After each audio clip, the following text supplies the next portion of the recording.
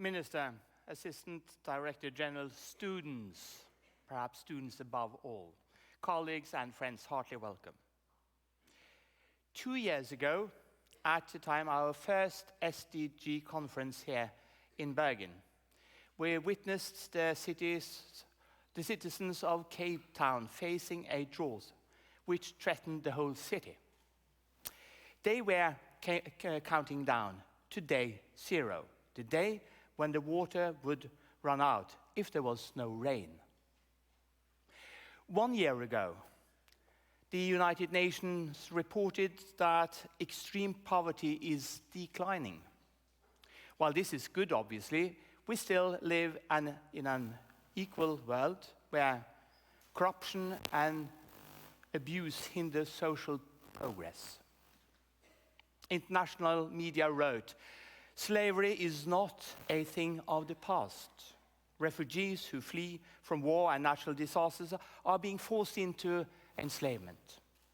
This shows, ladies and gentlemen, how we have come far regarding certain goals, but that we still have a way to go when it comes to others.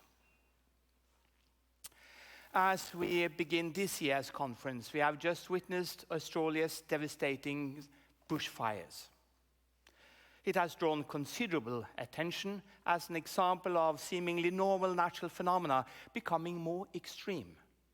And climate researchers, well, they do tell us that extreme conditions will appear more often as climate change. Sustainability is complex. And there is no simple solution to any of the challenges that we face and that we discuss and that we worry about. But the way must be paved, and it's clear that it must be paved with knowledge. And so, the work we face is real. Ignorance, apathy, passivity, well, that is really not the way forward. Therefore, we must go from inaction to action, as is the theme of this year's conference. However, what we do is, of course, as important as acting in itself. UN's Sustainable Development Report said, creating economic growth just by increasing consumption of material goods is no longer a viable option at the global level. Our history of development has brought prosperity to millions, obviously, but also inequality and political tension, unrest. Our development has consumed natural resources to such an extent that we stand at the precipice of tipping points regarding the global climate systems, as well as loss of biodiversity. The path towards sustainability is rocky. In fact, it's littered with rocks so large that even world leaders cannot overcome them. We just witnessed that, when at the UN Climate Conference that was in Madrid. And The Guardian wrote, well, this is a conference that should have been about new science and ambitious targets. Instead, nations picket and dodge responsibility. But I'm a firm believer that dodging responsibility means that someone will step up at the end. No one said that it would be a smooth ride, and it's not. It's a tough ride. It's tough and it's hard. So is the academic responsibility as stewards of knowledge on sustainable development. We must therefore be persistent. And yes, there is good news, really good news. Last month, the International Association of Universities released its report on higher education and the 2030 agenda. The report measures how universities and higher education institutions all over the world, all over the globe, engage with respect to the SDGs. And allow me to quote from the summary. The report shows that the higher education community is engaging on all dimensions with the 2030 agenda, in particular the Sustainable Development Goals. These last few years, awareness has grown immensely, no doubt about that. Even if the SDG Bergen Conference is the first and the only conference on the SDGs amongst Norwegian academic institutions, we've seen a rise with respect to the number of conferences that address this issue. Festivals, events, all being related to the SDGs throughout the country. And this is wonderful to see. Awareness grows rapidly, but so does the need for solid knowledge. This is our task. It is our responsibility. That is why we are gathered here today, to provide that insight, that knowledge. That is our responsibility in order to move from inaction to action in a sensible way. This requires sharing, teamwork, cooperation, and partnership, no doubt about that. Therefore, universities in Norway have come together in the National Committee for the SDGs. On behalf of them, the organization, the universities, I have the pleasure of welcoming you here to our National SDG Conference 2020. Welcome to all of you who are here in the Aula, the University Aula, and to all of you that follow us via stream. During the conference, you will have the opportunity to send questions. Information about how will be displayed on the screen as the session starts or just ahead of the sessions. Last year, during the Rectors panel, we launched an initiative to facilitate sharing of best practice regarding SDG and education. The report is launched and will be the topic of discussion at tomorrow's panel. I encourage you to download this report from the conference website. You can read it there. Since last conference, I'm happy to inform you that the National Committee has initiated a collaboration with UNESCO under the leadership of Assistant General Director Stefania Giannini, and together we aim to highlight the role of the universities with respect to the SDGs globally. Jointly, we will set up an expert group which will provide recommendation to the General Conference of UNESCO, and that is in 2021. And the report will contain action points on how universities can and should work regarding with the SDGs. I hope and I believe that this will be a strong and globally academic voice. Again, heartily welcome to this year's conference. And now I'd like to pass the word on to the Vice President of the National Union of Students here in Norway. Please welcome Felipe Garcia, please.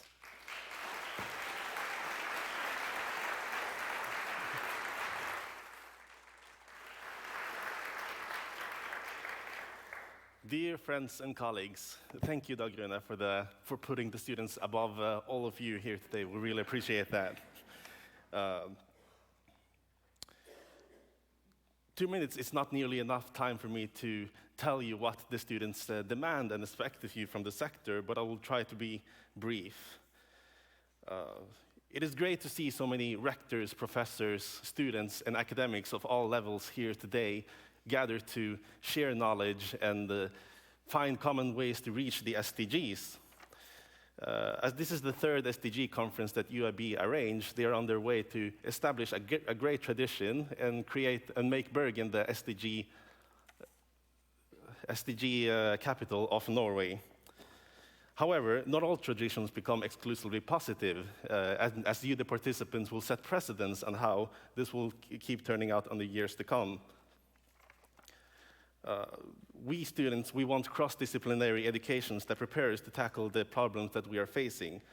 We want a future that is built on sustainable knowledge and technology, and we want an economy and welfare system that is built on said knowledge and technology, so that we can take our society forward without destroying the world for the generations to come. But how do we acquire this knowledge and the means to change the future? We demand that our education and our higher education institutions make us into sustainable citizens who contribute towards finding the solutions of that society needs. We don't simply want to make demands and we don't expect it handed over to us. We want to contribute, and we want to work with you and find the common solutions that we need. But you must actively include us in your work and not shut us out as many of us have experienced.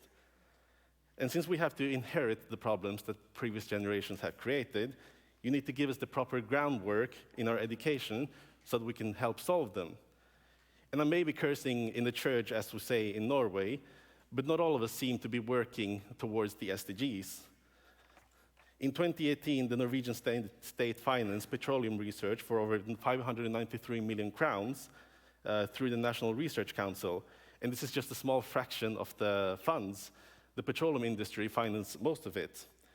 And while some of you keep researching on how to extract petrol in the most efficient way, the IPCC have declared that more than 2/3 of the discovered oil must remain underground. And that is if we want to reach the 1.5-degree goal and avoid the most disastrous climate change consequences. So do we really want a society based on knowledge that contributes to increased gas emissions, disastrous climate changes, and perhaps worst of it all, research that forces millions of humans to flee from their homes as climate refugees? As Ben Parker said, with great power comes great responsibility. And here we have the power to define and educate and search for better answers. And that also gives the responsibility to make sure that we do what is beneficial for society and for the future. And the utopia that I described in the beginning won't happen unless you want it to. Thank you all very much.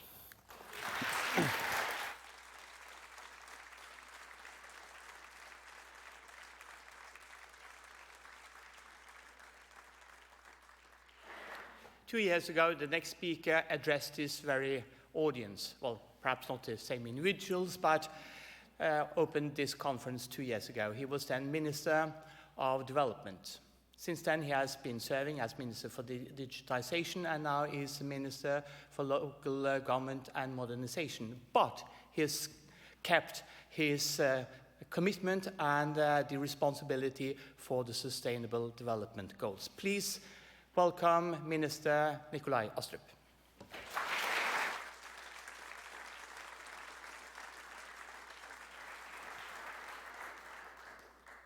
Thank you. It's great to be back, and I'm always happy to go to Bergen. My boss is from Bergen, so I'm obliged to say that. But especially, I'm always happy to be here at the SDG Conference. Now, as the rector said, when I opened this conference in 2018, I was Minister of International Development, then I became Minister of Digitalization, and now Minister of Local Government and Modernization. And this underlines that the Prime Minister really takes the reform of lifelong learning seriously. And she wants her ministers to lead by example. So I'll do my best. However, throughout all my ministerial postings, I have remained committed to the 2030 Agenda and the UN Sustainable Development Goals. And as was mentioned, recently the Prime Minister gave me the job of coordinating the government's efforts to reach the SDGs in Norway. The government has pledged the Sustainable Development Goals as our main overall political agenda to meet the global and national challenges of our time. We are now 5 years into the agenda set in 2015. That means we only have 10 years left to transform the world and create a better and more sustainable future for both people and planet. The two questions I've been asked most often as minister responsible for the SDGs have been, do you think it's possible to achieve the SDGs? And secondly, which is your favorite of the 17 goals? Now, the answer to the first one is, of course, yes. Saying anything else would be giving up. And giving up on future generations is simply not an option. As with all big challenges, there is a time for talking and a time for action. And the time for action is now.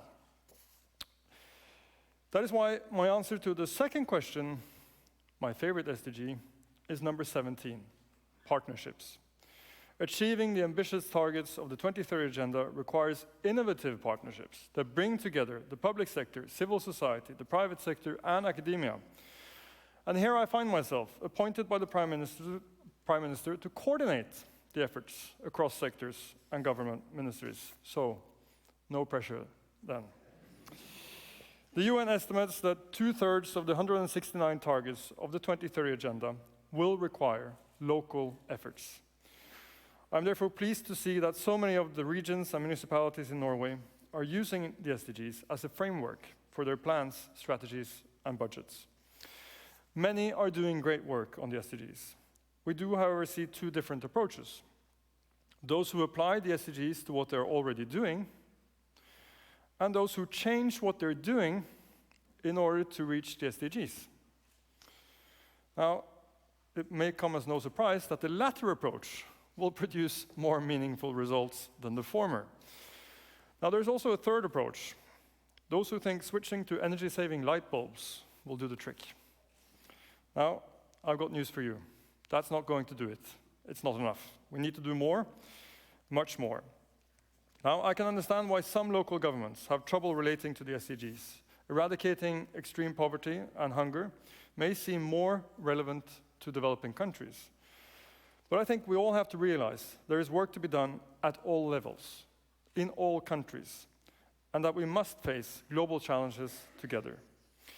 UN reports and international rankings show that Norway performs well in terms of implementation of the SDGs. At the same time, it is evident that implementing the 2030 Agenda will be demanding for Norway too. The government has identified a number of challenges for domestic follow-up in Norway. Reducing mental health problems, increasing high school completion rates, eliminating violence against women and girls, reducing the proportion of young people not in employment, education, or training, ensuring sustainable infrastructure, reducing food waste, combating organized crime, reducing our carbon emissions and environmental footprint. Now, these challenges relate to several of the SDGs and all three dimensions of sustainable development: social, economic, and environmental. The SDGs are closely interlinked. None of the challenges can be solved one by one. If we try to solve the goals one silo or sector at a time, we are bound to fail. We need to join forces to succeed. All nations, all levels of government, all sectors, all disciplines. As I said earlier, I'm an optimist. I think we can reach the goals by 2030. And one of the reasons is that we are in the midst of a digital revolution. Artificial intelligence, Internet of Things, and 5G constitute a perfect storm of opportunities. Digitalization is fundamentally changing the way we relate to each other and organize our societies. New technologies are opening up new opportunities. And the UN Secretary General has been quite clear. We will not achieve the Sustainable Development Goals by 2030 without the use of new technologies. Digital technology is no longer a luxury. It is essential for development, both for the developing countries and for a developed country like Norway. New technologies and digital solutions can help developing countries achieve economic growth and improve welfare, and maybe even most importantly, given the short time frame to 2030, it will enable countries to skip development stages, often highly polluting ones. For instance, we have mobile banking services available across Africa. What do most of the customers have in common? They have never been to a bank. They've never had a bank card. They skipped that stage and went straight for the mobile banking solution. Technology also makes it possible to treat patients where they live, rather than make them travel long distances to hospitals. Now, that's convenient for people in a country like Norway, but perhaps life-saving for people in a developing country. I believe that emerging technologies will not only solve problems in a better way, they will allow us to solve problems in completely new ways. When I was Minister of Digitalization, I had the pleasure of visiting many artificial intelligence projects in Norway. And I am convinced that human-friendly and ethical AI will provide immense opportunities in the years to come. One example, a year ago I visited the project Do More at the Institute for Cancer Genetics and Informatics at Oslo University Hospital. They are working on AI that will give cancer patients a more accurate diagnosis and prognosis. And it's impressive that technology can now do this job as well as, maybe even better, and certainly faster than most medical professionals. But what is really impressive is that this technology will allow doctors to provide better and more customized treatment for their patients. And this is not just cost-effective, It also spares many patients unnecessary and unpleasant treatment, such as chemotherapy. And that is what technology and digitalization is really about, giving people a better quality of life in line with the SDGs. Norway is one of the world's most digitalized societies, which means that we can make an important contribution in this area. We have cutting-edge research communities, a broad range of ICT companies, and numerous examples of successful use of technology in the public sector. However, there is still a vast untapped potential in using technology to the benefit of people in the world's poorest countries. The time has come for digital technologies to be employed for better and more effective development for the world's poorest. Fortunately, digitalization can turn some of the world's biggest challenges into sustainable business opportunities. The UN has estimated that achieving the global goals can open up $12 trillion US dollars of market opportunities. Now, and I want to be clear on this. We need systemic change to reach the SDGs. We need systemic change in food systems, in finance, in energy systems, in transport. But the only way to achieve that is to make the business case for systemic change. It's not going to be easy, but it's possible. And there is light at the end of the tunnel. And let me just tell you one small story to illustrate that. In the great coal state of Kentucky in the US, there is a coal museum. That coal museum is powered by solar power. Now, when the director was asked why, isn't it ironic that the coal museum is powered by solar power in the coal state of Kentucky? He said, yes, but that was the cheapest option. That was the cheapest option. This will be an enormous pulling power in the right direction. The challenges we face are great, but so are our ambitions. And now it's up to us. Let's make it happen. Let's meet here at this conference in 2030, able to shake hands and say, we did it. Thank you.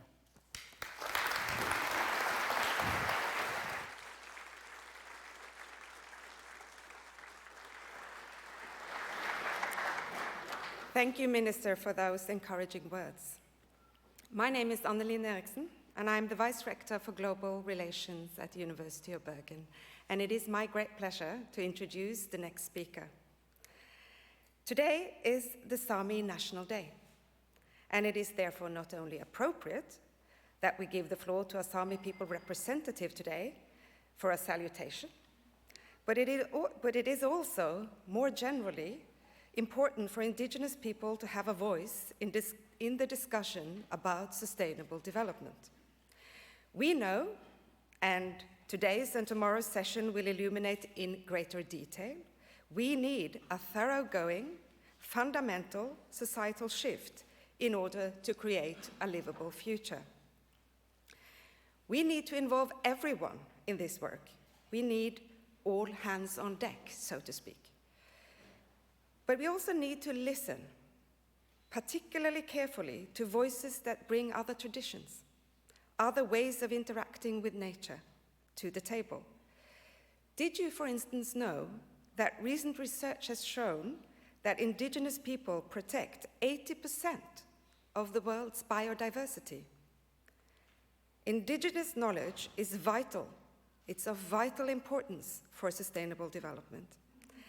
It is therefore my great pleasure to give the floor to Mona Ternesis Hornes, who is Deputy Representative to the Sami Parliament of Norway and a member of the Bergen Sami organization. Please, the floor is yours.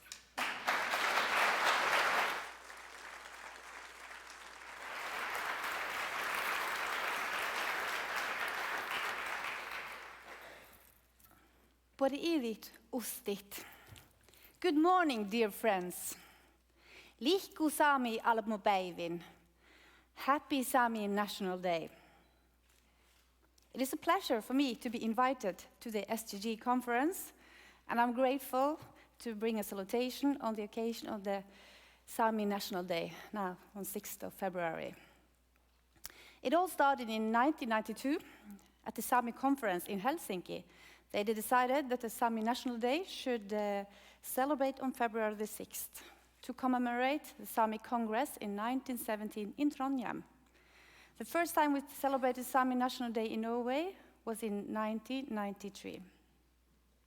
We celebrate in Norway, Finland, Sweden, and Russia the area we call Sápmi. We raise the Sami flag and sing Sami Soga Laula, the Sami anthem, in local Sami language.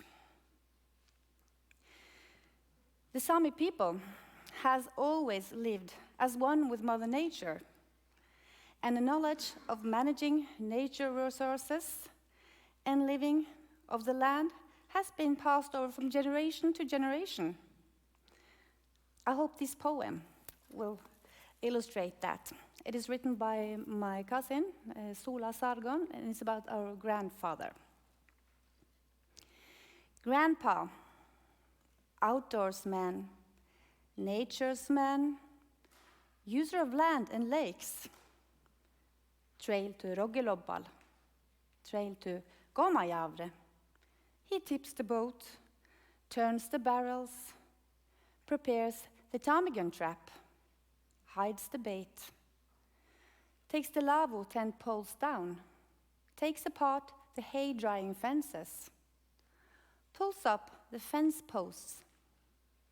Outdoors man, nature's man, doesn't use the land or lake. He doesn't leave his tracks anymore. Trails disappearing.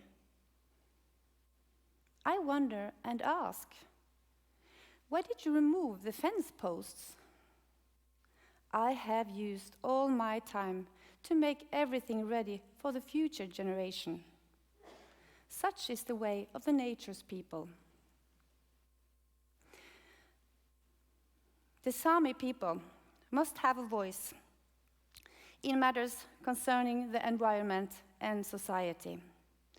The core Sami value is not to overindulge, and that is truly a message we need in the future. Society changes rapidly regarding the environment and the climate, putting more pressure on the planet. I therefore hope the demand of the indigenous knowledge increases. We still have the knowledge and therefore the power to live in harmony with nature. With these words, I wish you the best for the SDG Conference in 2020 here in Bergen. Ollu kiitos. Thank you.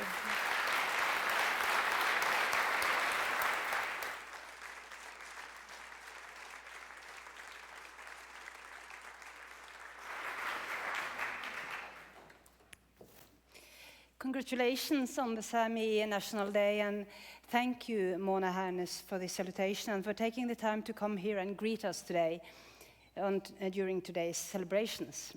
Now we have come to the Bergen SDG lecture. My name is Margaret Hagen, and I am the pro-rector at the University of Bergen, and I have the honor of introducing and moderating this part of the conference program. Through these last years, this conference has grown and become a truly important arena for sharing knowledge on sustainable development. As the knowledge-sharing process evolves, so does the program of the SDG Conference Bergen. Therefore, we are proud to introduce the first ever SDG lecture. As we gather here at the University Åla, I found this edition of a main lecture very fitting. In this regard, we have been so fortunate to have Professor Peter Messerly as the speaker of our inaugural Bergen SDG lecture. Messerly is co-chair of the United Nations appointed high-level group of eminent researchers called the Independent Group of Scientists. His group of scientists have a very special mandate appointed by the United Nations Secretary General to meet a need uttered by the world. In 2016, there was voiced a concern about whether the SDGs would be too difficult to implement. And so, last year, the independent group of scientists delivered their first Global Sustainable Development Report, which bears the title, "The Future is Now, Science for Achieving Sustainable Development." The report is the first of its kind, and it aims to support the implementation of the 2030 Agenda. And as Messerly himself has said in an interview with Nature, the report brings together the kind of scientific knowledge that can guide the implementation of the 2030 Agenda. And in this sense, the report contributes to achieving the transformation towards sustainable development. Professor Peter Messerly is also the director of the Center of Development and Environment at the University of Bern. His expertise as a land system scientist and geographer is also on social, ecological systems and land governance in developing countries. He also has considerable knowledge about and practice with evidence-based decision-making and transformation towards sustainable development. Professor Messerly also holds the co-chair of Future Earth Global Land Program, and he advises and guides governmental, scientific, and civil society organizations related to sustainable development through many of his other functions. All in all, Messerly spearheads the global academic effort towards achieving a true sustainable development for the world. With his work on the Global Sustainability Development Report, he is one of the world's most competent people on the SDGs, and we are very happy to host him at the SDG Bergen conference.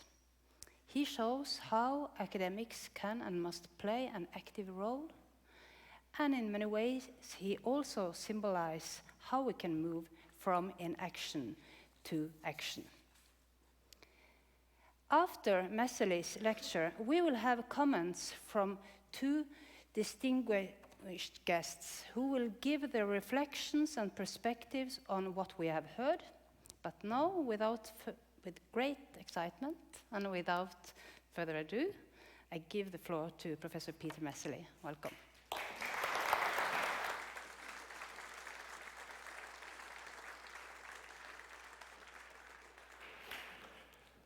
Thank you so much for the very kind introduction and setting the bar of expectations really high. But it's a great privilege to share some of the findings and the thinking that we as a group of 15 scientists have made in the last 2.5 years. And I thought I would like to start with this image you probably all know. It's the NASA night vision of the Earth, a composed image. But I think it sets the frame really well because it reminds us that the most remote places on Earth are today dominated by people, and we call it the Anthropocene. But it also refers to the huge challenges that we have, understanding that 80% of this power of the lights are coming from fossil fuels and only 20% are renewable, and we need to change that within the next 10, 20 years. And it also shows, of course, the huge inequality across the world because those dark areas are also populated, and 1 billion people still doesn't have access to the most basic things, such as electricity. Good. This being said, we all know we had the vision of the 2030 Agenda in 2015, a vision of sustainability, the simultaneous achievement of these goals as a vision of the world that we want. And I think it has enormous value as a reference for us all to work with such a normative vision. But of course, the challenge of how to implement it as a sustainable development. And in 2016, it was said, the countries asked, what's the role of science? Do they have a role to play, or are they just telling us how bad we are? And I think that's the mandate what was given to the IGS, to this independent group of scientists, and basically asking 3 questions. The first was, we have a lot of science. We have IPCC reports and IPBES and World Bank and UN development reports. How does this all fit together? And if it fits, what's the image that we are getting? What's the big picture? The second question was, science has done a marvelous job in alerting us to the challenges, do you have something to say about solving the problems? Is there science out there that can help us? And the third was, of course, we are talking to each other from a very far distance across papers and publications and reports. How can we have this dialogue more close? Can we make more than a report, but can the GSDR also be a process of dialogue? And can the UN lead by example that perhaps other countries can take up? So these are the three tasks that I would like to briefly report on some of these insights. I think the starting point, of course, was to say, where do we stand? What is the big picture, as I said, in achieving the SDGs? And this graph shows different colors from the 17 SDGs and then the different colors. And the green colors mean we are in the range of reaching those targets under business as usual scenarios extrapolated to 2030. So there are targets, like enrollment in schools, under 5 mortality. But more worrying are the brownish colors, where we are seriously off track. We are much slower in eradicating poverty. Hunger is on the rise again. So many are actually not at the speed we would need to have it. And most worrying are perhaps the red ones on the very right, where you see we are not even off track, we are actually backtrack. We are in the wrong direction. That concerns CO2 emission, it's biodiversity, it's inequalities. These are the big topics. So overall, a very alarming picture, and it becomes clear business as usual is not an option. Linear progress will not take us there. We need a different plan. We need exponential achievements and accelerated action to these goals. And what could that be? And I think that's perhaps where also the GSDR took this as a starting point and said, okay, let's turn first to the current state of knowledge. And I said it before, let's look at the socioeconomic and welfare cases. And here you have from Hans Rosling, perhaps 2 key indicators about human welfare: size of families here on the x-axis, and on the y-axis, infant mortality. And basically coming up with this pattern of showing, we have a cluster of countries where we have large families with many people, children threatened by death, and of course, small families with very few children that die on the other hand. So this is a pattern that comes up. I wonder if it's also corresponding to your image. I hope it does not. This is 1965, when there was still a developed world. And the picture of 2017 is like this. All these countries have moved clearly up into this other box where we have small families with little children dying. So we had an enormous success story of human well-being in the last 30 years, and never has the humanity lived in so much prosperity as on the 7th of February 2020. That's the first conclusion. The second conclusion is how important it is to have adequate knowledge. If I would come to Bergen University with a city map of 1965, I'm not quite sure if I would have found it. So having adequate knowledge that drives our decisions and policymakers is absolutely key. Good, we said a success story, but we all know there are downsides to this success story. And, I don't want to preach to the converted. We have many experts here, but I would just like to mention 3 issues I have before. The biodiversity, we have just received the IPBES report with alarming signals. A recent study showed that we lost 30% of insects in Germany within the last 10 years. So we are just seeing what is happening there, a very accelerated rate, mass extinction. Then in the middle, you have the climate change scenarios with the representative concentration pathways and showing us that we are on track to a 3 to 4 degree warming, currently at 1.1. And perhaps for us, the most worrying thing is how the IPC has corrected the risk scenarios of tipping points downwards to a 1 to 2 degree, already starting some of these tipping elements. So underlying the urgency of change. And thirdly, of course, here to the right, we have the inequality graph by the World Bank report, which shows that between countries, inequality is decreasing, but within countries, inequality is growing. And that's bad news. That means that global elites are becoming more and more the same. If we're in Bergen or in New Delhi or in Johannesburg, the elites are more and more similar, whereas the marginalized segments of population are excluded from development and sustainability questions.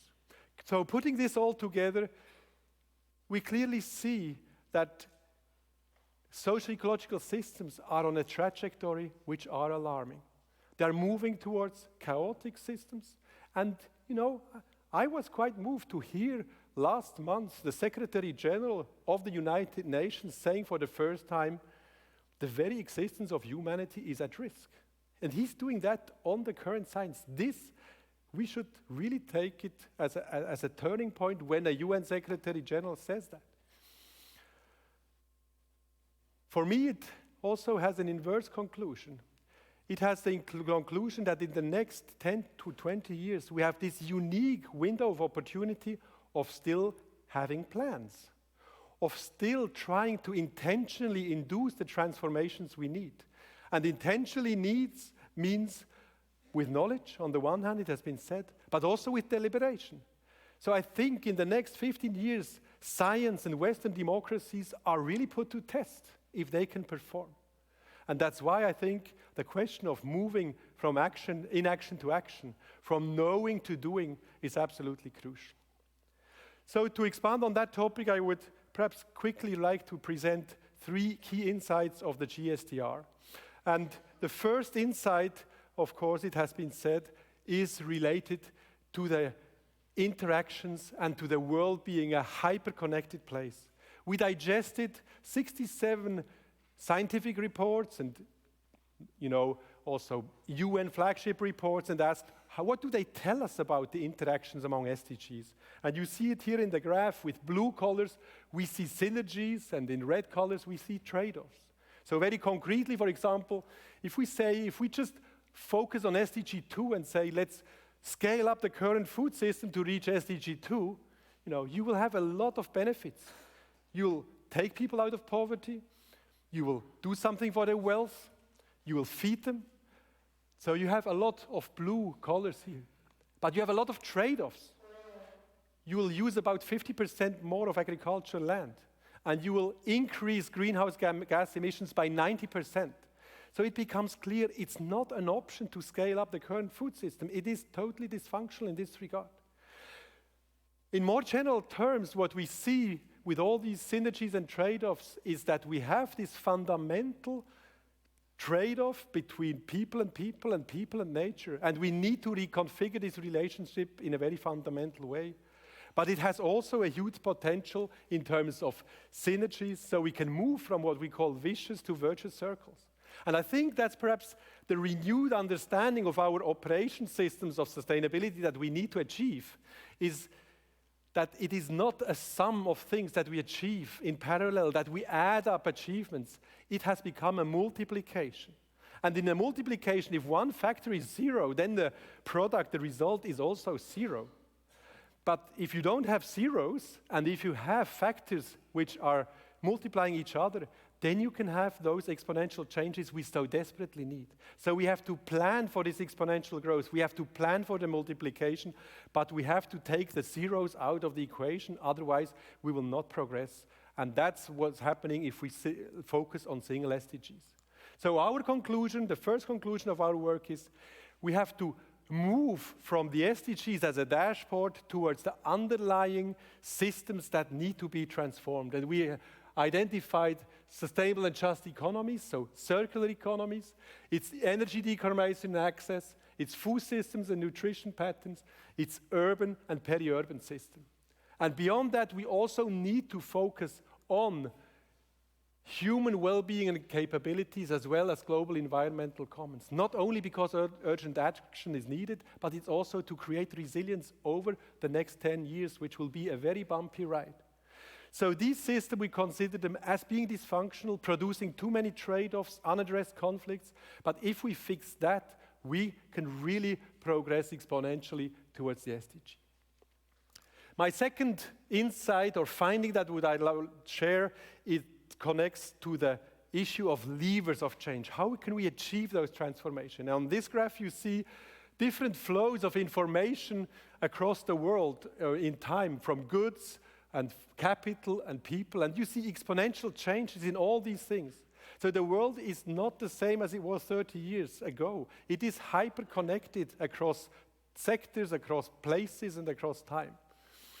And that means we can export our problems on the one hand, but we also depend on other places to solve our problems. So it's very strongly connected. And I would like just to illustrate it by this debate we had about the Amazon fire, 40,000 fires this year across many countries, and two voices were heard very clearly. One voice by Emmanuel Macron saying, this is a global common good. It is 1/10 of land-based biomass in the Amazon. It's regulating our climate system. We have to protect it. And there is Mr. Bolsonaro saying, no, this is a national resource. We have a right to explore. And that's where we stand in terms of these transnational trade-offs and conflicts. And if I draw some of the research over our global land program, we have to say we can track the soy flows from these municipalities in Brazil through the exporter and importers to the European countries. And we can say, yes, I'm sorry to say, but Mr. Bolsonaro is right. Our hard euros are directly financing the deforestation, and you can see the overlap with the fires. That's what is happening too. So with this, I want to say, governing these transitions is not an issue of governance only. It's financial, economic actors, it's civil society, it's technology and science, and they interplay across themselves, but also across boundaries. So we need to consider those actors. If we want the transformation to happen, we have to reconstruct and say, what levers can we use? And here they are: governance, economy and finance, individual collective action, science and technology. Now you may say this is a total obvious thing. We know that. Yes, it is to a certain degree obvious. But let me underline two things. By putting these here as levers, it means they are a means to an end and not an end in itself. So we need to accept that we have a purpose as science, that we should talk about the purpose of science, that science is not the purpose in itself, but in the framework of the Agenda 2030, we have a purpose. And the same is perhaps valid for technology and digitization. Digitization is a huge lever, but for the better or the worse, we need to talk about the purpose and who is it serving. That's one thing. And the second thing, none of these levers will be a silver bullet solution to change things. For me, I must say, the key innovation that we need is how we bring these levers together. How can we work together between these levers? And I think we need to radically rethink the partnerships we have to work towards these solutions between the actors representing those levers. The third insight I would like to share here comes from the continental consultations that the report has made across the different continents. And this graph here shows all the countries against two axes. One are the biophysical boundaries transgressed. So how many boundaries have we transgressed? It refers to the planetary boundaries concept. And here we ask, how many social thresholds have we achieved at the same time? So this is basically the metrics of the donut, which you may know of Kate Raworth. But we could say the SDGs are somewhere up here. That's where we would reconfigure people and planet. That would be the win-win solution. And what does this graph tell us? For me, very clearly, the distance to targets is exactly the same if we are here somewhere in Denmark or if we are here somewhere in Ghana. And I don't agree with SDGs ranking who sum up different SDGs and say, the Nordic countries are the champions as always, and then comes the rest. Not because I'm against the achievements of the Nordic countries, but when it comes to reconfiguring the people-nature relationship, then we don't have the solution yet in Europe.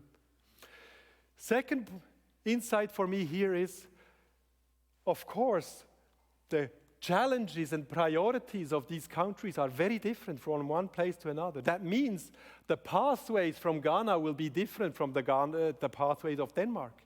So we need to design pathways which are contextual and refer to the specific places. And thirdly, achieving sustainability depends on the fact that all these countries start to move in their own direction.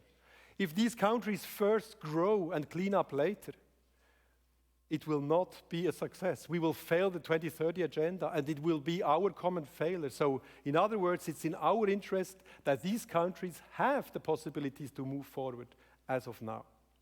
And the conclusion for us in this report was to say, okay, if we have these universal transformation, we have the levers, and we know about the levers, the way they are combined must be negotiated in local context, and they have to work together. The innovation has to be defined locally, and that's what we call pathways to sustainability.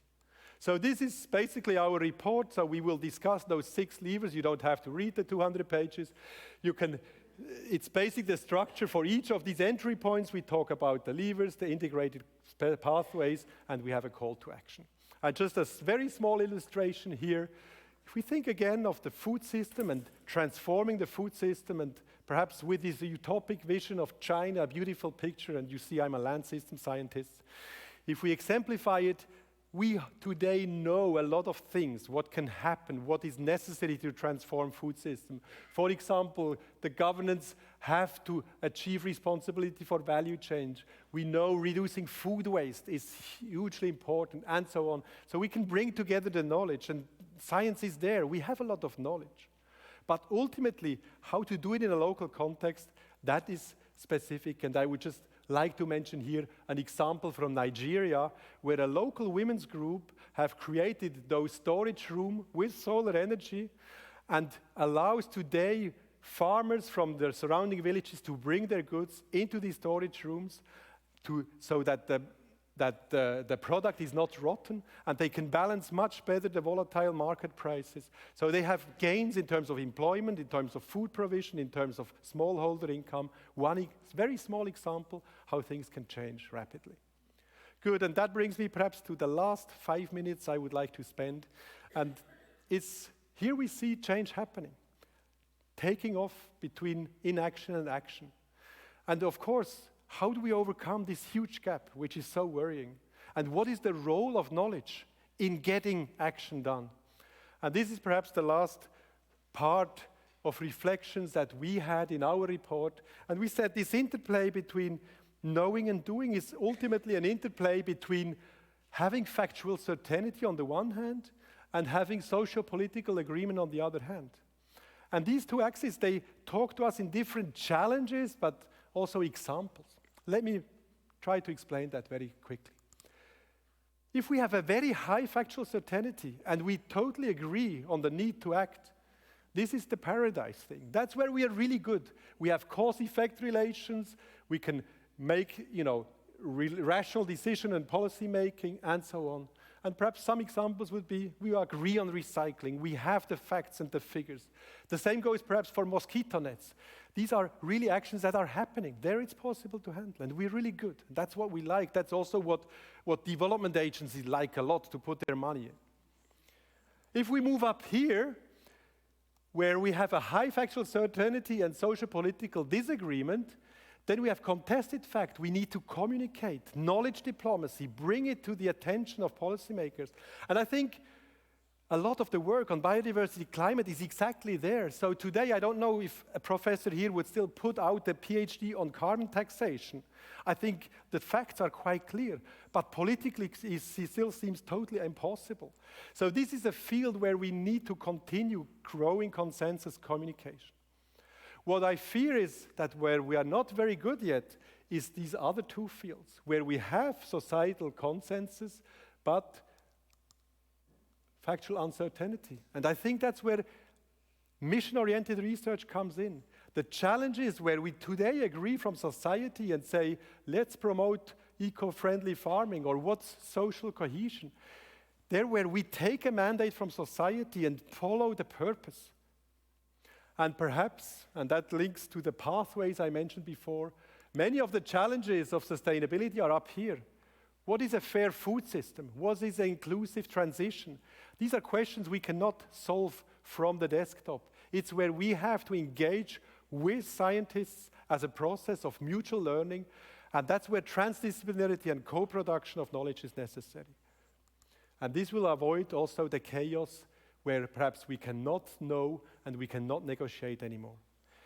These are some thoughts, and I think we are good in this region so far, but we haven't embraced the purpose of science towards society, trying to find out more about the levers and going into the pathways and developing together with stakeholders in the different countries.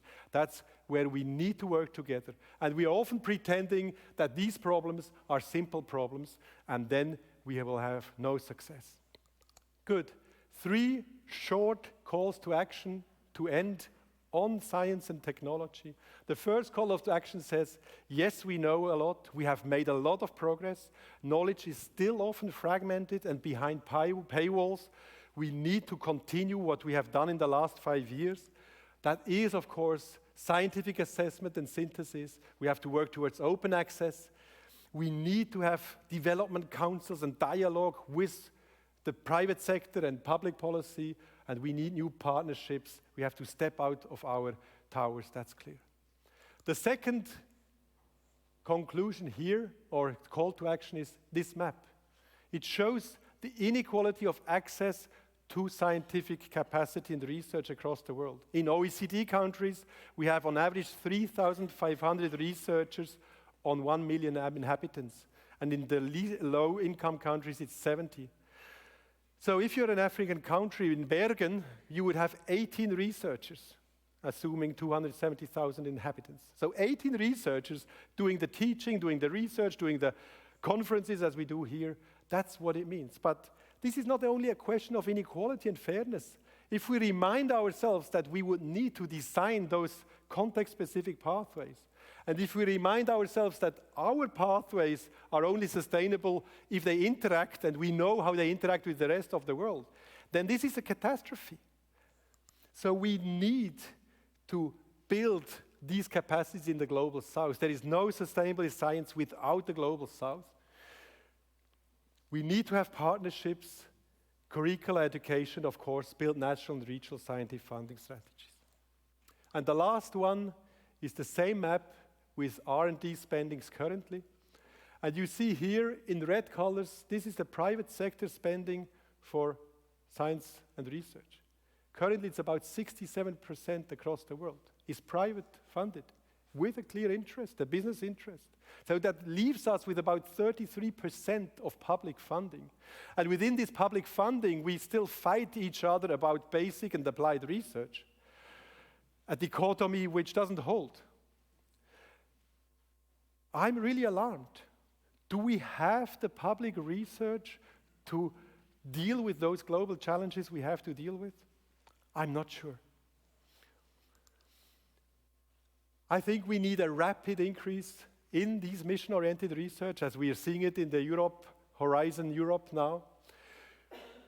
We need to work with the transformation knowledge already there. We are calling for an international scientific assessment of existing transformation knowledge. We need to change the structures, how we finance research as individual enterprises towards collective action. And of course, we need to also create experimental spaces. With this, I come to the end, and as a very general conclusion, I would just like to recall the title of the report that says, "The future is now," referring to the ultimate challenge that we cannot wait and act based on the catastrophic scenarios, but we have to act based on the knowledge and to overcome this gap between knowing and doing.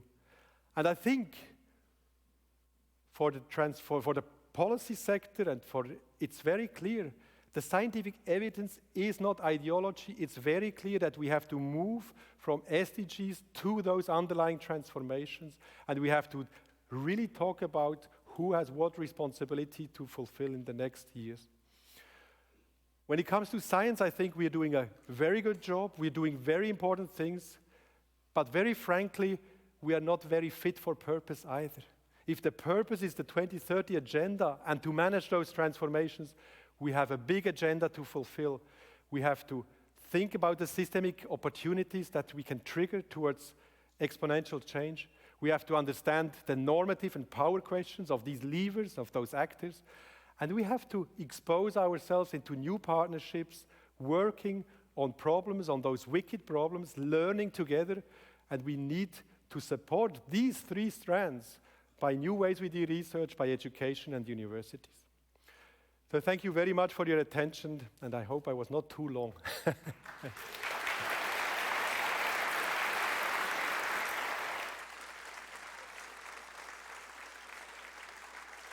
Peter.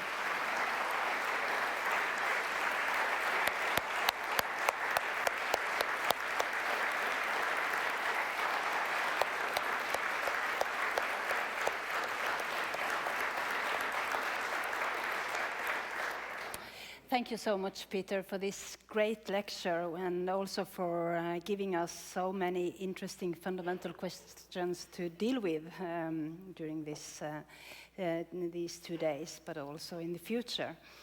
Now, please have a seat here on stage. As we also welcome the two distinguished guests who will comment on your lecture. Dr. Stefania Giannini and Bård Vegar Solhjell, would you like to join us on stage?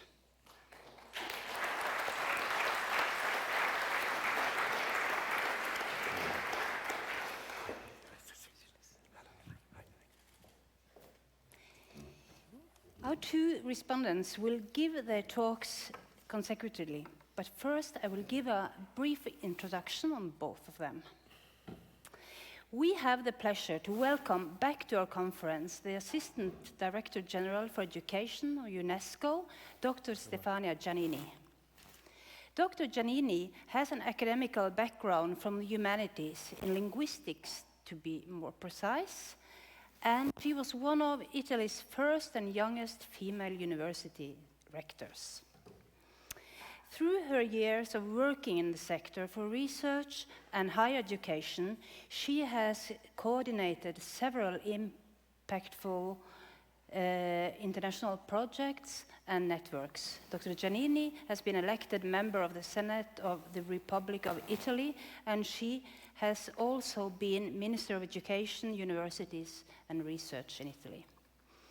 In addition to her current position as UNESCO Assistant Director General for Education, Dr. Giannini is, among other things, advisor to the European Commissioner for Research and Innovation.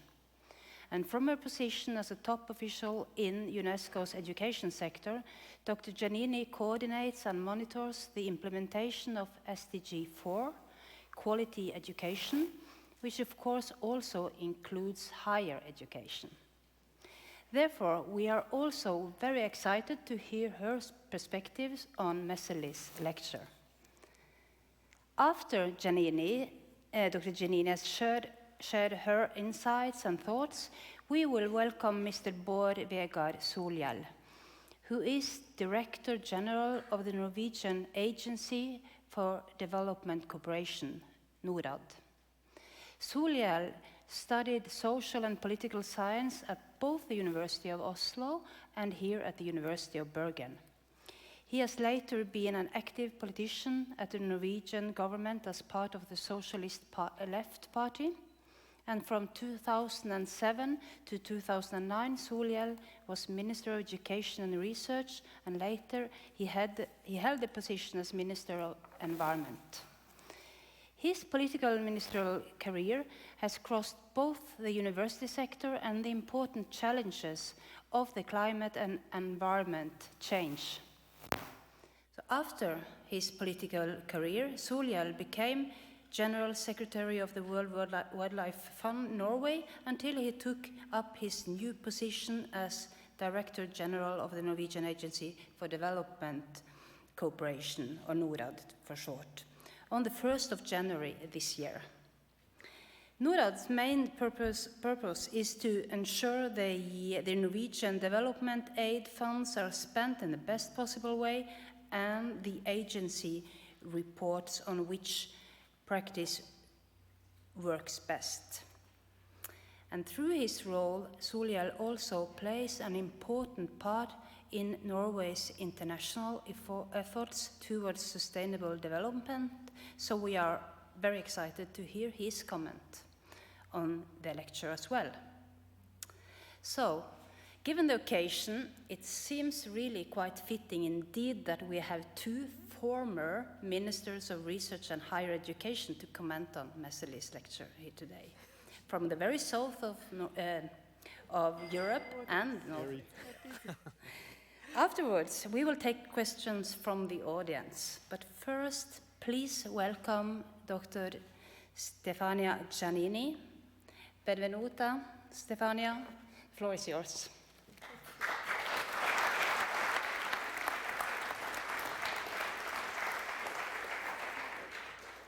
Good morning, everybody.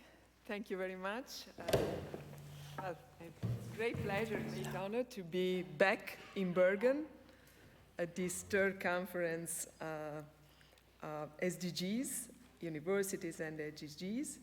And let me say that it's not an easy task this year. I think that you put two of us as former ministers, and in my case as responsible at UNESCO for SDG 4 in very troubled waters to react to this quite inspiring and interesting report. And I'm very happy because two things, first of all. First, this initiative of University of Bergen is, my view, is not one of the very many we have. It's a very special new alliance to connect knowledge, policy towards the sustainable development future for humanity and the planet. So I think that from our perspective as UNESCO, it's quite important to be on board and to be part of this interesting initiative. And the second reason why is about what Professor Messerly clearly highlighted at the very beginning of his brilliant presentation. It's the decade for action, as the Secretary General Guterres mentioned many times. And to do that, to move from inaction to action, of course, we need political leadership, social mobilization, and solutions. And what we'd like to discuss a bit today from the UNESCO perspectives is about solutions. Such solutions can only emerge from science, for sure. Join up research, innovation, and supported by adequate financing and political commitment. I like very much the future of, the title of this report, first of all, The Future is Now, because it requires and it conveys a sense of urgency, the dramatic urgency we have, and calls for collective responsibility. And thank you very much, Dr. Messerly, for, how can I say, distilling, I should say, the findings of this report. Frankly speaking, I didn't go through the 200 and something pages, but I carefully concentrated on the summary, and today now my mind is clearer than it was, thanks to your presentation. To cut it short, I think that through these 6 entry points and four levers, you put on the table a fundamental question from my perspective. How do we achieve transformations and at necessary scale and speed? There is a dramatic need to scale up and to accelerate the process within the 2030 agenda. This is not simply for one in each single goal, but it's a general issue that we have to address. And as your report states, this transformation must not be incremental. You know that the business as usual is not something which can help, and they really call for a paradigm shift, one that improves human well-being while not further damaging the environment that sustains us. So maybe you know that the father of a very important concept in the economic theory, but then this concept spread up in other fields, Clayton Christensen unfortunately passed away 2 weeks ago and introduced in the early 90s the concept of disruptive innovation, which is very much something which is close, I think, to the tools we need to address this new kind of partnership and trying to find a way to go ahead in terms of acceleration. But the main issue I think we can keep from this report is that sustainable development is not absolutely conceivable without science. And science, the science we are talking about, it's a science that is open, inclusive, and connected to policy. I should say that this link between science, outcomes and findings from basic research and policy is not absolutely obvious. And this is not a question of developing countries, but it's a question of the northern part of the world as well. So science has the potential to, how can I say, irrigate all the SDGs.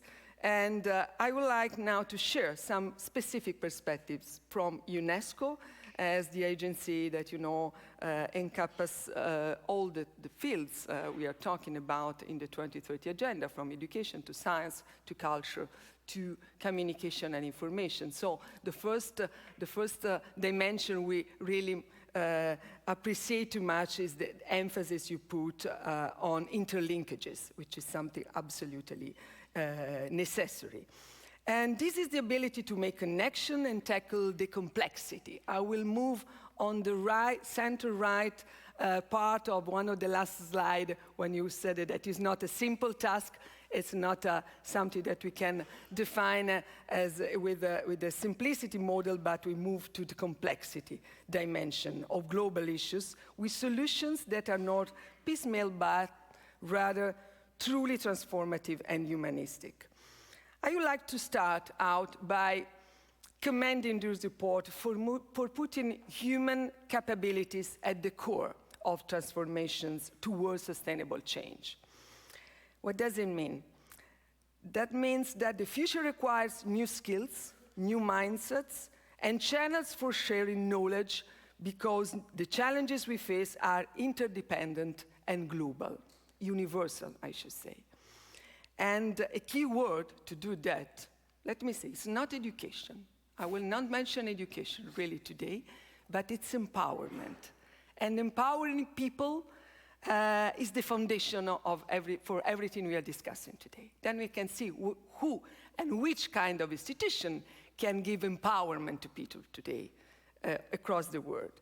This is fundamentally about improving, of course, access to education at all levels, but it's about, and that means encouraging girls and young women to STEM, just to put a very simple example. It's about encouraging, facilitating mobility of minds, brains, people around the world, researchers, students, and professors. That's what we did the last General Conference through the adoption, member states did, frankly speaking, the adoption of the Global Convention, which will become a mechanism to give this global community more tools. But science is basically an ally for educational advancement and building this knowledge diplomacy that is part of the job you are doing and we are doing together.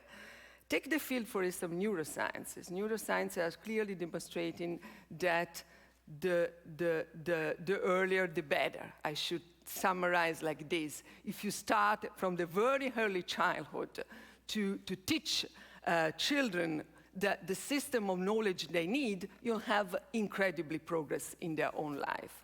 And then it's important that policymakers, ministers can keep these findings and translate these findings in their political agenda, in their government, and sharing with other governments in the 2030 perspective. And this is the courage, I think, to test assumptions and also take some risks with the culture of scientific-based inquiry. This is something which is not yet very, very much obvious. To take the risk, because the science research is about risk and not being sure what you are discovering and which will be the result of your discovery, and translating into policy. As your report states, the 2030 Agenda is a shared compass to harness advances in science and technology, basically. And for these, certain conditions, certain premises must be put in place. I summarize some of them, the most relevant from our perspective. First, putting science at the service on the SDGs call for democratizing science. That means open science. That means sharing knowledge and not keeping knowledge and result and findings of research in each single department, laboratory, library in the world, but just building this platform that is very much needed today. And this is a movement gaining ground worldwide, one on which UNESCO is leading a global dialogue with a view to developing a recommendation for the next General Conference 2021, that for different reasons I will mention at the end, will be a very critical one also for University of Bergen and the initiative you are building together. And open science is about free and open access to knowledge, scientific data, and networks. This is a new horizon that in Europe will build, I should say, as a former Minister of Research and Innovation, we try to really push very much, but this is now the right time to enlarge the ambition from the European community to the rest of the world, and the framework of 2030 Agenda is the right context to do that.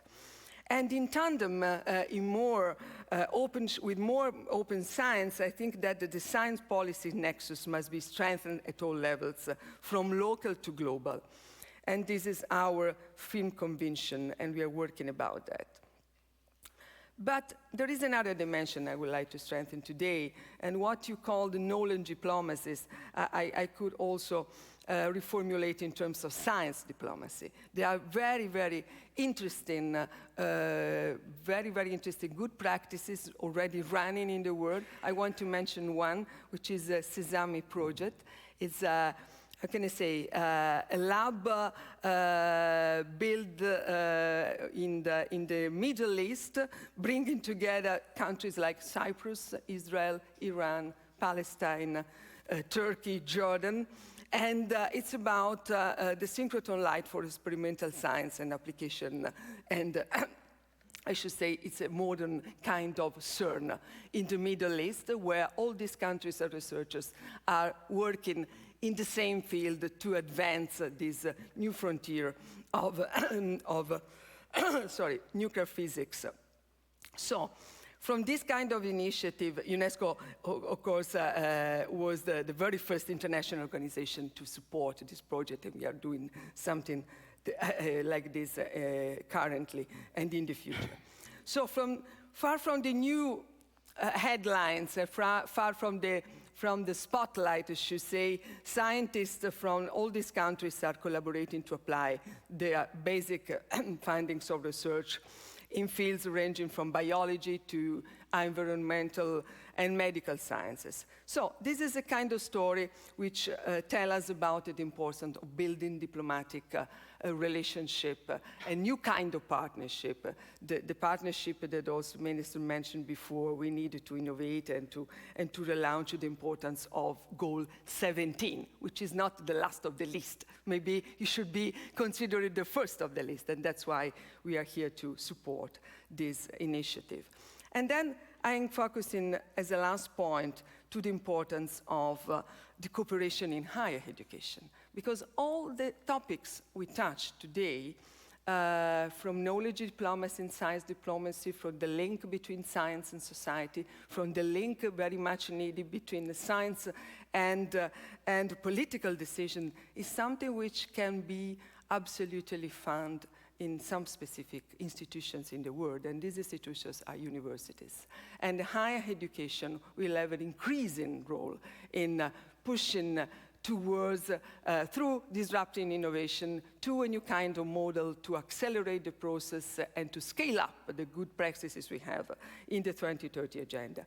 Let me take one of the concepts you put on the screen. I loved so much the moon landing, the new moon landing we need, and I think that the moon landing, as a metaphor, was the quintessential embodiment of a mission-oriented approach.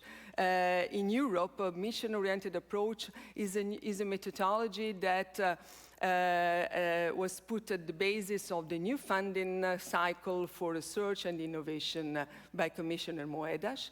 I had the privilege to be part of this advisory group to him, and the group, maybe as you know, was led by Professor Mazzucato, who was the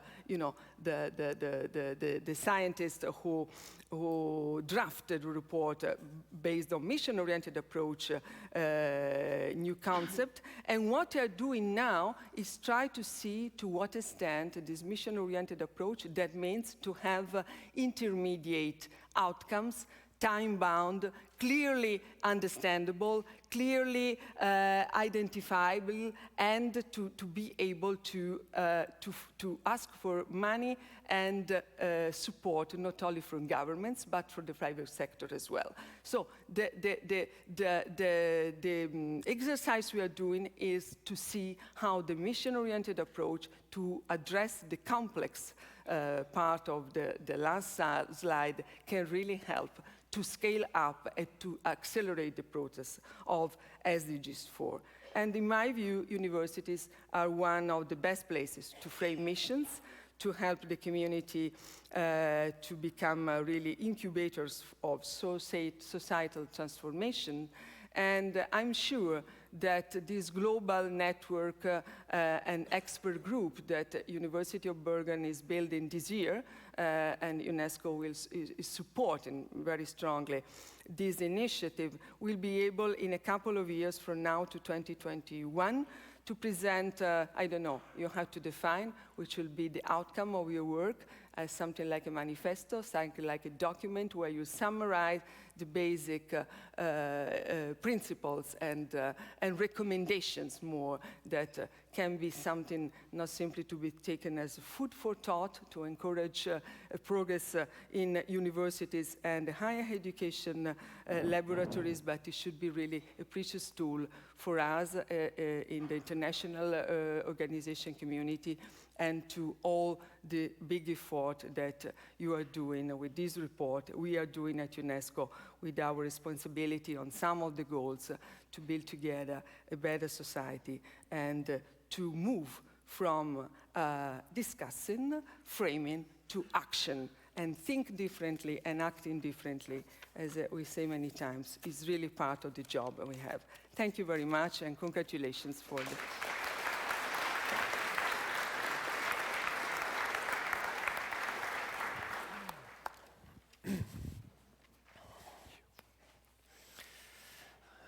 Thanks for those great comments, Dr. Giannini, and thank you for inviting me back to Bergen and the university, my old university. It's always a great pleasure, and a specific pleasure to be in this building, actually. I think it's become my favorite building in Bergen, also because I had the opportunity to visit it a decade ago, so I know how it was done.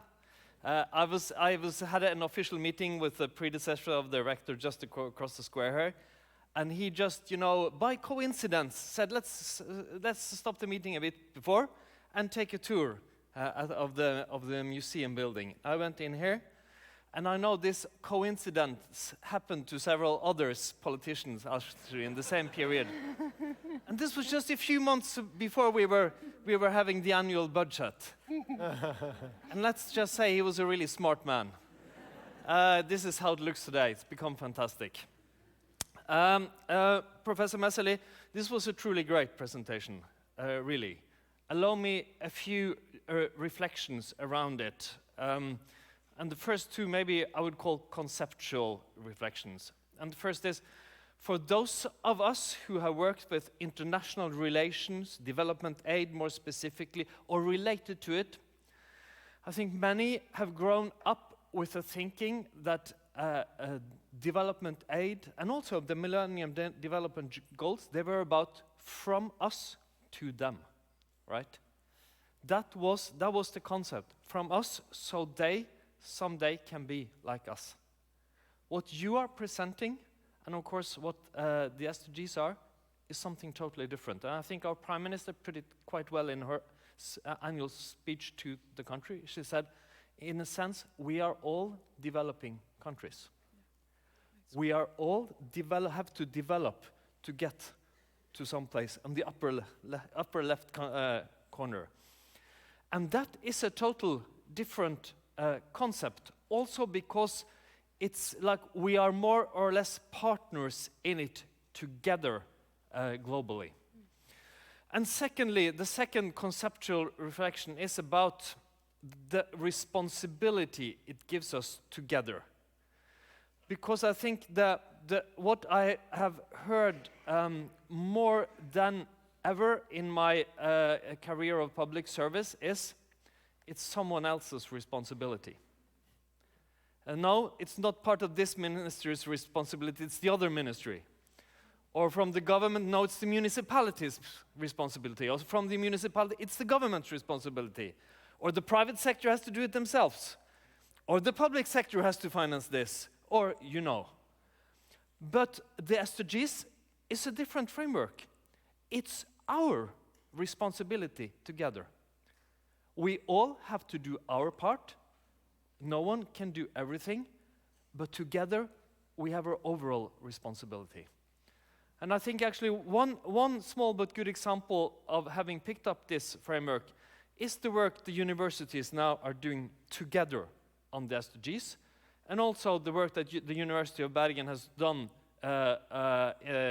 here, across your university, and also with other institutions of higher learning and academic institutions in Bergen. So I'm proud to see that as a former student of you also. Then everything that's called sustainability isn't sustainability necessary. And since the tasks ahead of us are so immense, like you presented to us, it's extremely important that we're aware of this.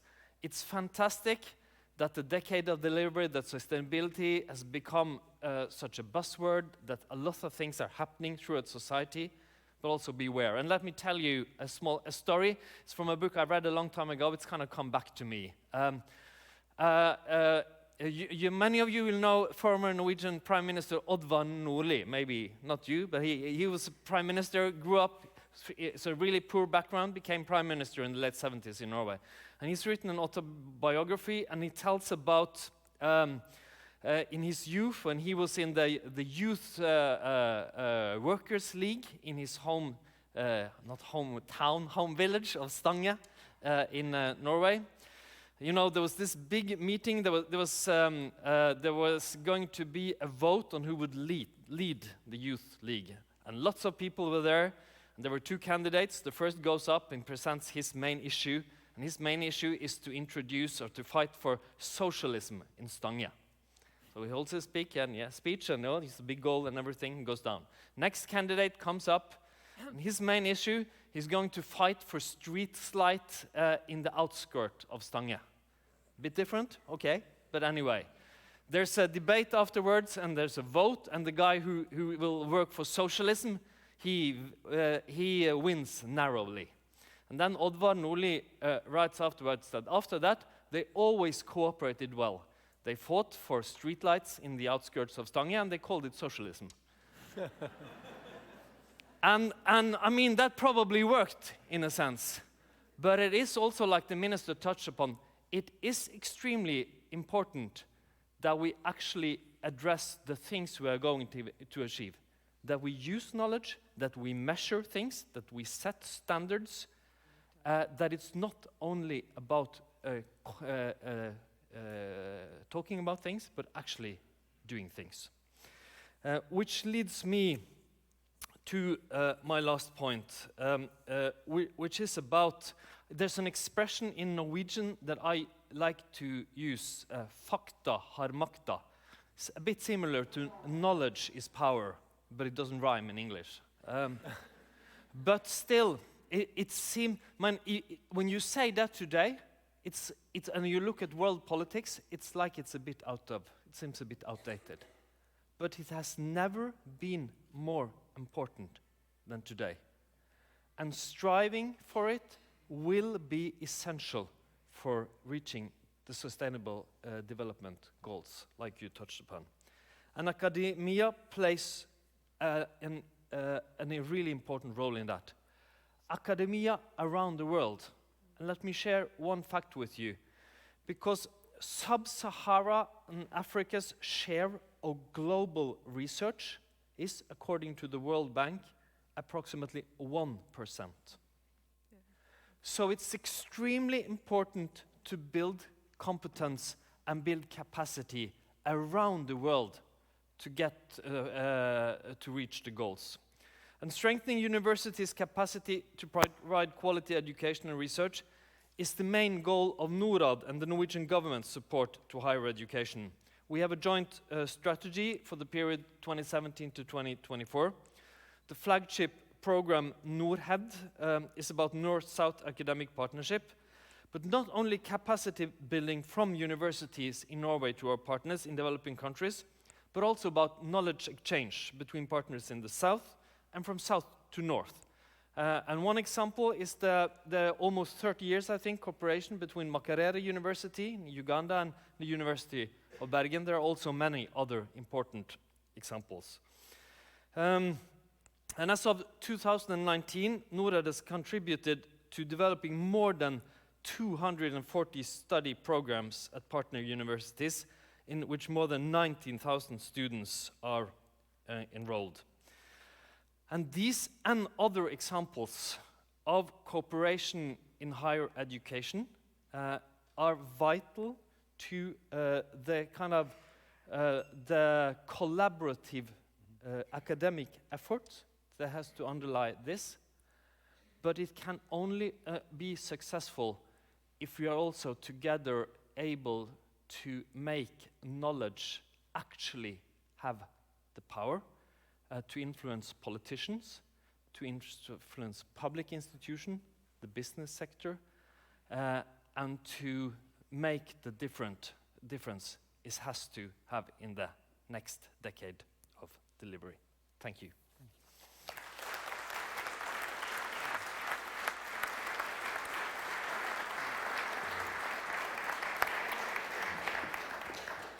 Thank you so much for your comments, and I'm sure that Peter, you would like to respond on some of these, but I have seen also some a little bit nervous movements down there, so I think we are a little bit short of time, but we still have time for some questions from the audience, so I think we should address the audience and ask, are there any comments or questions?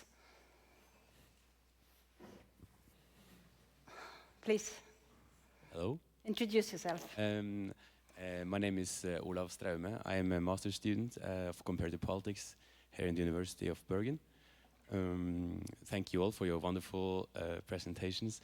I'm a bit baffled at the moment and don't know quite where to start, but I would like to know if you could elaborate a little bit more about the role of international organizations in reaching these goals, especially when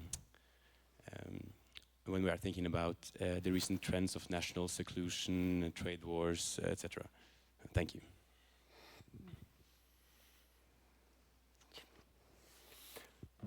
Thanks a lot. Of course, a huge question, and yes, indeed, it has been, of course, a scary ride. When we look back at 2015, if we see what politically was possible in that year with the 2030 agenda, with the Paris Agreement, it seems far away.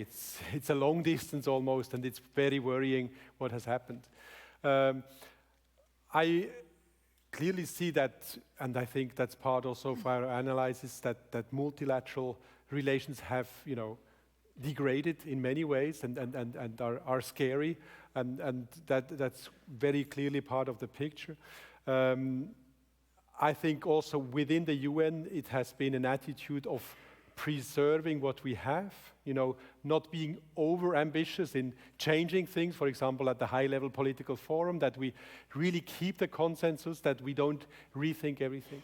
From my perspective, I think, and that's perhaps now more the personal perspective, I feel that, of course, governance is today more than multilateral organizations. Governance are multiple actors from civil society, from public sector and business, and there are multiple networks and multiple initiatives across the globe. And I think that's really important to also focus on these things. And we said it yesterday, leave no government behind when it comes to 2030 agenda. Build on what is happening in the private sectors, build on civil society movements, and see the connections. You know, you can connect an NGO, a grassroots NGO in Cambodia can today be connected to a globally acting NGO and have a common cause. I think these are the really interesting things that are happening, and that's what we have to build on in the future. And so yes, it is very worrying, but I think there are other options. And of course, to each action there is a reaction. I mean, for example, if you take the US, we're all aware of what is happening as the United States, but it doesn't mean that America is not moving. California is the 7th biggest economy in the world, and has been more active and creative than perhaps with the current administration. So this has also given an impulse if I think of the network of mayors across the world who are trying to inspire each other and move action. I think that's what we also need to focus on. So I share your concern, but I also see a lot of other opportunities. Stefania. Yes, I think it's very interesting question for me, for us as well. I see 4 levels of work to do together to make 2030 agenda a real action plan and not a beautiful dream, the ambitious project we have in our hands. Global advocacy, technical assistance to governments and institutions around the world, financial support, and national leadership and ownership. Mm-hmm. I think that international organizations really actually are and must be more and more responsible the first level, which is about global advocacy and making this language, this concept, something that common people can understand and understand how and to what extent they are really close to their daily life and not something that in a beautiful building in New York or in Paris or elsewhere people are thinking of. Second dimension, the technical knowledge dimension, is about a contribution we can do, but it's not everything there, for sure. Universities, institutes of research, and many other places in the world now are producing knowledge which are very essential to develop 2030 agenda as a whole. And financial support is still a common responsibility between public and private sector and the global level and the national level. When we go to the national leadership and ownership, this is really something that we have to say very clearly. There are governments in the front line, and it's something that we can say that we are in a council of ministers, and you have to decide if you'll invest more in health or in education or in defense, or you have to maybe to choose another approach, which is investment which can really put cross-cutting these silos, a common goal. This is very much about what governments have to do, and I think that the international responsibility stopped there at the 4th level. I wanted to add to that just a concrete example of an issue that I worked a lot with myself, climate change and the global work there. Because if you go 2 decades back, right, the economists and the political scientists like myself, our dream solution was a judicially binding agreement. Everyone was on board. It would produce a price of carbon that would rise, and it's a perfect dream. Unless it was politically impossible. So then we have the Paris Agreement, which is a quite good and functioning agreement compared to other fields, but totally different. Because it's totally voluntary, right? It's countries just say what they are going to do and report on it, so it's imperfect. But then it depends totally on other sectors of society. It depends on journalists and the media to report about and to pressure. It depends on civil society to keep pressure on governments. It depends on political will and fights within every polity around the world. It depends on the private sector. Their own ambition in many countries are only stepping up because the private sector is actually doing something. So I think this is maybe a picture of what we will see in international politics, that a bit more chaotic, a bit less coordinated, but depending on every sector of society actually stepping up, and that creates a collective effort. That's what we're seeing on climate change. It's not perfect, but it's the best we can do. Sure. Thank you. We could have gone on for hours. I think this is really engaging and interesting, of course. I'm afraid we have to stop here. So thank you, Peter, for this thorough and inspiring lecture, and thank you also for your comments, Stefania and Bård. Very interesting comments. I would also like to thank the audience for sharing this hour with us, and I think we should give a big hand of applause to this wonderful panel.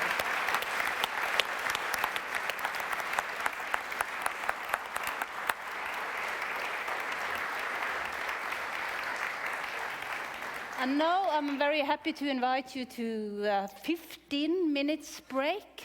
There will be some food served and coffee downstairs at the cafe.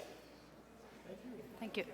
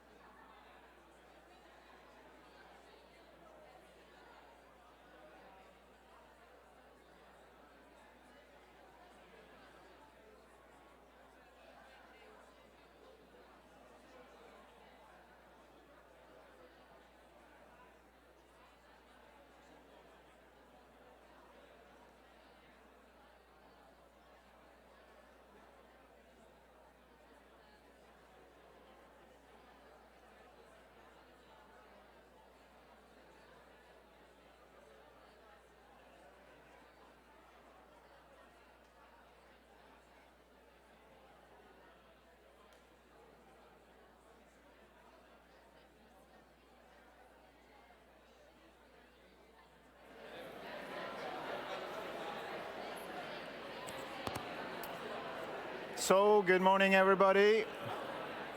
Good morning. It's time to reconvene. Find your seat. Put on the safety belt.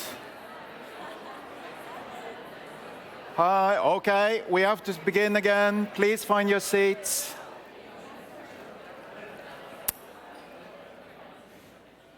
While you're running to your seat, getting ready for the next session, I am Roger Strand. I work at the University of Bergen as a kind of professor of philosophy of science, more or less.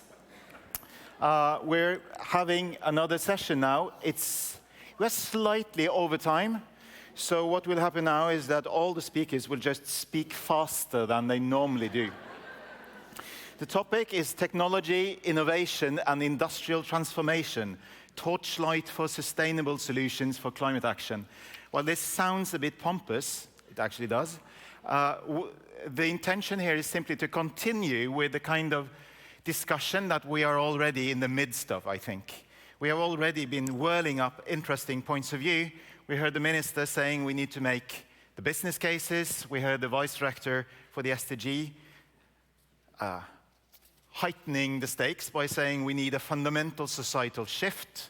We heard the Sami representative Mona Hornas say the core Sami value is not to overindulge, which we also should think of when we have to shorten the lunch break by 5 minutes afterwards. Peter Messeli said it's a system that needs to be transformed. And we even heard Bård Vegar Solhjell use the S word, socialism. Perhaps in this session we might even hear the C word, capitalism. We may come back to that. We will actually have a real discussion towards the end of this, a real unstaged, unprepared discussion panel where you will be allowed to ask unprepared questions. And you can even put these questions on the internet and they may be shown on the screen here. We'll come back to all of this. Just remember to have a little bit of battery left in your cell phone so that you can actually log on to this when this comes. Before that, we will have 2 keynote lectures, 2 keynote presentations, and no questions in between. I happen to know more or less the content of these lectures. I can assure you that this will not only be a question of expressing ideal plans or expressions of goodwill, but will give you glimpses of parts of the real world that my guess is that quite a few of you don't know so much about. So I will not spend a lot of time on introductions of the speakers because actually I think the presentations in themselves will make it clear from where you're coming from and what kind of perspective that you're offering. So without further ado, I would like to welcome the first speaker. We're very happy to have Judith Joan Walker here, who's the Director of Operations for African Clean Energy. Please, the floor is yours.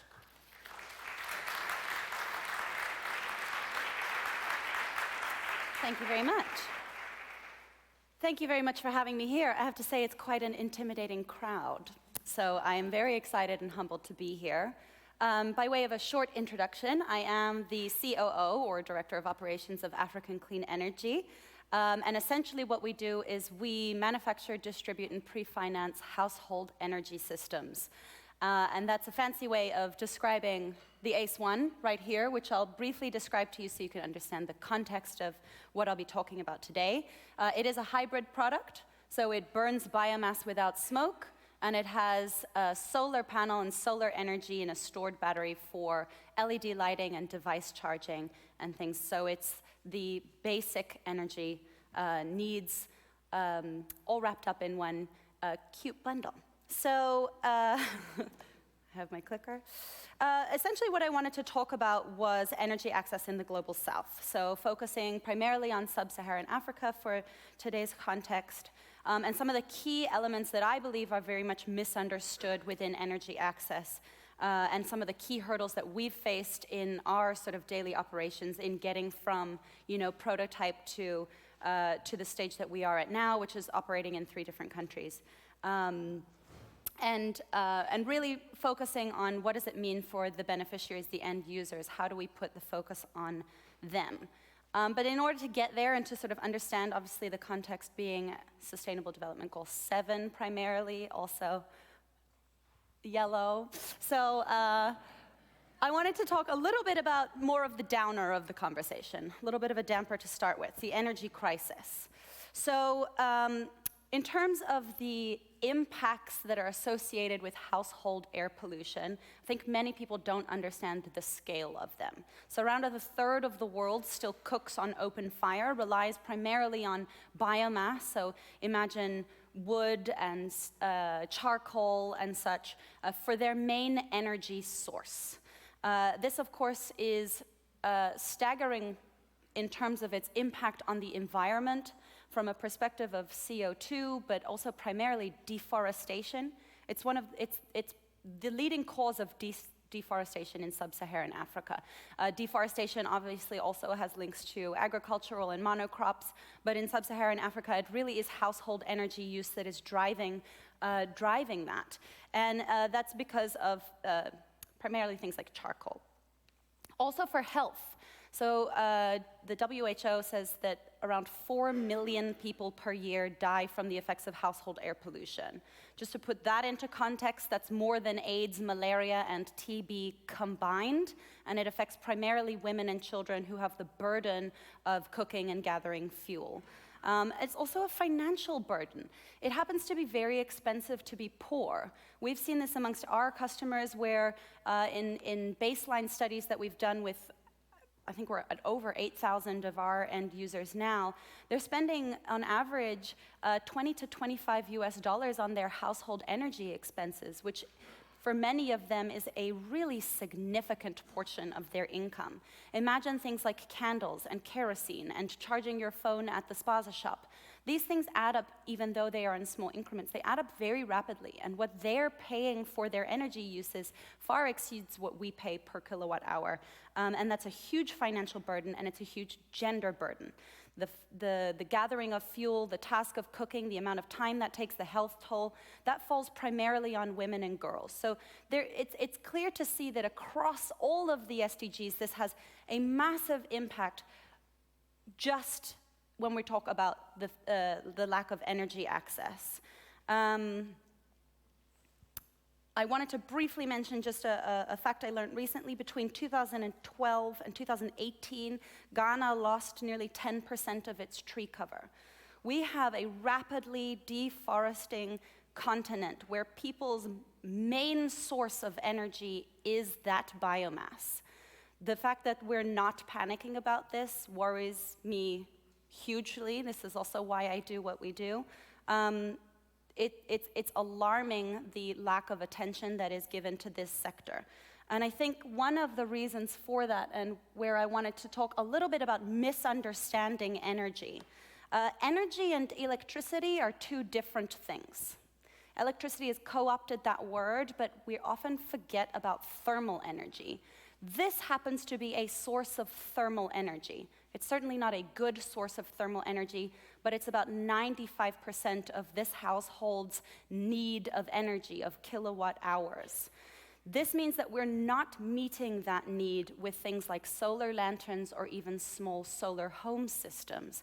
The capacity and the generation capacity essentially is not meeting this need. And I think one of the key things that is misunderstood in the energy sector, which is very broad and reaches so many different things, the fact is that we think we're investing in this when we invest in mini-grids and solar home systems and solar lanterns, but we're not. The problems and the scale of the problems lives right here, and it's not met with small electrical needs. Yes, that is where, there's a lot of financial impact and gender impact, connectivity.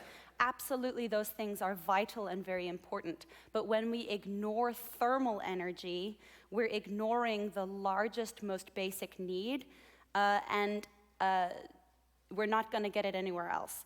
So why is it so misunderstood? There's really only a few different flavors of thermal energy. You have biomass, you can get it from electricity, but of course you do need a certain capacity.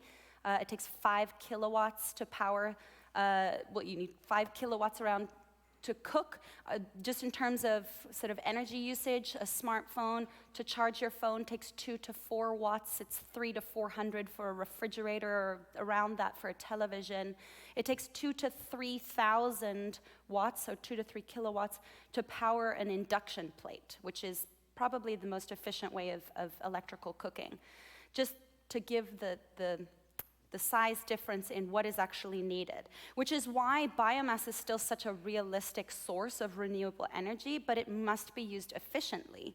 And we must change the way that we're using that as a resource. Letting people just burn it in an open fire means you're using, 3 tons per household, whereas we need to be cutting that significantly if we want to slow down deforestation from household energy usage.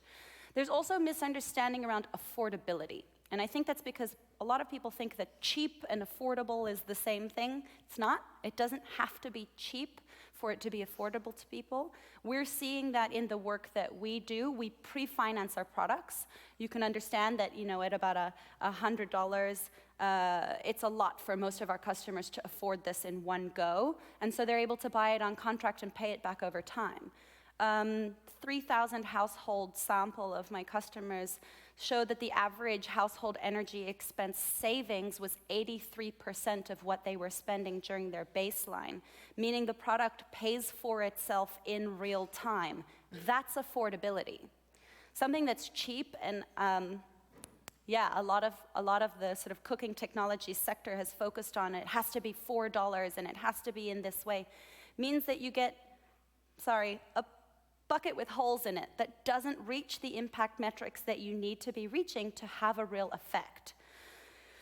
So that's sort of some of the things that are misunderstood. This sector that I work in, which is cooking technologies, is drastically underfunded. Of the $4 billion in investment per year we need to reach our goals by 2030, we're getting 0.73% of that. 0.73%. My theory is that that's because we think we're investing in energy when we're investing in electricity.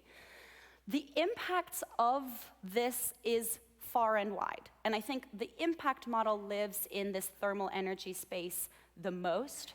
However, the business model needs to live in a space where it's financially sensible for everybody in the stakeholder chain, right? So it needs to make sense for a customer, and it needs to save money, it needs to be affordable.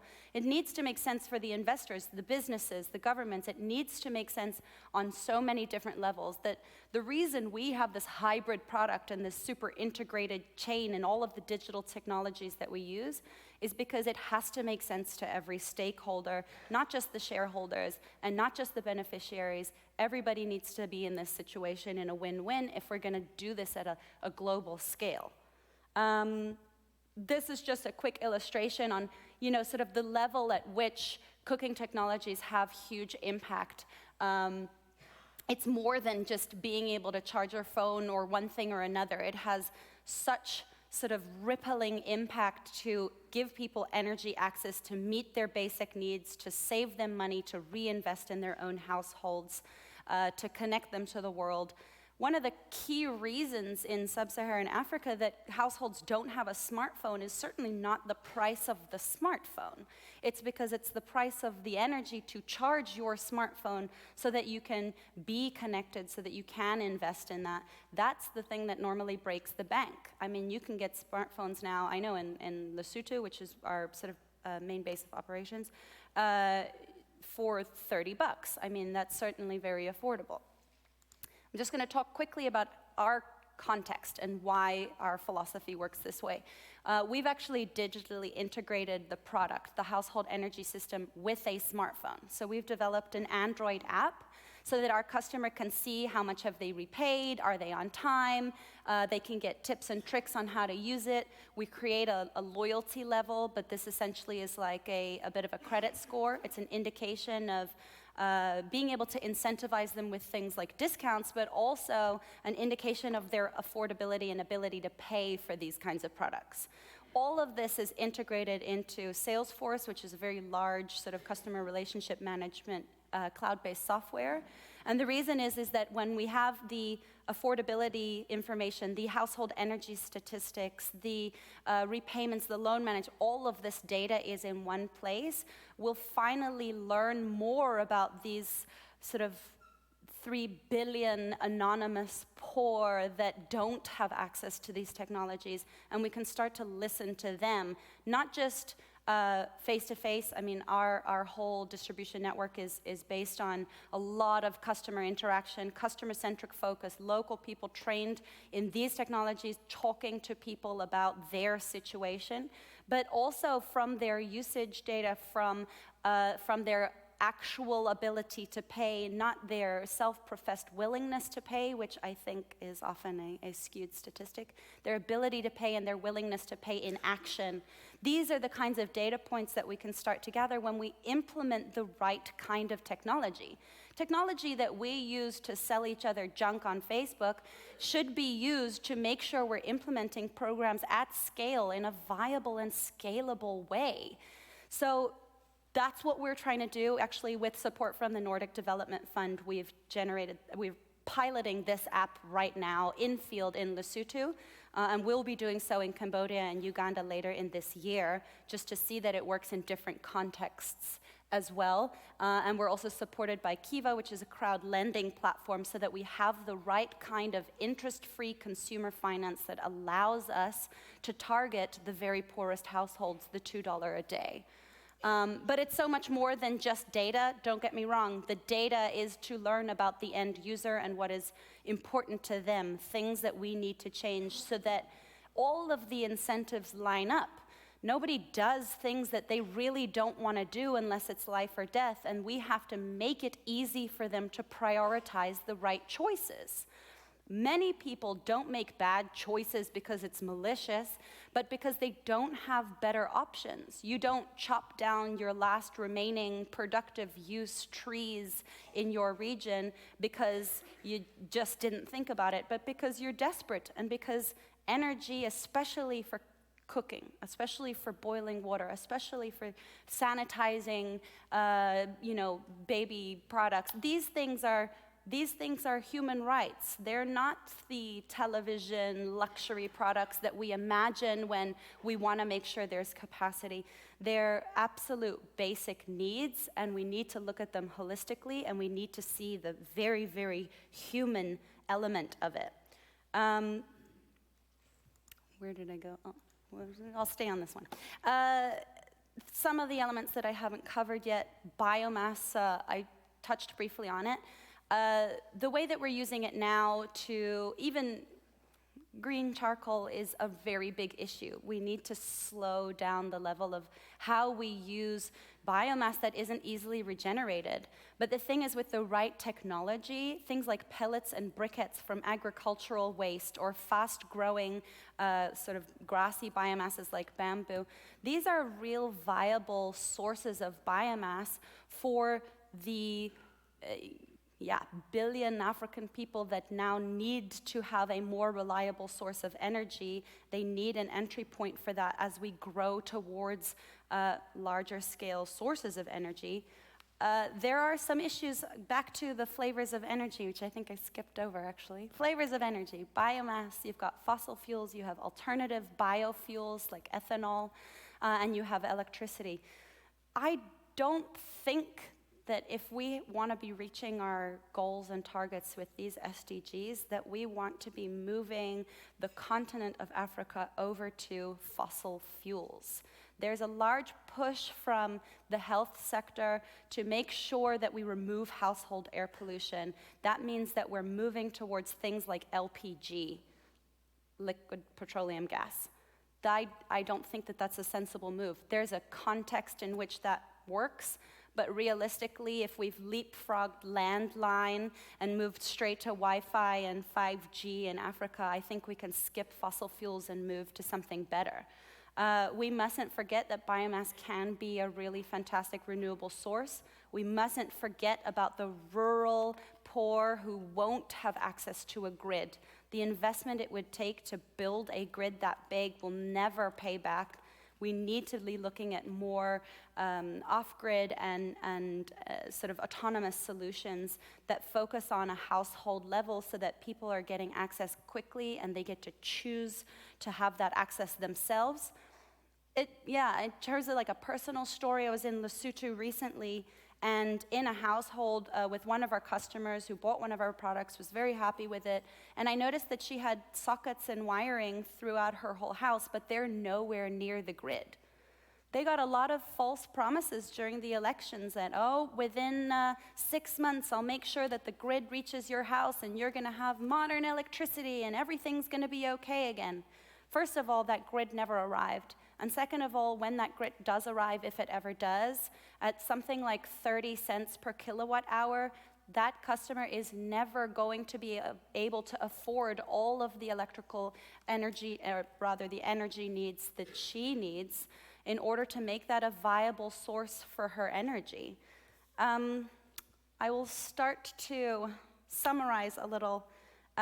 Let's not ignore thermal energy. It's drastically underfunded. There are clever technologies out there. I by no means think that me or my company are going to be the ones that can solve this. This is a third of the world. We have 560 million households that rely on biomass as their main source of energy.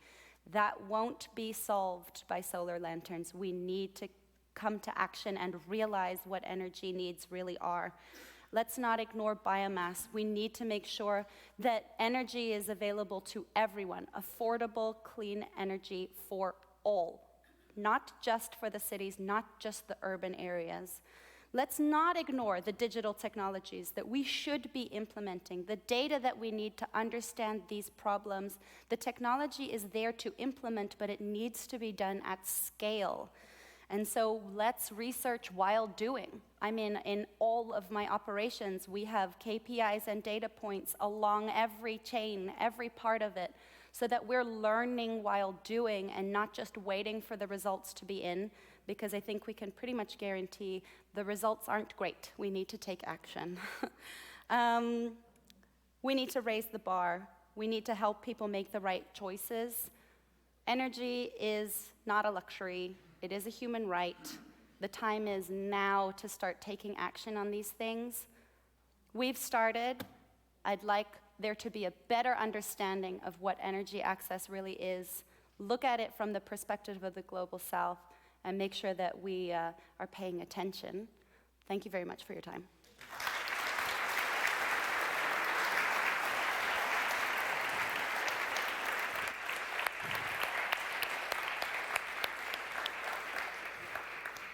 So thank you very much, Judith. You were also exemplary on time, I would say. So that's brilliant. Our challenge right now is that probably everybody is now thinking about what we just heard. And I already have lots of questions and comments. And okay, if you have the type of short-term memory that I have, just write down your questions, because you're not allowed to ask them right now. Okay, we will have to let this sink, and I'm kind of speaking without any content now so that it can sink a bit.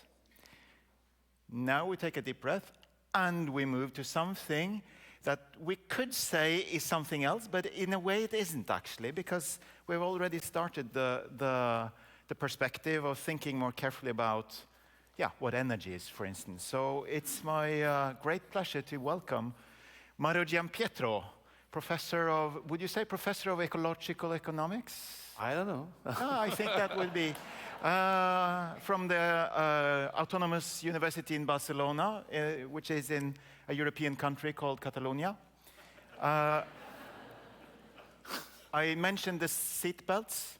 What you're getting now is a presentation where do put on the seat belts and don't even think about paying part attention, but just stay focused, and you get 1 year of curriculum in what is needed to know about these things. So thank you very much for coming, and the floor is yours. Thank you for inviting me. Okay, I am a little bit uncomfortable because I will present some conceptual reflection that probably are challenging a little bit the mainstream. I will start from action and inaction things, since I'm a Buddhist, you can decide not doing things, and this is exactly the same as doing, because the Tao, the self-organization process, will go anyhow. So what does it mean, action and inaction? Is implementing the plan or do not implementing the plan? Okay. This implies that we have a plan to implement, that we know what we should do, okay? Whereas in Africa, this is very easy. You have a very clear problem. In Europe, and then I'm getting into the situation of the North now, discussion, probably it is not that clear. And another reflection is about technologies. In reality, sustainability cannot be solved by technology. It is about changing social practice. And social practice is what we do every day that reflects our identity, and we are happy with it, and is affecting the identity of the others. So unless we are capable of changing what we are doing, and we are happy about that, and we are affecting the others, the technology enters into play only when you have something else to do. Like in Africa, they want to cook in a different way, avoiding it. So we have how to change the social practice, and then you get the technology. Do we know now in Europe how we want to change our social practice? And that is exactly the reverse. We don't want to do it. So we want innovation to keep our social practice. So the role of technology became pretty much problematic. So I will start with a scientific analysis, why we cannot ask science to tell us what is the best thing to do. And second is about the identity. This is, we will get into the cyborg salmon. This is something that has been generated here in Norway. And finally, a reflection on Sustainable Development Goal. Can we use Sustainable Development Goal for guiding policy? I can anticipate that my answer is no, but I will try to justify this. So let's go with 3 examples on why science cannot tell us what to do. And this is real, something I'm not inventing. I was in a conference in '96. At that time, I was still taking notes. So we get in the first session about storytelling about national policy. So one plenary speaker said, we have to keep price of food commodity low. And the next one said, we have to keep price of food commodity high. Then we got another about international policy. And it was a speaker saying, we should reduce our import from the South. And the next speaker was saying, we have to increase our import from the South. But the most important part, what about social policy? One speaker was saying, we should preserve local cultural heritage. I was saying, okay, that's it, nobody will. But the next speaker said, no, we should fight local cultural heritage. And why you get this different suggestion? They were bad scientists. No, the first one was the International Food Policy Research Institute. It was saying if you want to protect the urban poor, you have to keep the price of food low because it's a very high fraction of their income. The second one was an agricultural economist from Pakistan, and they said if you want to protect the farmer, they have to make more investment to produce more. They must have price of food more higher, otherwise they will not have the possibility of producing food. The storytelling about international policy, this is our North things. We should not import because we are externalizing the land to them. And the next one was from Ghana. We have the only option to export to you. If you don't import, we don't get money. But the most important part was the last one, because I was really, who can say that you have to fight local cultural heritage? After the standard that we have to protect cultural diversity, we got a sociologist from India, and she was coming from a state in which they were burning alive the wife of the husband with a car. And of course, she had a very good point. I mean, nobody could. So what is the real issue here? That the salience of scientific advice doesn't depend on the scientific analysis, but the concern that is used to describe the problem. Okay. Next example. We are measuring things. So if you can measure, it's a fact. Okay. I don't know if you know Mandelbrot is the father of fractal theory, geometry. And then we can measure the coastal line of UK using a map. And you can check whether this is true, asking a captain of a ship whether or not it's true that the length is 2,800 kilometers. He said, yes, it is true, because I make calculation when I go around. I can tell you, confirm that this is true. Okay. Now we ask a bus driver, and he said, how much is the coastline of UK?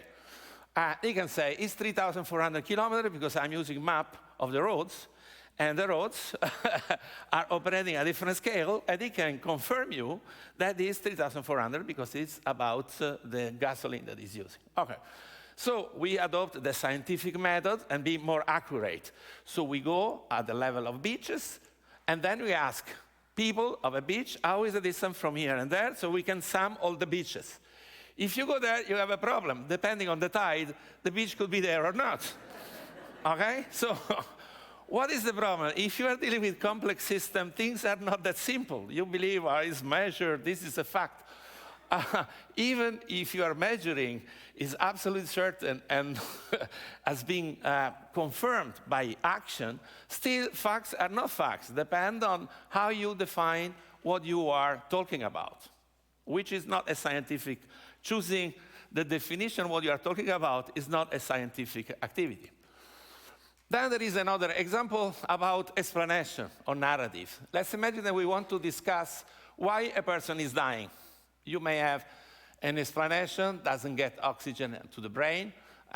In an emergency room, this would be an explanation, because he had lung cancer, so if it is in an hospital, or he was a heavy smoker, if you want to tax cigarettes, and then human must die. That everyone laughs when you say human must die, but this is the key of sustainability, but I mean, it's not considered to be a scientific explanation. That is very, very interesting. We are not assuming that dying is part of the life. So are these explanations good explanation or not? Let's imagine that I give to the tax expert the explanation on oxygen in the brain, or the person has a lung cancer to a philosopher. He will find this explanation completely useless. But let's say that we are reshuffling the people that are using this explanation, and this explanation is perfectly good and useful for people doing different things in different places. So again, another issue. Narratives are neither true or false. Their usefulness depend on the nature of the concern that makes them relevant. Okay, so we are on board so far. Okay. Let's get to part 2, how to escape the attractor of cyborg salmon. Who decides about our identity and our concern? This is an important question. I mean, this is a cyborg salmon, the one that done in here with the genetically modification, and this is a regular salmon. What is the difference here? The difference depends on who decided their final cause. Why is there in the first place? In this case, these guys has been for a long period of time through a family, has been fighting and defending to have his identity, and he's imposing his identity on the other fish and other things, and is asked to deal with the identity of the others. So it's something coming from inside. In this case, no, they have been planned to be useful for the creator. So it doesn't decide. And why I'm using this? Because I found this fantastic article that if you don't know, you have to get it because it is amazing. It's written by Norwegian and discuss about the change in the fishery. And as a matter, this is very relevant for the Sami lecture that we had in the morning. That now we had cyborgization of fishery. Everything has to be done according to types. So you are no longer a fisherman. You do not have what they say affective relation when you do things. So you are just a type. You are no longer special. You know that this is what killing the sustainability issue here. So they were saying at this point in time, if you are not 175 centimeters, I don't know what is the official regulation of the Norwegian, you cannot be fisherman. Even though all your family you have been fishermen for hundreds of years, you are no longer the type of fisherman that you can be. And then what happened? If you start having types, the regulation done by type doesn't have feeling. So basically, if you are having business program or business model, if you are not viable, you have to disappear. There is no feeling about the fact that I can try to change the definition of practice to have adjust all that we are there. But if you are a type, there are no feeling about that. So the optimal types eliminates the less performing types. Optimal control keeps the other controls. There is no room for adjusting about whether or not we like it or whether or not this is affecting our modus operandi, our definition of our identity. And I'll give you an example, very interesting, about European country that for hundreds, centuries have been countries, and the European Union that is getting in trouble, and you have countries that want to get away.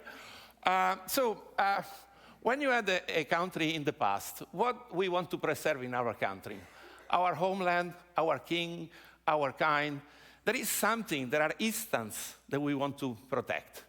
What we want to protect and how is why we protect the country? With our weapons, with our lives. I mean, you are actually willing to die in the army to defend your homeland. So it's about us. Okay. Now, what in the European Union? What we want to preserve? Peace, freedom, justice, free market.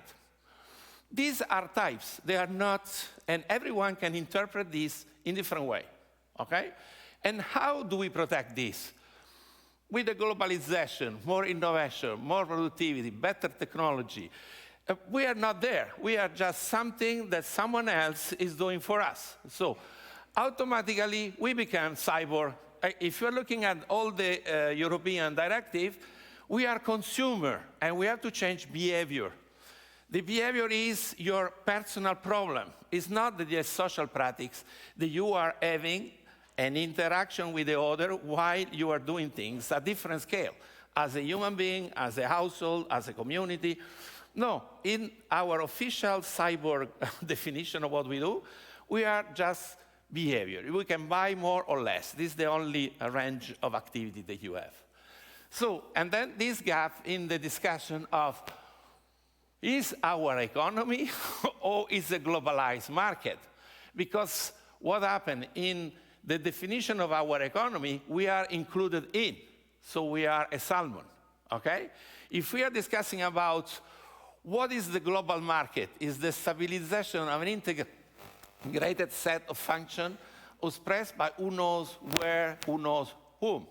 So in reality, there are very powerful lobbies, banking, industrial complex, they are operating this, but they are not included in the definition of the identity. It's the global market, it's not us, okay?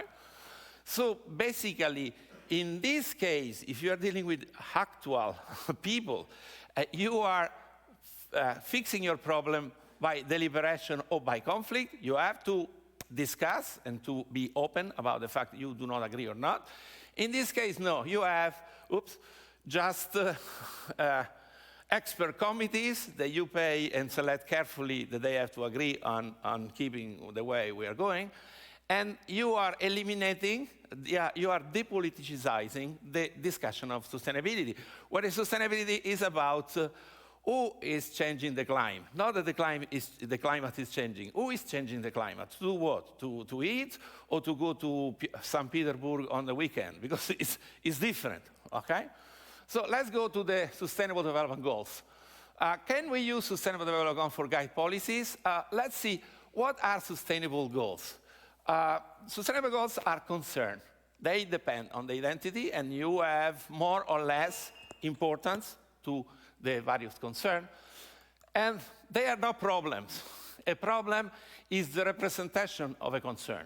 So a problem is something without feeling. It's there. You can define it. It's the difference between an expected state and experienced state. So you can have a scientific analysis of a problem, but the definition of the concern, whether or not the problem is relevant, it depends on the feeling, not on scientific representation.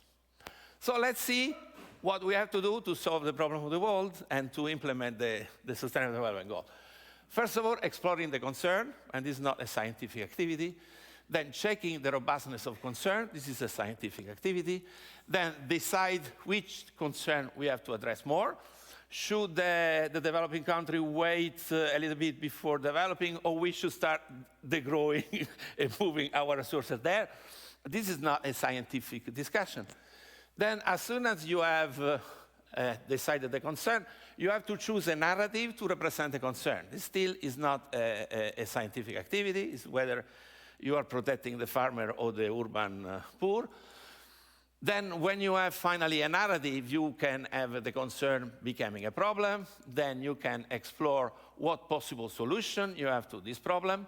Then you have to explore winner or loser related to a solution. That is not that simple. Every time you solve a problem, you are generating a lot of problems to someone else. Then, of course, you have how to implement the solution with the technology. You get the technology there. And finally, see whether or not by fixing this problem, you generate the other problems. What is the point here? There are 3 steps: identifying a concern, a problem, a solution. That is what is called scientific epistemic boxing. You are saying, this is the problem, I solve it this. Whatever is not in, doesn't matter. And when you have evidence-based policies, the evidence-based refer only to these 3 definitions of things, not to what happened here on here. So, okay, so let's imagine that we have a lot of concern, and we select one, and we have possible problems. This could be, we have pollution in the city. What possible problem you have? Having less people driving cars, or having people driving electric car rather than internal combustion car, having people sharing cars. You know, there are different problems for the same concern. Then, for each problem, you have different possible solutions that you can use to define this problem, okay?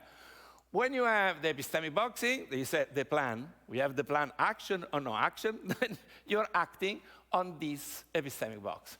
What happens? If you do this, you get all possible side effects on all other type of problems that we didn't consider, okay?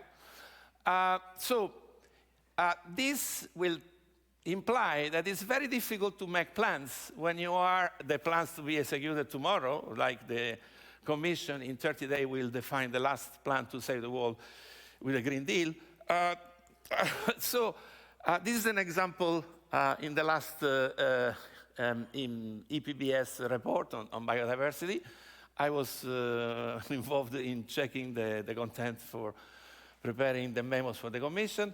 And then you have a sustainable development goal. Then you have a different type of problem, affordable energy. You may have electricity with dams. And then you will have targets. And then if you start making dams, you are damaging the problem of water and ecosystem. You want to do biofuels, and still you may have an impact on the habitat fragmentation and deforestation. You want to do resilient infrastructure, make roads. You make a road in a tropical forest, is the end of the forest. Everybody knows the last things you want to do is give access to a forest to people. And then also these get there. So what happened here? Every of these concerns can be translated in different type of problems. If problems can be in different type of solution, different type of targets, and everyone can negative affect on the others. Okay. So we are, as a matter of fact, we are in a project called MAGIC, Moving to Adaptive Governance in Complexity. And we propose that before start moving to action, we should use 3 lenses to check the quality. First of all, who prioritize the concern? What problem are we solving? Are the problem of the people in the north, in the south, women, men? What concerns are acknowledged? What concerns are ignored? What problem will be solved first? Who have chosen the given storytelling? Who have they been chosen? Why have they been chosen? These type of questions are never asked. This is fascinating. This is considered how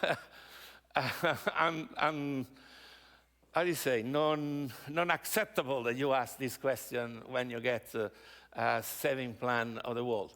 The next step would be, okay, we are giving that we have solution. We have solution.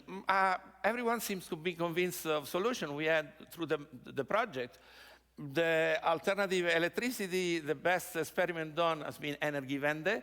They spent 200,000 million euros. Now they are emitting exactly like before, and the electricity went up, so it has been a total disaster.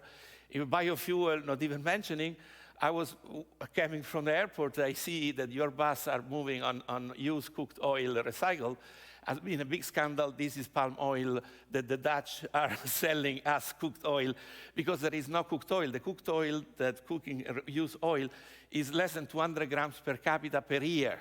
Can't believe it. There is not an amount of cooked oil to generate all the biofuel that's got. Nobody bothers not even to make some back on the envelope calculation.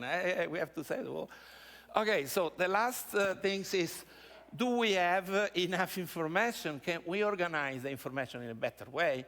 Can we implement procedure based on participatory process to have a co-production of knowledge that would avoid problem on this side? Okay, conclusion. So I will more or less be on time. Who define the innovation and why? Are we cyber salmon or we are deciding our social practice? In Africa, there are aspirations, dreams to change. So it's very easy because you may have an agreement about what is the problem, what is the priority, and what are the social practices to be changed. And then you get Judith that give you the technology to change it. In our situation, we are exactly the opposite. We are happy with our social practice. We don't want to change. So this is like Gattopardo is an Italian famous movie that we want to change everything because everything could remain the same. So why we want to have this? Because of fears, because of stress. We are stressed by the fact that we are afraid that in the future we cannot continue to have our social products. So is us that define the things, or is the market and profit that define the thing? Is our problem have to be solved by the market, by business model, or should we start discussing about what is our identity, how we want to build our identity with the identity of our neighbors and others? And what if simply stop saying that we know what is the best thing to do? We don't know. I mean, look, I've been doing energy analysis for 40 years. If you tell me what to do, I don't know. And I think that this is an honest stand, because we should try to solve our problem rather than pretending, because this, the definition of delirium is when rather than fetching your problem, you build a different world in which circular economy, no emission, whatever, everything happens. So the last, this is for Roger. This is a famous line of Antonio Gramsci. And we are in a crisis because the old is dying, but the new cannot be born. And in this situation, everything happens very bad. So what is the wisdom of Roger? The new is to accept that in complexity, we cannot control the course of events. We have to trust the DAO, the self-organization, and stop to plan, because all the plans that we've been doing, especially in energy, has been a disaster after another. But why we don't do that? Because we are afraid of not controlling the event. So we prefer being in delirium, that we have the tools, we have the thing, we have the solution, whereas nobody can believe that in 30 years we are decarbonization. There are nothing, I mean, to decarbonize the economy. Think a moment. We are saying in 10 years we will change all the energy sector, all the energy plant, all the cars, all the industry and things. With what? If we have to do this at the moment, we have to do with fuel, with fossil fuel. So we will have a peak of emission in the next 10 years to change everything in 10 years. They will go over all possible standards. So it would be nice to try to accept that we have problem rather than say that we have solution. This is, I don't know if this is a very welcome conclusion, but this is the reflection that I can provide to the audience.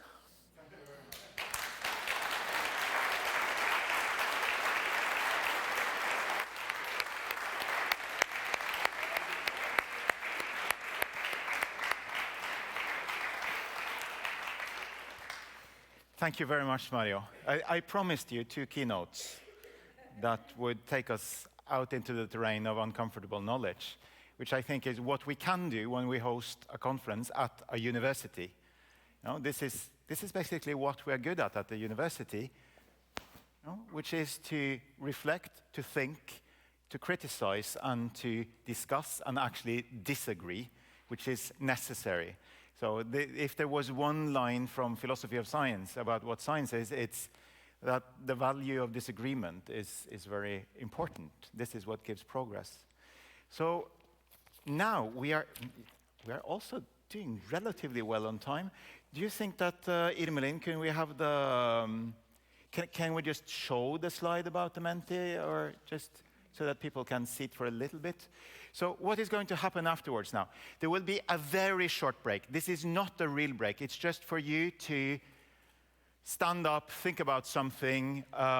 If you have to smoke something, you can run out, smoke something legal, and then run back in. It's not a 15 minutes break. It's a kind of in Catalan they say mig quart, right? It's a half a quarter of an hour. So it's 7 minutes, that type of break. Are we good with that? Because otherwise, yeah. Annelien is nodding. Everybody's happy with that. Margaret also. She runs the place. Dag Rune also runs the place, and he's also nodding. So, after the break, there will be a panel here. They will discuss between themselves, but you will also have the opportunity to come with comments and questions. Some will prefer to do that the old analog way, right? Standing up, saying, my name is Robert Smith. I would like to ask you about... Whereas others belong to the generation where they can apply a cell phone.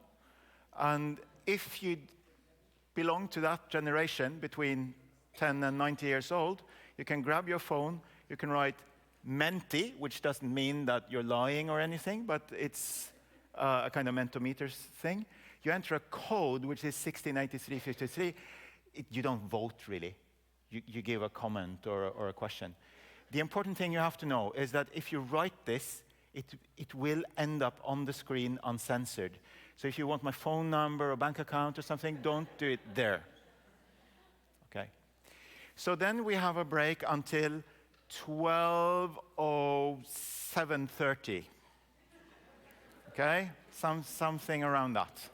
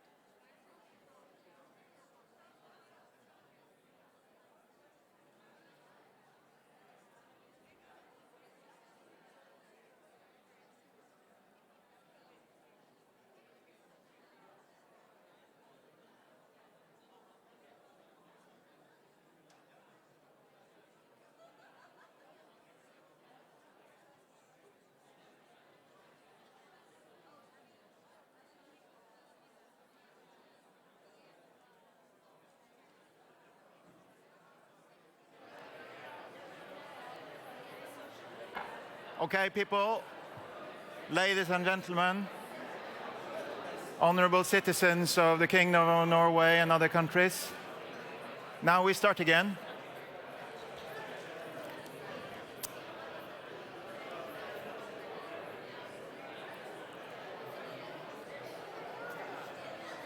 People are running to their seats now because they know something really exciting is going to happen.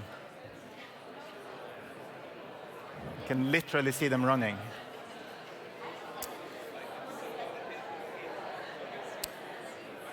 But also, in order for this to work, you kind of have to become silent so that you can hear what is being said from this. Yeah, it works quite well. Yeah.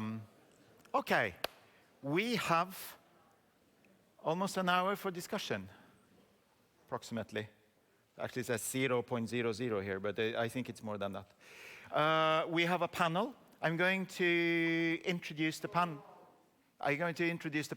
in just a few seconds. But should we again just repeat this kind of online thing that we have?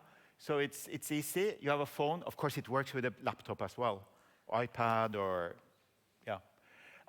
Menti.com, code 168353. It's very easy to remember. I'm not really sure why, but I'm sure it's easy to remember. And actually, while we've been having the break, questions and comments are flooding in. So can we just have a quick look of what they look like? You see, so there are, and what I like is that some people already understand that we need to have this agreement, right? It's a terrible example and things like that. So please just continue to post there.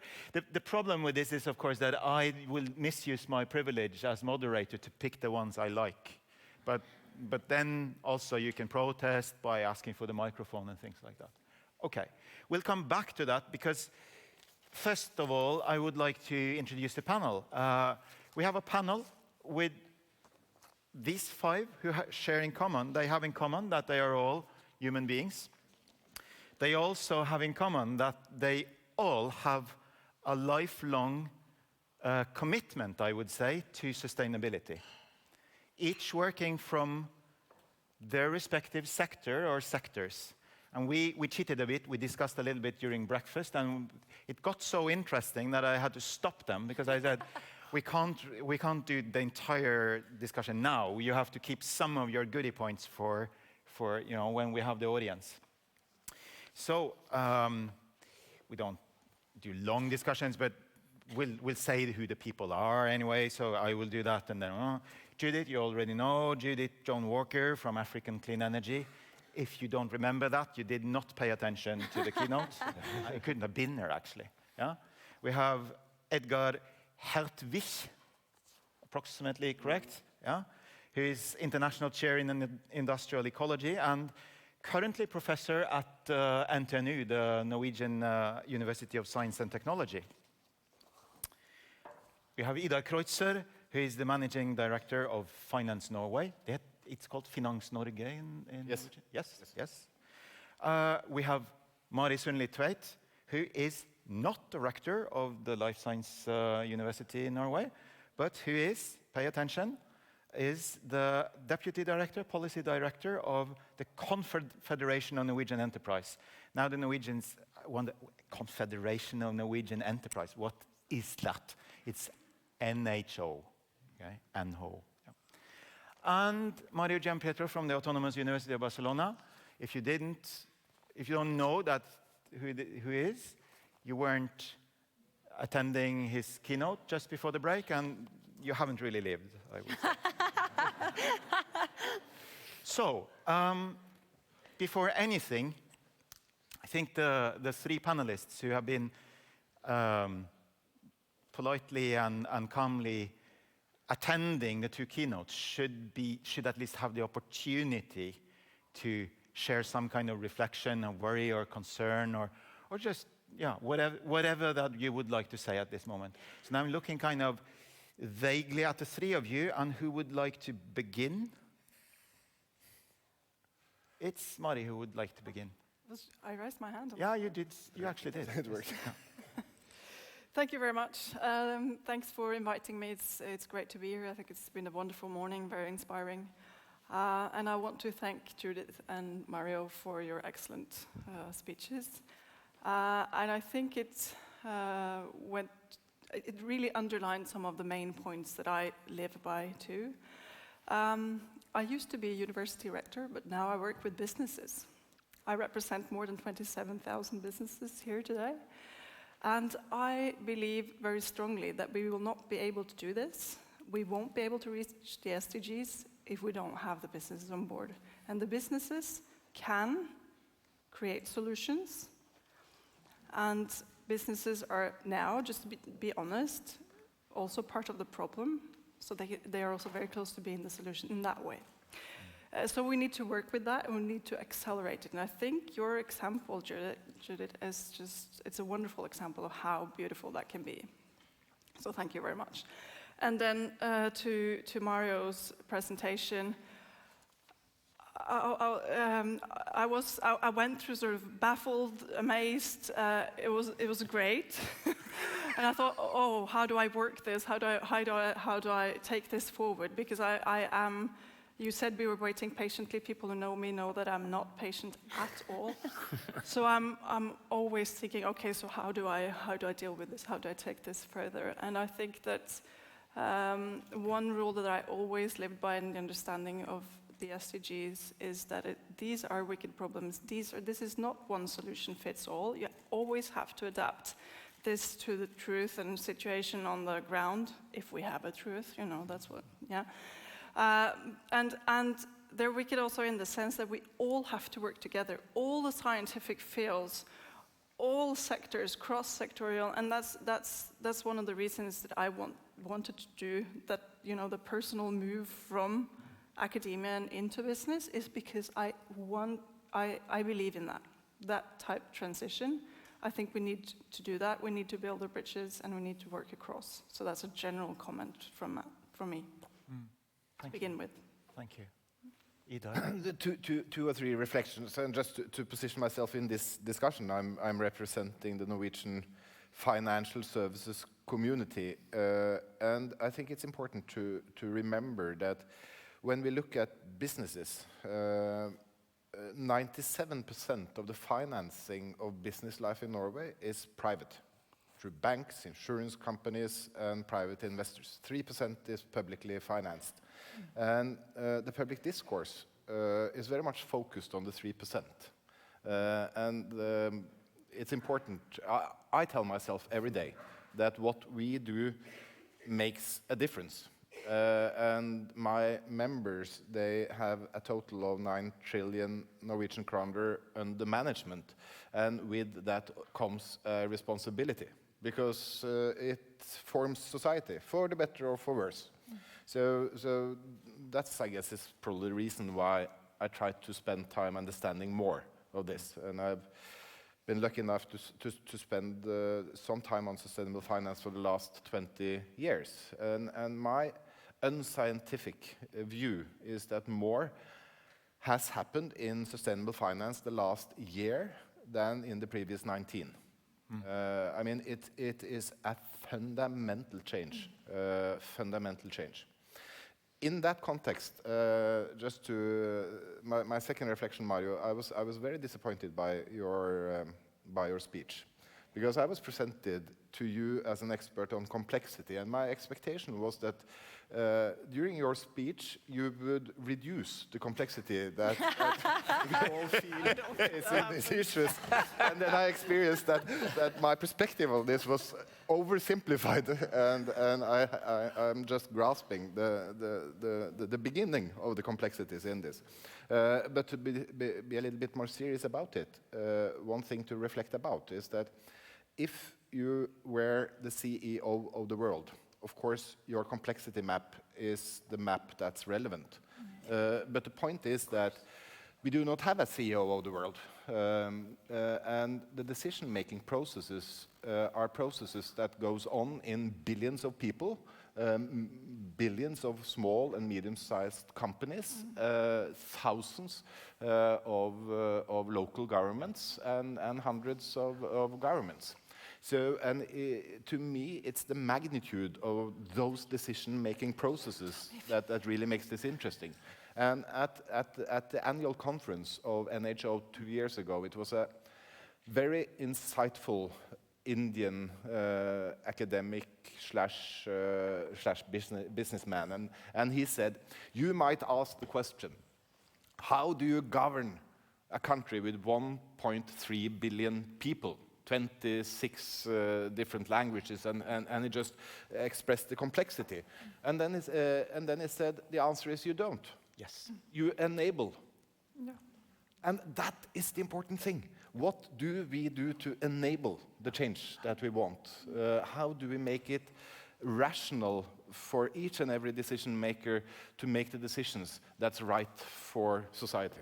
This is going very nicely. Edgar, is it okay that I'll ask Mario to respond to that before I give the word to you? Yeah. Because I guess that you will be pretty much in agreement. Three very short comments about business. Of course, we need business. But at the moment, the power of business is hampered by the planning of the Commission of the order. Let's imagine the 200 billions that they spend in the Energiewende. Rather than the roadmap written by some high-level panel, they were giving to all the municipality of Germany, say, if you present some plan, I will give you 10, 50, 100 million for free. Talk with your local business and propose something. And then you would have much, much better result than what they did that was the standard war plan. So for the business, it would be much, much better to have a freedom to experience a co-produced solution with community rather than having the, just 1 second about the high-level plan, because this is important to know. In Europe, the high-level panel for decarbonization is made by the following person. One physicist of the atmosphere, or one ex-minister of economics, 3 professors of economics, 2 professors of law, 1 insurance, 1 CEO of a perfume and fragrance, then an inventor and the mayor of Stockholm. There is not a single person that knows anything or ever heard about energy. And this is so. Then they make a plan that the business have to. Okay. Then about complexity. The definition of complexity of Kolmogorov is it is complex if you cannot simplify it. This is the definition of complexity. So on this, I am innocent. And I think we got one important point through, which is, first of all, we are on a par here when it comes to the of the role of business, of course. Of course. And so the challenge in complexity is to avoid chaos by not having linear planning, but finding good attractors for self-organization, perhaps. That would be one way of putting this. I would be tempted to ask you if you would like to share, Edgar. Yeah, first of all, I would like to actually react to what Judith is working on, just underline the importance. We saw this wonderful lecture this morning where we saw both the disparities between the North and the South, and the need that we all have in development. And so if we look at where the children today are born, about 1/3 of them are born in Africa. And if we're heading to a population of 9 billion, this will be 3 billion people. This is more than a doubling of the population. And we already see this tremendous resource impact from the current technologies and lifestyles that people pursue. And they have much larger ambitions for their own lives. And so how can they realize it? And I think the technology is really a key, and we've heard that. But I think also contrary to what the minister said this morning, that technology is just an enabler, and it's really about the social practices that we have and the change in social practices that's necessary. And so I found it really interesting when we talked just before that about how the people react to the technologies that you introduced and what kind of challenges in the changes of social practices that you describe you face depending on what the cooking styles are of the local population. And so we always need to understand that our northern technical solutions have a certain context in which they are adapted and they shape that context. And the question to Mario would of course be from his perspective of how he would analyze the role of an outsider in this sort of domestic setting. But of course, we are in a globalized world, and everybody, I mean, there are outsiders everywhere, so that's just part of the structure. I have some troubles with Mario's general storyline here. I want to defend the energy transition. You have to understand that Germany is trying to actually pursue two goals at the moment. I share only one of them, but the second goal that wasn't mentioned was actually getting out of nuclear power. I think the fear of low dose radiation is irrational, but the concerns of the German people are still that this poses a significant threat to their livelihoods, and therefore they have to decided to get out of this at the same time that they want to reduce greenhouse gas emissions. In our econometric analysis of emissions in different countries in their development over time, Germany is one of the about 20 countries that have actually managed to reduce emissions. I don't know where you get your figures from. To my knowledge, the CO2 emissions have been decreasing in Germany, and at the same time they are shutting down nuclear power plants.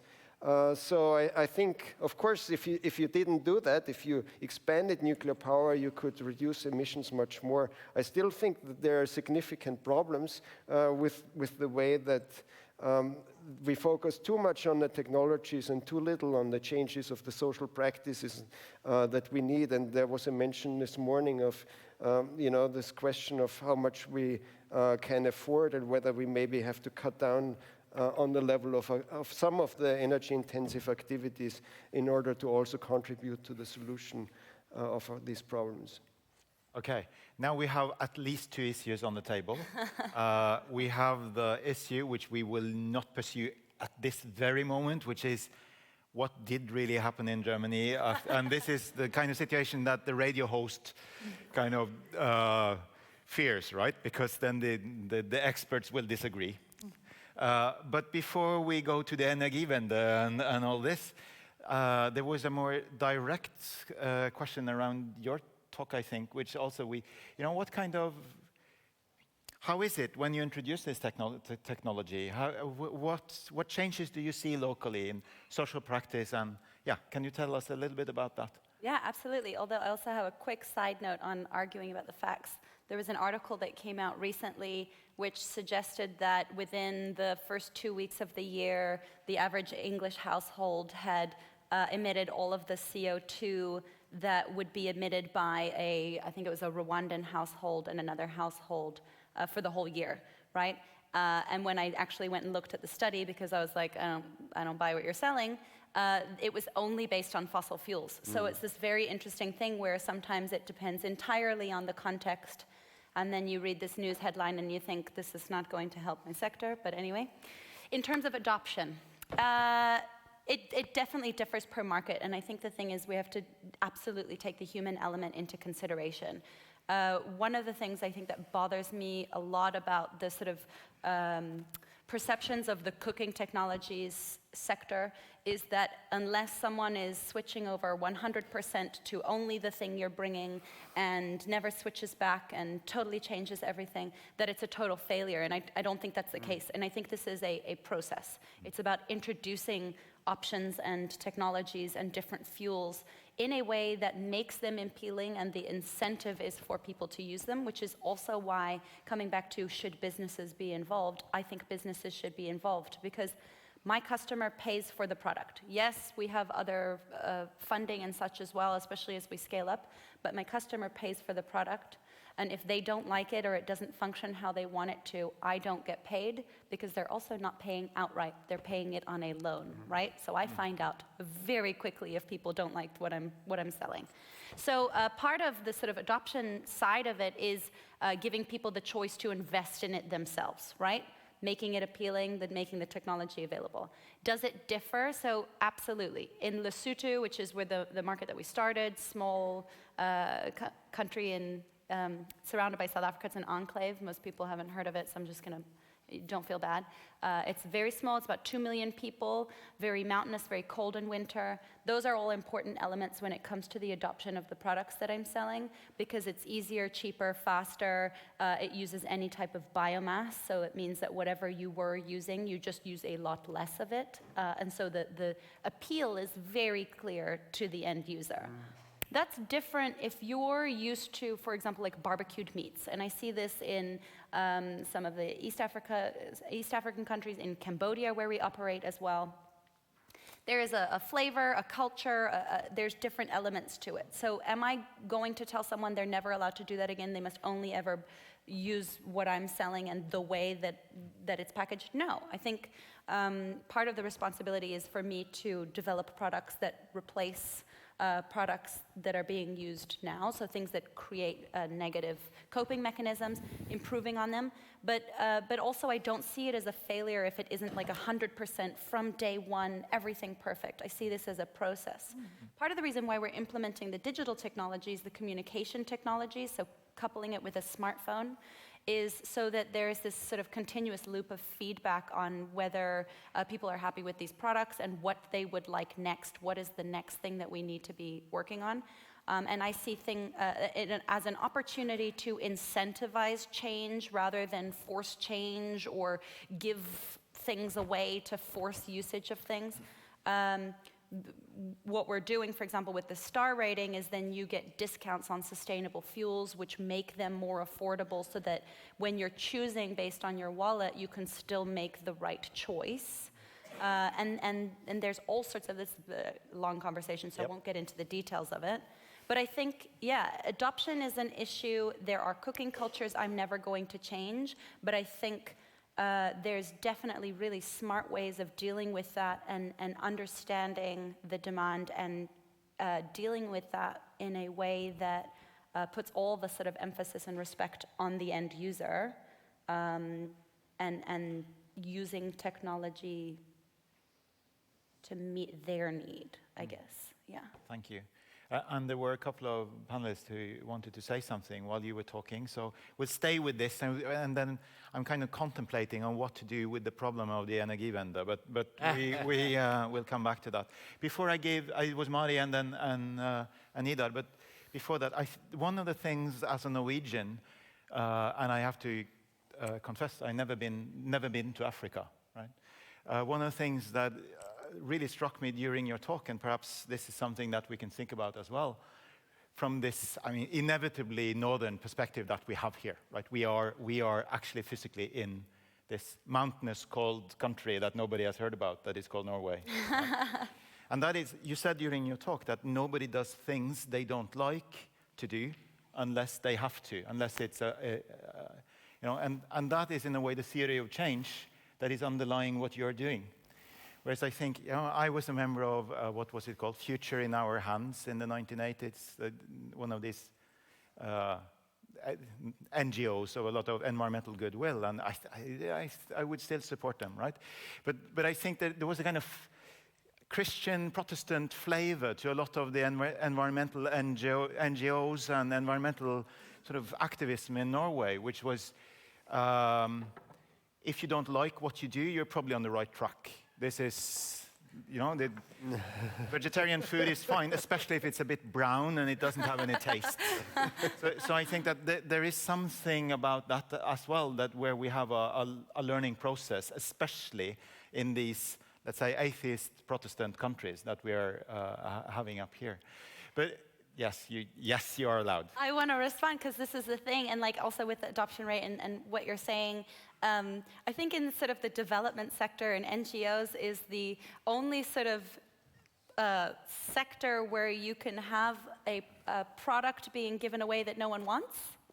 Like this would never happen to a business because no one would ever buy it, and I think that's it's a funny feedback loop. There's so many stakeholder engagement and sessions with people to like find out, but I remember there was this like a hysterical story about it was like a cooking solution and it was made of steel, but they'd sort of like painted it in like earthy tones because they were like, because that's what the African people will want. And they were like, no, give me your high tech. Why are you painting it like this? It was like this very weird, like totally missed kind of like, we will do this for and no one would ever have bought it. Yeah. And I think that's why we operate in this way is I want someone to be like, yes, I like that. I will pay more than I can afford right now for that because that is worth it to me. Yeah. Then you know you're on the right track. For me, that's a... Yes. Mari, Idar, and then Mario, and then I will start to you. We have now 355 questions from the audience, actually. Allez. Okay. Yeah. All right. Yeah, so please. Thank you. We started today talking about systemic approaches, and I think that's so important. And sitting here, sort of representing businesses as a whole, I think it's important to say that we also talked about this morning that we should panic more. And I agree that we should panic more. There is definitely a sense of urgency. We should not panic to the extent that we get paralyzed. That's also an easy thing that can happen. But the sense of urgency, the understanding that we cannot keep doing what we are doing, and also there are actually great business opportunities in doing other things that are within the climate and SDG framework. As the minister said, this is a great business case. So working with that, and for the Norwegian situation, where everyone in this room will know that we are heavily dependent on oil and gas at the moment, that cannot go on. So we need to move into new businesses. We need to move into also new businesses that are within, everything I say is within the SDG framework. Now I've said it. And we need to find efficient and systematic ways to accelerate that process and to enable, as Ida was saying. I think, just as Ida was saying before, that's what's happening in the financial sector within last year. I think also within the whole business sector, things are happening, you know, the pace is just, it's increasing. So that's very hopeful. But there are so many dependencies and so many obstacles. And I'll just touch very briefly on a couple of them. Because, you know, let's start with the enable thing. And you said it, you know, to enable, you have to understand all the different standpoints, the narratives, the reasons. We cannot even disagree in this panel on the results, whatever happened in Germany, you know? And there are lots of dilemmas. Looking at the SDGs, there are trade-offs, there are codependencies, there are reinforcements, and also in the political debate, we meet them, you know, the very second we start, the dilemmas. And the dilemmas are real, you know? There is no one solution fits all. And that leads to polarization. You said it also. And that is not going to accelerate the process. It's going to hamper it and hold it back. So we really need to work with these narratives and understand them. I understand completely what you're saying. And also, we will not be able to do any of this without education, research, and innovation. And again, it's about accelerating, you know, the speed from when it happens in this sector to when it can happen in the sector that I represent. And also, I don't know if we're not going to do the energy event. I don't think, but you know, businesses operate worldwide. You're a perfect example. And we need level playing fields. We need international agreements. We need, you know, so yes, somehow it also needs to be international. Yeah. Thank you. Idar. I was tempted to give a comment adding to the excellent reasoning of Mari, because obviously at some areas development is painstakingly slow, surprisingly slow.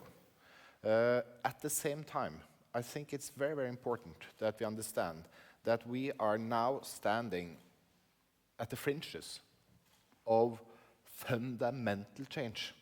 And at some areas, exponential change. And it's very, very hard for us to judge now the magnitude of the transformation we are about to face. And Mr. Timmermans, the Deputy EU Commissioner, had a very thought-provoking interview with the Financial Times a couple of weeks ago, saying that we have fundamentally under-communicated to the public the magnitude of the change that we are about to face. So at the same time, some areas painstakingly slow, at other areas we will feel that change is hitting us like a ton of bricks. Yeah. And that's where we are managing both our businesses and our local communities and our countries. So that's comment number one. But what I would like to say is that, first of all, thank you, Mr. Messeli, for an absolutely fantastic lecture this morning. Also Judith for a very inspiring talk. And what you did was also to show the relevance of your levers thinking on the small scale. Because what you have done is you have taken technologies, helped develop the technologies. You have found the financing. And you said governance, but governance on the business level is business model. You have developed a business model interacting in a way which works, and it affects, and you have made the individual and collective act.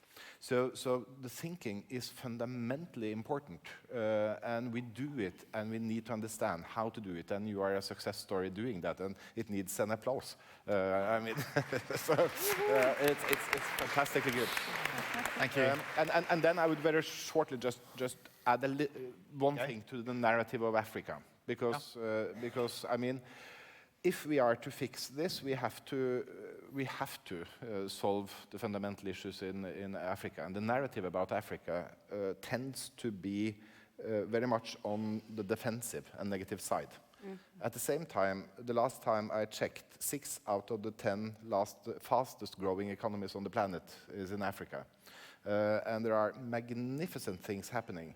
So also in that context, we need to scale and leverage the positive change that we experience. Thank you. Okay, Mario, you will get the word. I will, and then I will start to take some other questions, because otherwise we can go on for hours and hours. You see. I was thinking, how do we deal with, first of all, you probably have something you would like to say about the things that you heard. As a matter of fact, yeah, for the Energiewende, the best possible source is the German Supreme Court of Accounts. I never read a document so harsh to say, this is incompetent, they have been wasting a lot of money, they keep doing, we will not ever keep giving money to them because they don't know what they do. This is I can send it to you, the report is fascinating. And the Der Spiegel had a special issue about how it is possible. However, I would just do a comment on Africa. I have a master program in Namibia about. And I'm telling you that the vast majority of the students of the master program will not be happy about cooking things, because you don't have Africa. You have urban Africa and rural Africa, and they are two completely ball games, two different universes. Those that are urban, they want to have the things that we have. They see fixing the problem of rural area as a bad strategy. So what I'm telling you that it's not even that simple there, because if I were the emperor of the world, I don't know, because if you talk with them, they perceive, they want to have big greed. Even you explain in Namibia, you cannot have a greed because it's too low. Doesn't matter, they want to the greed. And then the point about fundamental changes, I fully agree with you. We are not even scratching We don't have food. We don't have, for 9 billion, there is no food because there is no water. I mean, whatever is, Europe is importing labor equivalent to 150 million workers. By the way, did you hear what he just said now? Yeah. Can you just repeat this sentence? In the import of Europe, there is embodied the equivalent of 150 million workers, European, work in 2000. It's less because in China they work 2,500. That this is not happening because China, they are all adults because of the one-child policy, but very soon they will become old. They will have more services. People will protest and not working Saturday and Sunday all day long. And how we do? Nobody knows. I mean, there is everything that is happening. And we are, however, so if we are going in a fundamental change, we should a little bit change the narrative that you use, because we are giving the same narratives in the 90s. I didn't want to use, but there is the killing curve about the emission. And the emissions are going up, and you have Rio, Paris, things, and the curve of emission goes up. So we are keeping the same story. It would be nice to start changing the stories, no? Because if you want to change the solution, it would be nice to try to use other narrative, because more of the same seems that doesn't work. Good. Now we actually disagree here. That is good. That is good. We won't pursue this right now because I want to have the questions that we got on the menti.com. And I want also the audience to go to lunch afterwards, and keeping the emotional, keeping the affective experience that things are not under control and that the issues are not resolved. I think if we really want transformational change, we can't think that things are under control. There are so many brilliant questions here. The one, because I'm biased, I would like to begin with one and so what I do now we play a different game. I will read one of these questions, and you can choose to respond to it. Yeah. So the one I will start with is in a yellow square. It's called, who is best positioned? See if we find it. Not that one. Who? W. Yeah, the left. That one. Who is best positioned to drive a narrative for transformations that forces business to include the cost of externalities? And of course, if you answer to this, you also have to explain to the audience what externalities mean. Edgar. Yeah, so the idea of an externality is that there is a cost to what you do that you don't bear yourself, but that somebody else bears, right? There's also external benefits. We all know about network externalities. If our friends also join the social network that we are in, it becomes more valuable to us. I really think that this question is one that goes to the heart of how we actually see transformation happen, because that's one of the things that businesses need to bear, the externalities. I think that there needs to be an understanding of businesses that that's what they have to do, a certain degree of inavailability. So it's inevitable that they need to do that. And that can only come when it becomes unacceptable that somebody else is producing those externalities. But at the core is that we need a social movement that forces this change. And I'm really flabbergasted by all these conferences about sustainability where we don't talk about interests. We don't talk about people who have interests. Spending 4 years in the US as a professor at Yale University, I've observed that the US perspective is very different. And one of my colleagues at Yale did research on the climate denial movement and found out that it was actually funded by the coal and the oil lobby, people who have invested billions of dollars, who have billions of dollars to lose if this climate policy goes ahead. And he could actually trace these networks of influence from these few people who produced a spin to the policymakers, to the words that the lawmakers use, the words that the journalists used when they discussed issues.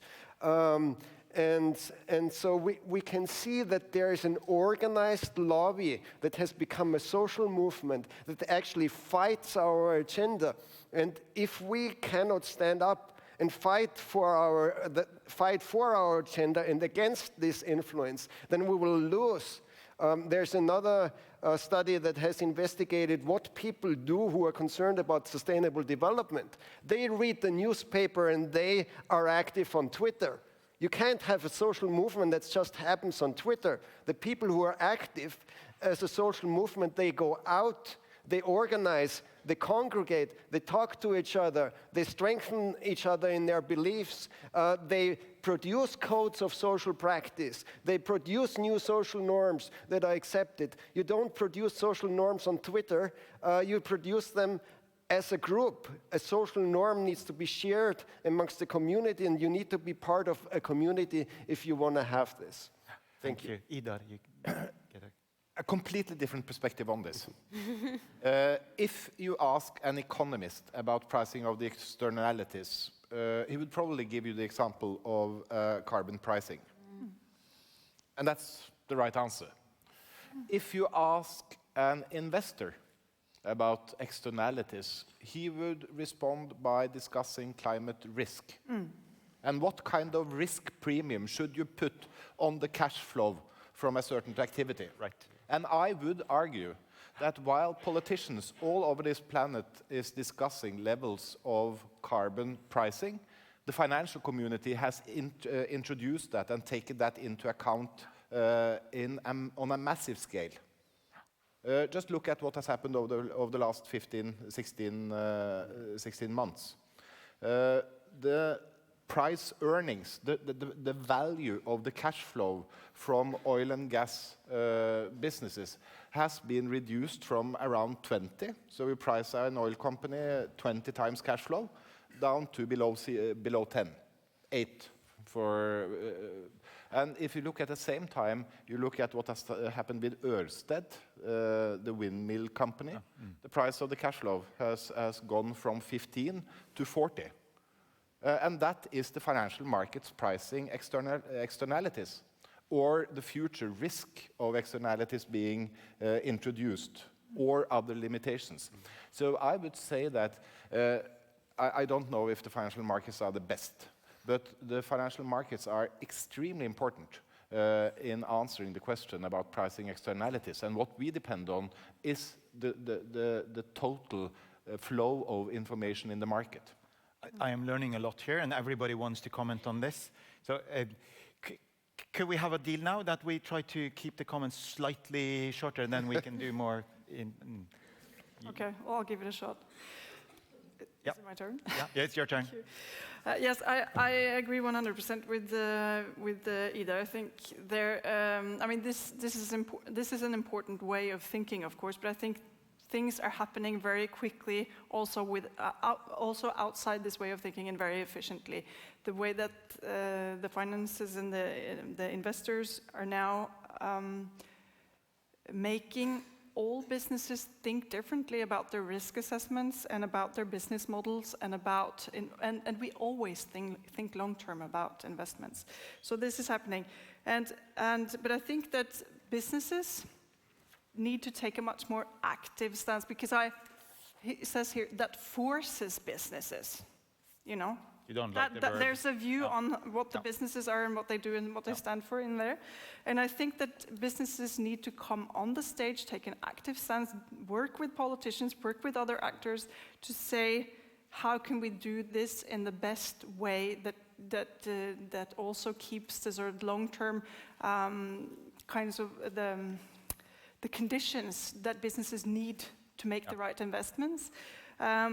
It has to be international when we deal with this, because if not, we will have carbon leakages, we'll have unlevel playing fields and things that would just move the problem elsewhere. So that's the way we shouldn't go. But I think that the way that we now work with different kinds of agreements, whether it's CO2 pricing or if it's nature biodiversity agreements, you know, we will take an active stance in this. We will not be, it's not about only getting forced to do something anymore. It's really interesting. They aren't so short, but you will be short now. I will Sorry, try. I have to go. Couple of different things that I wanted to comment on just in the course of this. In terms of movements, congregating, getting together, I'm part of a B Corp. We are a B Corp, a very high-scoring B Corp. Very proud of that. Basically, B Corp benefit corporation. It's incentivizing people to run businesses the way you think, well, if I ran the business, this is how I would do it. I would hire equally, and I would do this. Well, they score all of those things, your impact metrics, literally everything. And I think that is the kind of thing we're talking about, a movement also within companies. It isn't just startups and stuff. You also have Unilever and those kinds of companies coming on board to implement internal processes and sort of those kinds of externalities as well.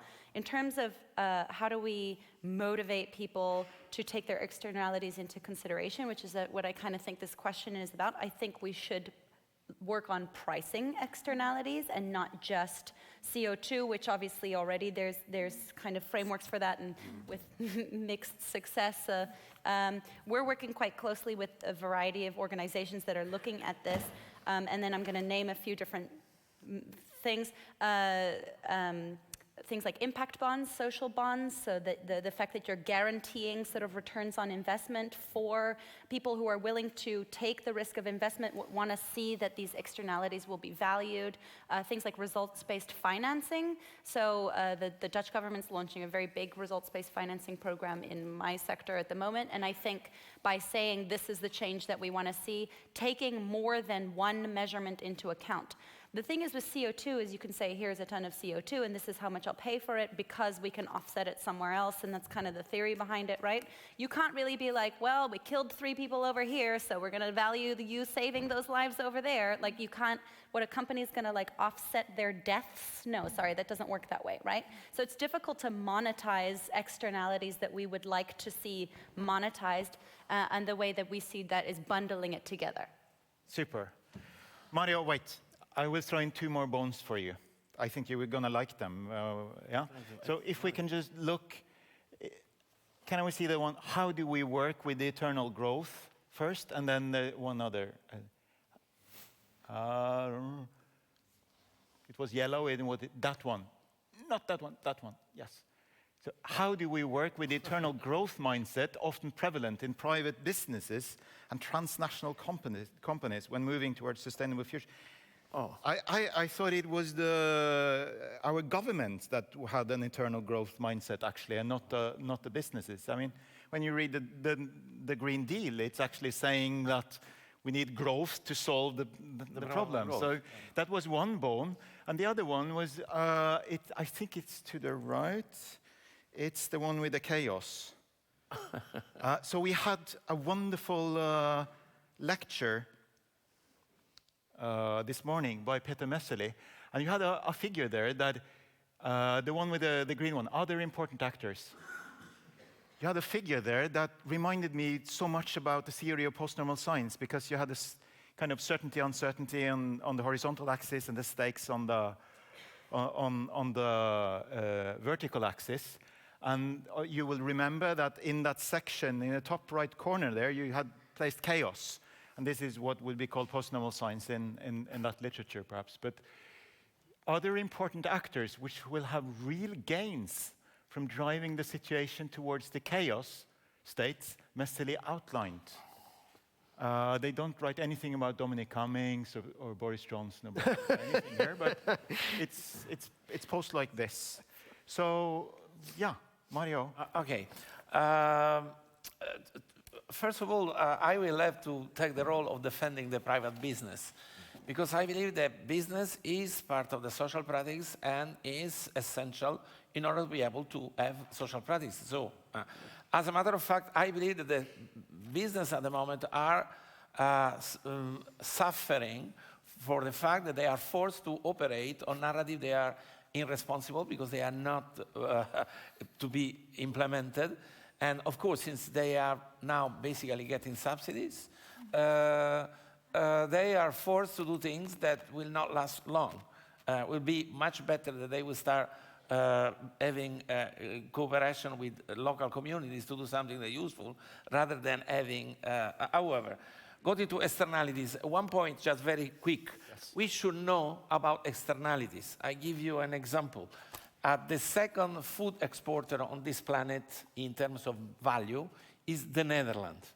The Netherlands has 0.06 hectare per capita, less capita than China, and it's very small, okay? They export the double than Canada. They have 47 times more land than the Netherlands. How it is possible? Because they are importing, re-exporting. And this is very pleased, the Commission, because we should all do like the Netherlands. And in the last, from 2000 to 2010, they tripled the value of business in agriculture, and they lost 25% of farmers, okay? So, but this is supposed to be a very good result of the agriculture. What happened? We do not know about externalities. There are a few, just the leakage of CO2, but we don't know that the labor imported, the water, the footprint of water. So, of course, if we don't know, it would be very difficult to have a discussion about how to reduce externalities. About the eternal growth, I don't think the business are the one supporting the eternal growth. The business are everybody else, like a household of things. They are trying to do their job the best they can. The delirium of eternal growth, let's use the right word, has been generated by the Cartesian dream of prediction and control. That is a consequence of the French Revolution. I will try to explain in 10 seconds. Before, you had to pay the tax. Why you had to pay the tax? Because the king says so. And why we have the king? Because God says so. And that's it. So religion was the stabilizer of the institution. After the French Revolution, you had to pay the tax because the government says so. And why the government says so? Because science says so. So we took out science, and we use science as the replacement of the legitimization of the institution. So at this point, what happened is, if you say that you do not know what is the best thing to do, if you don't have the solution, it's chaos. In reality, chaos, that there are a lot of things, different contrasts. You are running India, is normal. It's the way the world has been operating since the start. Nobody is in control. The fact that we believe that we are controlling every plan is just a byproduct of the French Revolution. Now, at this moment, we have to stabilize our government by saying that someone knows what is the best thing to do. Because we cannot accept to say, we don't know. We are trying to do our best. As a matter of fact, you have much more responsibility because you have to really try to do the best. Because there are no solutions, we are in trouble, and let's do it. And who will solve us? The business. So they are not the bad guys.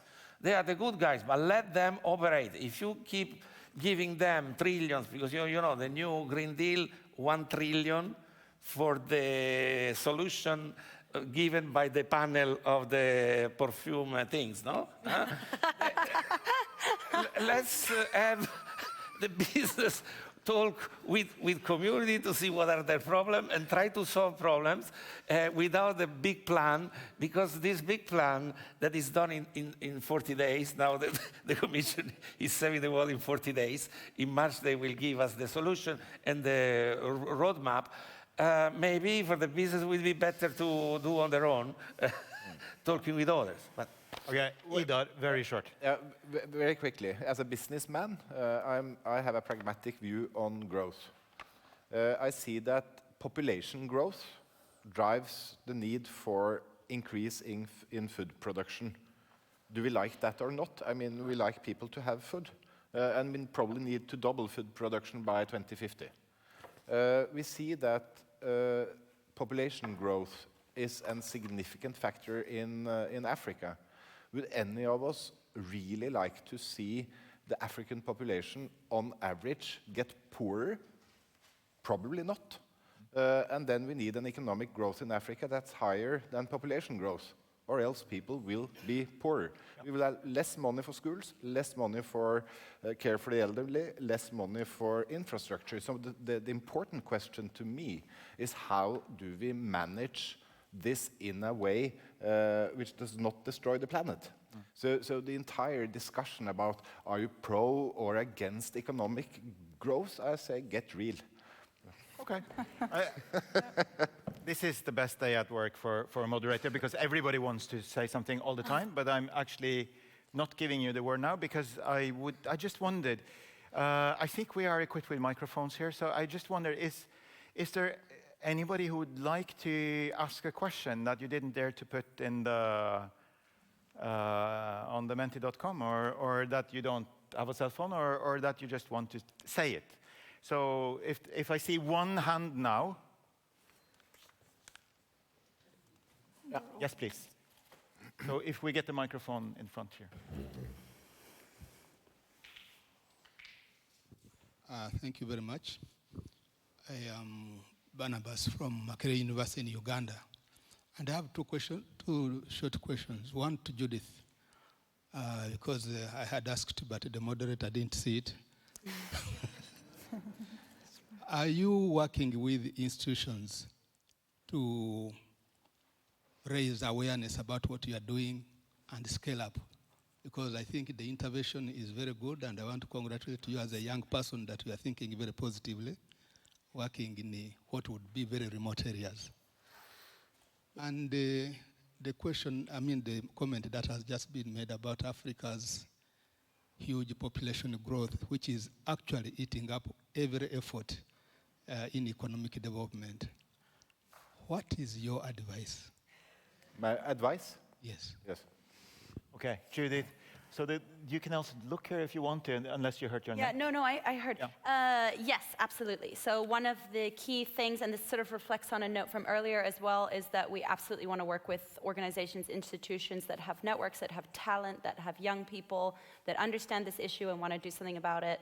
I mean, especially in Uganda, actually, we're growing very rapidly at the moment. So I'm always trying to work with educational institutions and NGOs that are on the ground that really understand the end user, understand the local context. I'm very realistic about the fact that myself, if I go over there, it's never going to happen. I need my local team there, my local country director and everything. So yes, which sort of reflected on the point as well that we had earlier about there's sort of being these quite negative messages, and we're always talking about the problems, and I think a lot of the solutions are there as well. We need to enable them. We need to make sure that there's financing.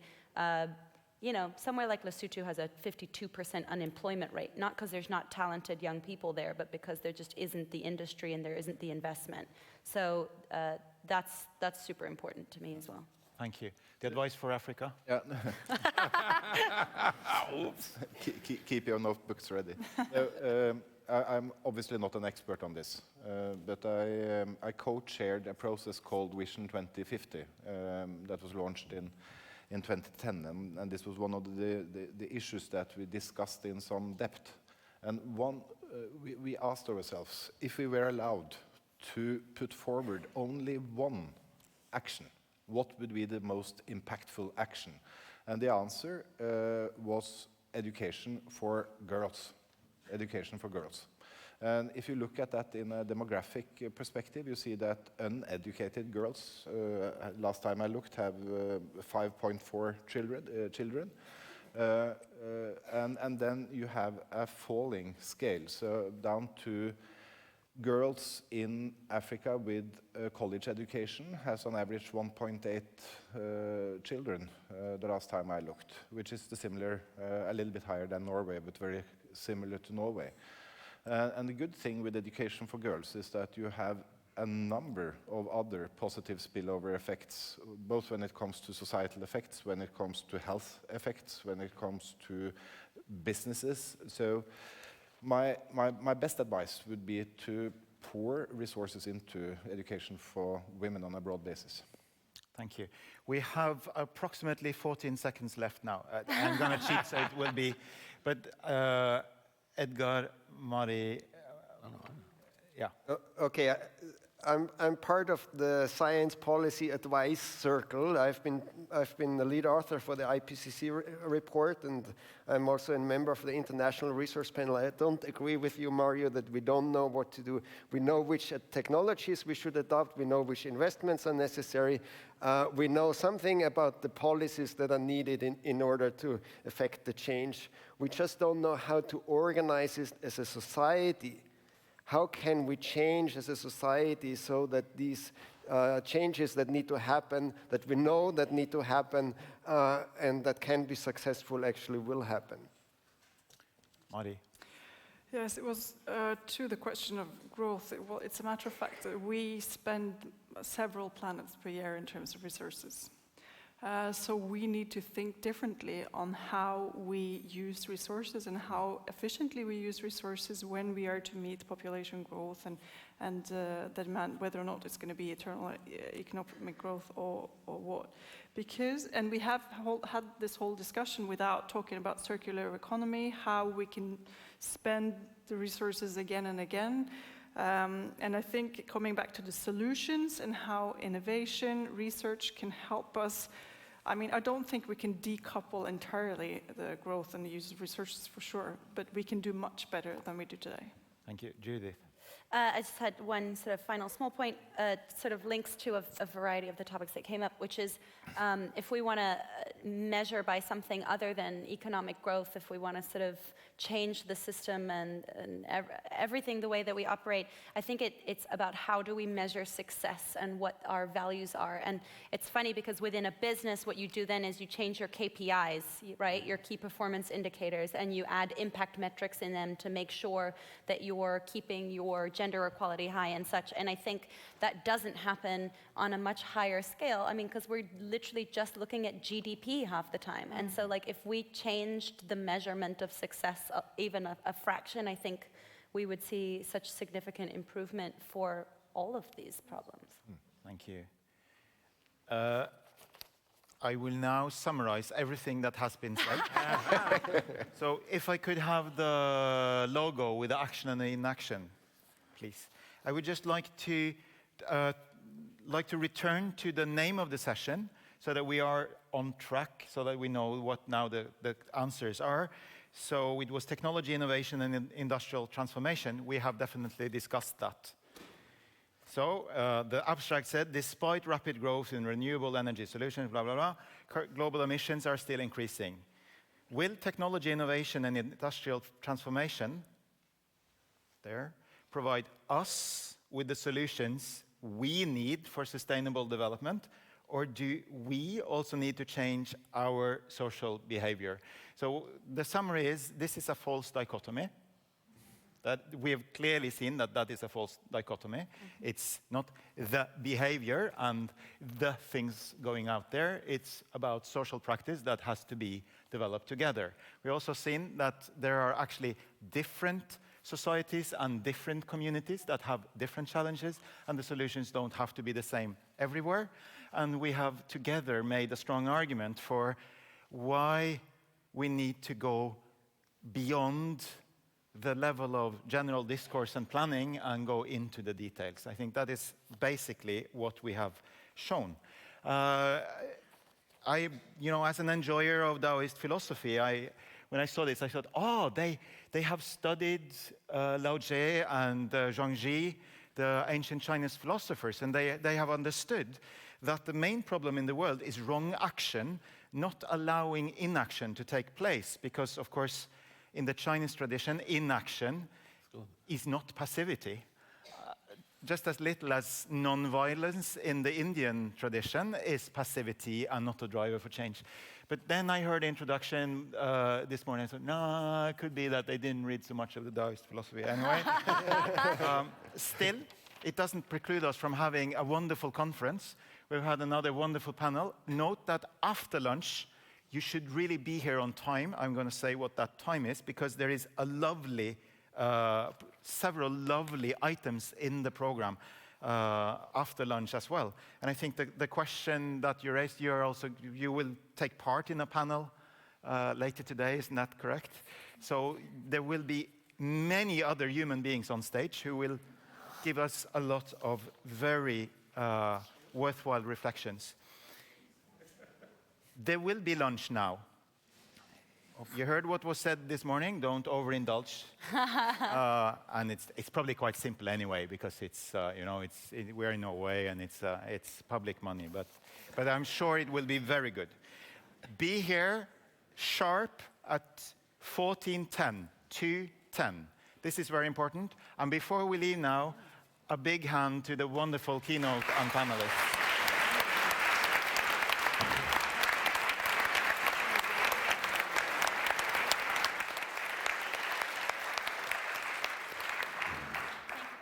That was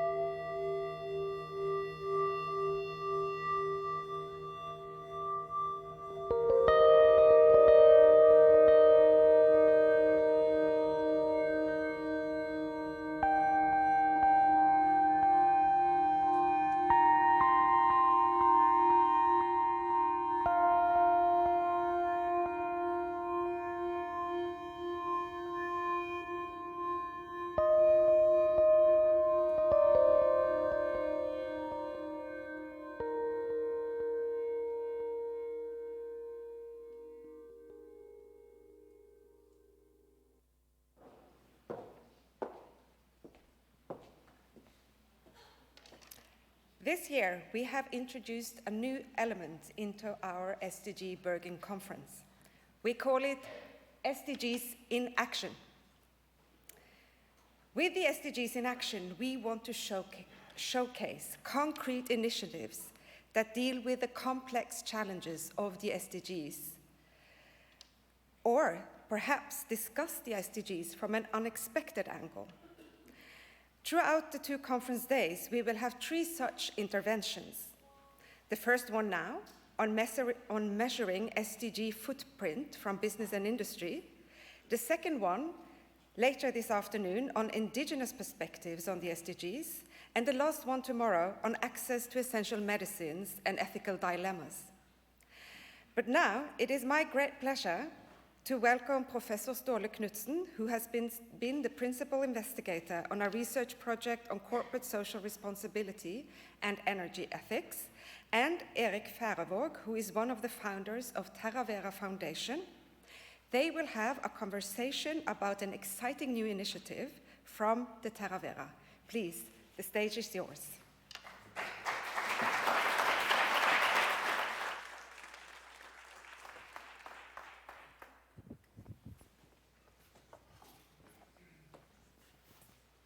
Thank you. It's a fantastic day for us today because this is the first time that Terravera is on a stage and presenting this initiative.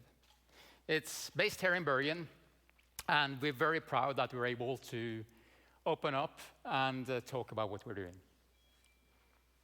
I have been around discussing with a few of you today as well, and I feel that when I discuss the concept with you, there is a lot of support and agreement about what we're about to do, and also that you would like to contribute.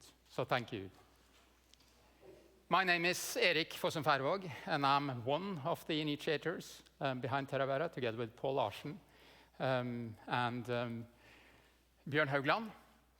And today, we have very limited time, so I will only talk very briefly on a high level of what we are about to do to make sustainability a reality, our contribution to this. But let's start with the why. So, I think we all are here because we know that there is a strong demand for a sustainable future. At the same time, there is a lot of fake news out there, and there's a cluttered space of information in many ways. And I guess many of you know more about that than me. What Terravera Foundation is about is that we want to change this, and we will empower all people to act based on facts.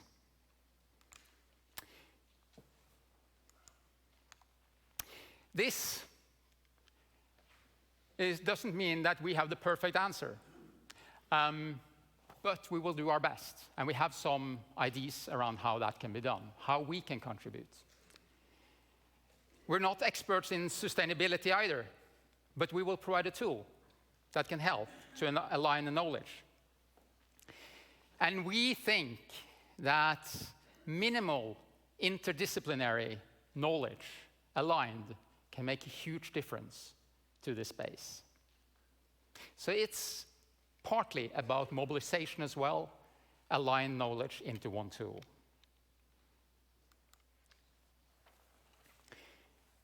The initiators are Paul Larsen, which is one of the executives at Meltwater, now a company with more than 2,200 employees doing analytics within marketing, maybe one of the most successful ventures in Norway ever. Bjørn Haugland, former executive at DNVGL, now CEO at Shift, a membership organization for business leaders that are driving towards green sustainability. And myself, founder and former CEO of Disruptive Technologies. We have built the world's smallest wireless IoT sensor. So my background is from semiconductors and basically building all of these electronic devices around us. And I saw that maybe with my background and the way that we have worked, we could give a small contribution to this world of sustainability. Concrete, what we will do. We will build a platform that allows academia, volunteers, and businesses to collaborate and unite knowledge. And we will do that in one representative way. With models for us, we don't mean that this is necessarily mathematical. It could be text, it could be a data sheet, but there should be something that represents the sustainability impact in a standardized way. And we will give this information and give access for everyone, also for other apps and tools around. So that, for example, for a DD tool for investments or for a procurement tool for industries, they can use this to make the right decisions out there. That can have a huge impact. And so what is a model for us? Well, basically we have to model almost everything. And it's a huge effort. We think that we should model products, businesses, processes, services, and so on and so on. And that doesn't have a model should be modeled so that we know the sustainability impact. And then you say, is this really possible? Well, there are tools already out there. Advanced technology, 3D modeling tools, for example, for movies, that are quite exhaustive, I would say. Also, oil rigs, they're building digital twins for them. Quite comprehensive stuff. And then maybe the most important thing to model on this planet that has not been done well before, or until now. And so how does this look, for example, for a business in a value chain? Well, if we look at a model placed into a value network first here, and you say that every entity or every business has a model, you would know the sustainability contributions from your suppliers. And your customers would know your sustainability impact when they buy products from you. That will make a change. To simplify this figure, I just want to linearize it and look at one value chain. And so this is for renewable energy with electric car as a consumer product. And if we start on the right, that might have a state model, the battery, the production of that. It might also have a parameterized model. There might be dust in the air. But it also have a variable energy source, depending on where you get the energy from. Today, there's a lot of discussions around this. With our initiative, there will not be more discussions around it. You will have an answer, whatever that is. So there will be a model for the electric retail part, which could be Fjordkraft or Tibber. It could be distribution, which could be BKK or Hafslund, and all the way back to electric production.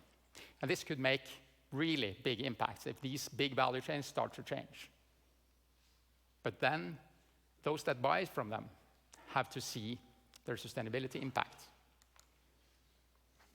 And so how do we organize in order to achieve this? Because, as already said, this is a huge effort. Well, we start to connect with experts in academia and in business. And we join efforts into pilots, where every pilot is assumed to be a linear value chain. And we already started at NTNU with maritime transport. And we are now, as we speak, starting with renewable energy here in Bergen. I also like to stress that there isn't everything that we maybe should model. I guess there are some thoughts around that here. But we think that there are certainly many things that should have a model as well. And we need help. We need help from those researchers that have knowledge, from all those various subject matters out there. and from students that do masters and can contribute with just some short or comments on problem statements or solutions that they have to sustainability with relation to their topic.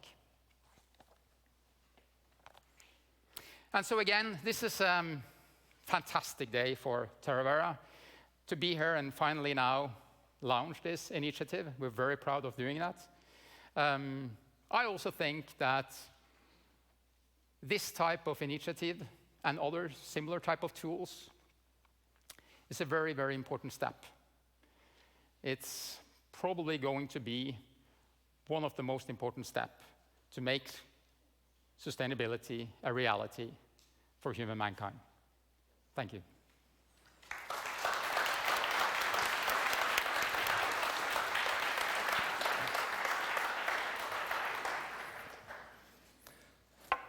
Thank you, Eric. I've had the opportunity to talk with you already a couple of times about this project. I'm impressed by your ambitions here. It's a really amazing and impressively ambitious project. And you have explained the architecture of your platform now, just briefly because of limitations of time. So can you just elaborate a little bit on how this tool can be used, by whom and for what purposes? Yeah, so I think particularly it's very important that businesses make decisions based on facts, that they have a reference to look at. There are other platforms out there. We will make it simpler and more easy for them to contribute, also for all of those type of products and services that are missing in this space. For academia, I think there's a lot of knowledge that needs to be aligned. This is a platform to align that knowledge, to agree on that knowledge. But the output, will that, for example, be the opportunity to put a score on each and individual corporation when it comes to how they do relating to the SDG goals, yes. for example? Yes, could be. It could be. So we think it's important that it's possible to select one type of score for every industry, or have one for all industries. But sometimes when you look at it, that might be too generic. But at least so you can get one number and make a decision and know that this is something that someone with probably more knowledge than you have made a decision on how you should do the assessments. Okay. You mentioned that there are many tools out there already, so I wonder how you're different from them. Through my work recently in the project on Norwegian energy companies and the work abroad, I've come to learn a bit about the Global Reporting Initiative, Yes. which is one global standard for reporting. It's a kind of standard used by the corporations when they do sustainability reporting. And the aim there is to provide transparent information about the corporations and also to guide corporations in their work towards sustainability. But the way it works, as I see it, is that the corporations themselves report. Exactly. So how would you be different from that? I actually think that academia and those with knowledge have a responsibility here. Because businesses that evaluate themselves, you see that they very often, I would say, select the wrong criteria, which is kind of obvious. So with a tool like this, for certain industries, this becomes more objective in a way. And there's all the tools as well. You have SDG Impact is another one. You have a B Plan that have a couple of tools. You have something called World Favor. I think they're all have something to contribute with. Some of it is in order to gather information. Some is to present. Some is to present only raw data. But we have seen very few that is about kind of the context and the relation between all of these data. And then that someone with study and research knowledge can use this data and the relation to them, between them, to score or to assess the situation. Being a social scientist who has worked on both science and technology and also recently on corporations, I'm aware that the way you measure things and the way you make models is not self-evident. So how can you ensure that the model and the data is correct? So taking a critical perspective, I can see three major and interrelated challenges: the design of the model, inherent uncertainties, and actually populating model with data, or models with data. I will break this down into two questions. First, designing models and selecting indicators involve choices that might potentially have high influence on the way in which reporting is done and used and interpreted. So the design of the model itself can be an issue, which was also mentioned during the previous session here. I mean, the complexities involved that makes modeling incredibly difficult. But even at the level of selecting indicators, there are challenges, and that's more easy to discuss here. So, for example, when talking about flying and the carbon impact of that, or greenhouse impact of that, one obvious indicator could be radioactive forcing. That should be part of one of the indicators. So that's the other effects than the CO2 effects from flying. And there are different ways of thinking about that. One of the internet pages of one of these tools that you can have for measuring your carbon footprint, that My Climate, it says the total radioactive effects have been estimated to be 2 to 4 times larger than the direct CO2 radioactive forcing. Exactly. However, research is ongoing in order to constrain the uncertainties. So, in the face of these uncertainties, it's not self-evident which factor one should use for calculating this radioactive forcing. As far as I understand this, your solution would be to set up expert groups to do these considerations. But who would decide on the factor of radioactive forcing? And here we're also back to one of the issues brought up during the last session about interests. So who should such an expert group involve? You're right. Should the aviation industry be involved, for example? First, I think that problem already exists in certain aspects in the world already. But I think that on a platform, you can probably have more control on that. I think transparency is extremely important. That not only you see who is involved, but you also see what they're supposed to qualify in this process. And I believe that if we're able to open up the problems and say that this is something that we should have solved and that is important enough, we will be able to solve it. It might not be that we select a group. It might be that someone from another field find that this problem I feel related to and want to solve, and tries to contribute to this group. And so there's a lot of those things that we have obviously not settled on yet. Yeah. But how we look at it is that we think there's a lot of power in a stage process where you set qualification criteria in every step, and then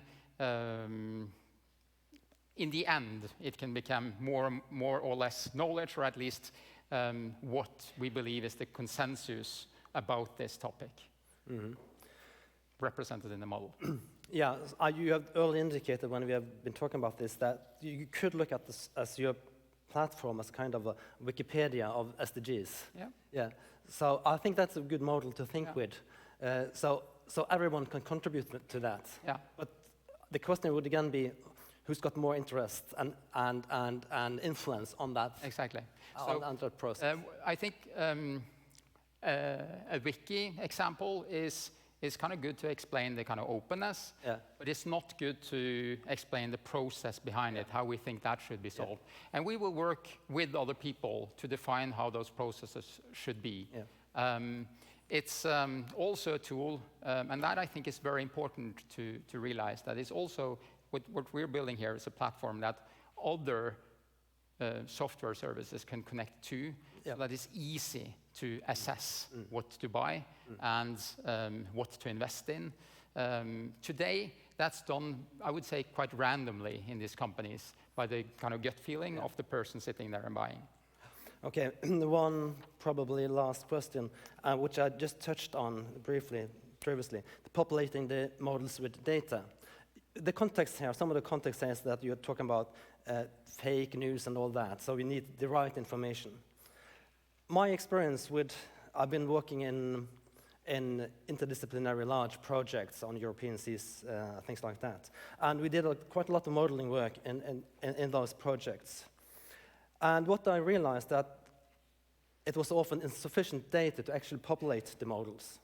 So we had to use proxies and expert knowledge and all that. And in my opinion, we made assumptions that were not only sound. For example, letting a small region of the Black Sea represent dynamics for the whole Black Sea when we collect data for that. So how can you ensure that the quality of the data entered into the models, is correct or represents facts? Yeah, I think first of all, we should introduce a term that is fidelity levels of models. And that is that you take a stand on how accurate and how much basically input data this model is based on. If it's an estimator or if it's something that you believe is accurate. The other thing is that I think it's important to introduce tolerance. Yeah. And our view is that you might not need that much tolerance in the beginning. You don't need a very accurate model. Yeah. But you need some knowledge from a lot of places. Yeah. And then if it's a little bit of information with some accuracy from many places, it's very hard for someone to infer with it. Now we've got 14 seconds left. Now we've got just one last question. Why do you do this? So first of all, when Disruptive was standing on its own feet, I was thinking about what will be the next most important thing for the world. Like, what is the really big thing going on? And for me, that's only, it's probably going to be much worse than it is today. CO2 is the first problem. There will be tons of other scaling issues for the world. We need a tool. And then with my background, thinking, okay, maybe could contribute to that. Together with these other people, and we have defined this concept that we believe in. Thank you so much, Eric. Thank you so and much. Good luck. Thank you. Yeah. Thank you.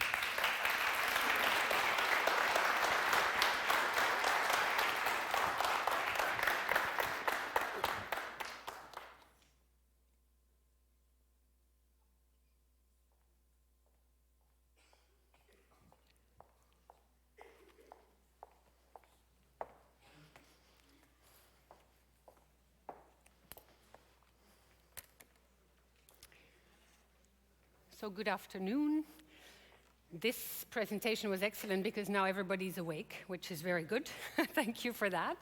It was very nice to hear how it complements the day.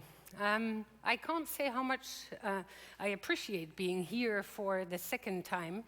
And to see, I was here for the first conference last year. It was the IU president who was here, Pam Fredman, the former rector of the University of Göteborg, and president of the International Association, but very pleased to be back myself this time. And I'm very impressed to see that where I thought it could not get better the first time, it is actually improving. So the conversations were very, very rich this morning, and will give way to a lot of reflections in the near and longer future, long-term future as well. Just a bit of context, why do I stand here? Who do I represent? Well, 20,000 higher education institutions from around the world. Does that work? The International Association of Universities was called into life into 1950 by UNESCO, and we're still based at UNESCO today in the headquarters. But we actually are very proud of the fact that we are an independent NGO and that we respond to governments and we can call them to the task.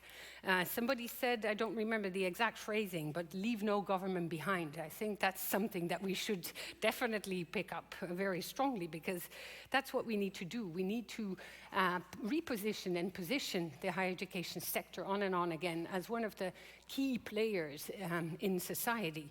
And not let anyone push the higher education sector aside, saying that it is obsolete, it needs to change, it has to, and it has to, and it has to.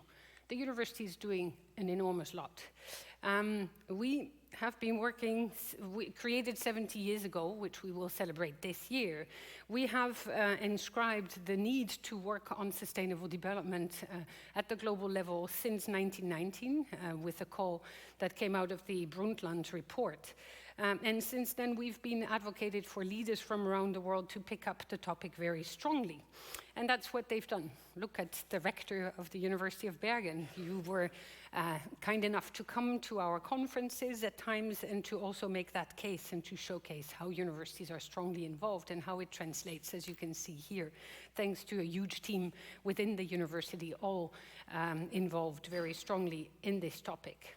And since then, we've been moving on and each time addressing different topics, and in particular developed a IAU global cluster on higher education and research for sustainable development, where universities from around the world have taken the lead on each of the SDGs, not to silo them out, on the contrary, to be able to address them properly, to respond to a government agenda, in fact, but translate it into actionable initiatives at the level of universities, and then translate that back into the universities. And the University of Bergen is leading SDG 14, Life Below Water, and that gave way to a lot of very stimulating connections between institutions from around the world to work together on equal footing, a different kind of partnership. The 17's goal. And so you've even initiated a lot of work to make sure that we soon will have a decade on oceans, and it's very important because our future is tied to that, obviously. We saw the example of the fish this morning, so I hope we will not all become these cyber types of institutions or animals in the future. We have to be very careful for that, and that's why this work is so important. So, this said, it's just only a bit of a backdrop, and I'm very pleased to give the floor to those who actually really know what they talk about, much better than I do. And I'm very honored to moderate this table with very many different voices from around the world and from different institutions as well. We will talk about new technology and how it may help address the Sustainable Development Goals and accelerate our work. New technology, because new technology is transforming, but it also is, and we heard that this morning already, generating a lot of new imbalances also in the societies in which we live. The IAU has just issued a report, a global report on technology and higher education and the impacts it has on the higher education sector, and how it allows, on the one hand, to have much more access to all the information that we have, but on the other hand, to actually generate earthquakes of differences between continents, those who access, those who don't, and who provides access to what, who defines the agendas, and what kind of information is being shared.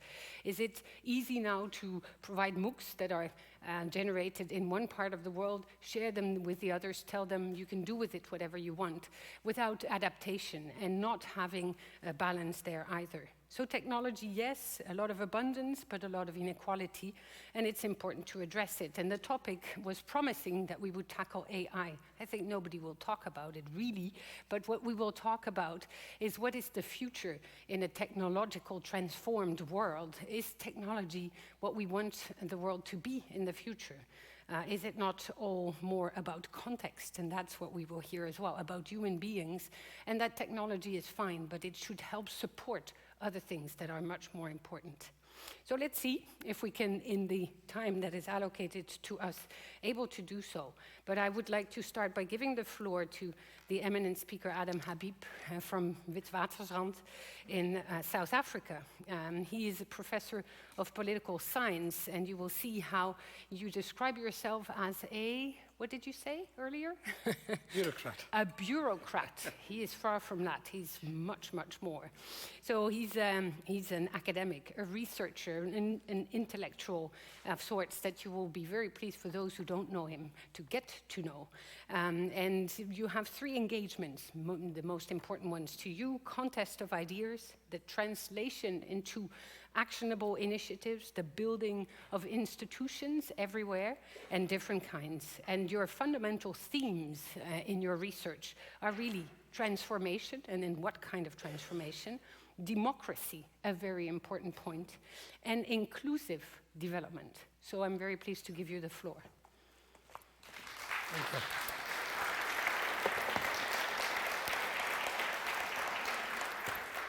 you. So perhaps I should start with 3 quick comments. First to Rector Olsen and the organizers of this conference. Thank you very much. It's lovely to be here and to have the opportunity to share some thoughts about the subject at hand. The second is, I've been here, it's been 15 years, 16 years that since I've been in Bergen. And I must say, Rector Olsen, I remember it far more colder than it is, which says a lot about some of the conversations we're going to be having and have been having over the last couple of hours. The second statement I wanted to make was to Peter. This morning, I thought what your address was a really very useful one. It set a fantastic foundation for the conversation that flowed. At one point, I kind of said to myself, what am I going to say now? Perhaps I should pack up and leave, Rector Olsen. But much of what I will be saying is really compatible with what you were saying, and perhaps may think through some of the issues that you raised about context, and particularly global partnerships, because both those were themes that emerged in your earlier conversation. And then thirdly, I must say I was very intrigued by the conversation that happened around the use of the word Africa. And I thought about it for a while, and I wondered whether I should make this comment. And then I said, well, it's perhaps important to do so in a respectful way. It's important that we don't start treating Africa as a single homogeneous entity. It's not.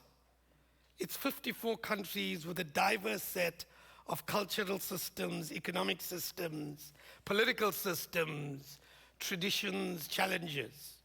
Now, some level of aggregation is perhaps common, and it's needed. There are some commonalities.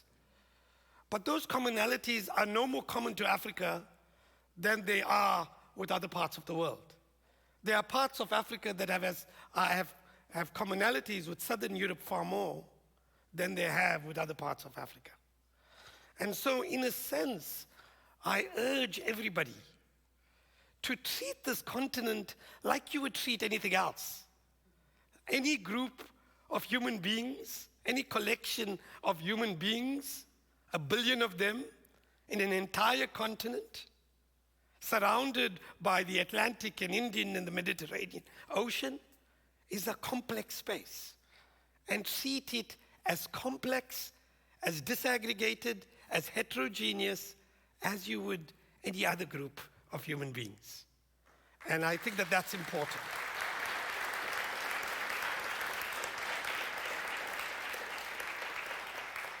So with those remarks, let me start with my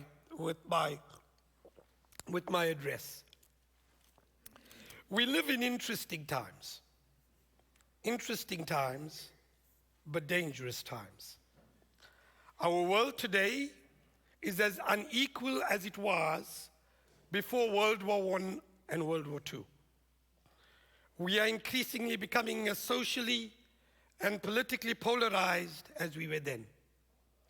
Right-wing populist parties and nativist parties stalk all of our lands, deepening divides among our communities both nationally and internationally. Political and economic elites are paralyzed about what to do, or at least have not been able to marshal the will to undertake what needs to be done.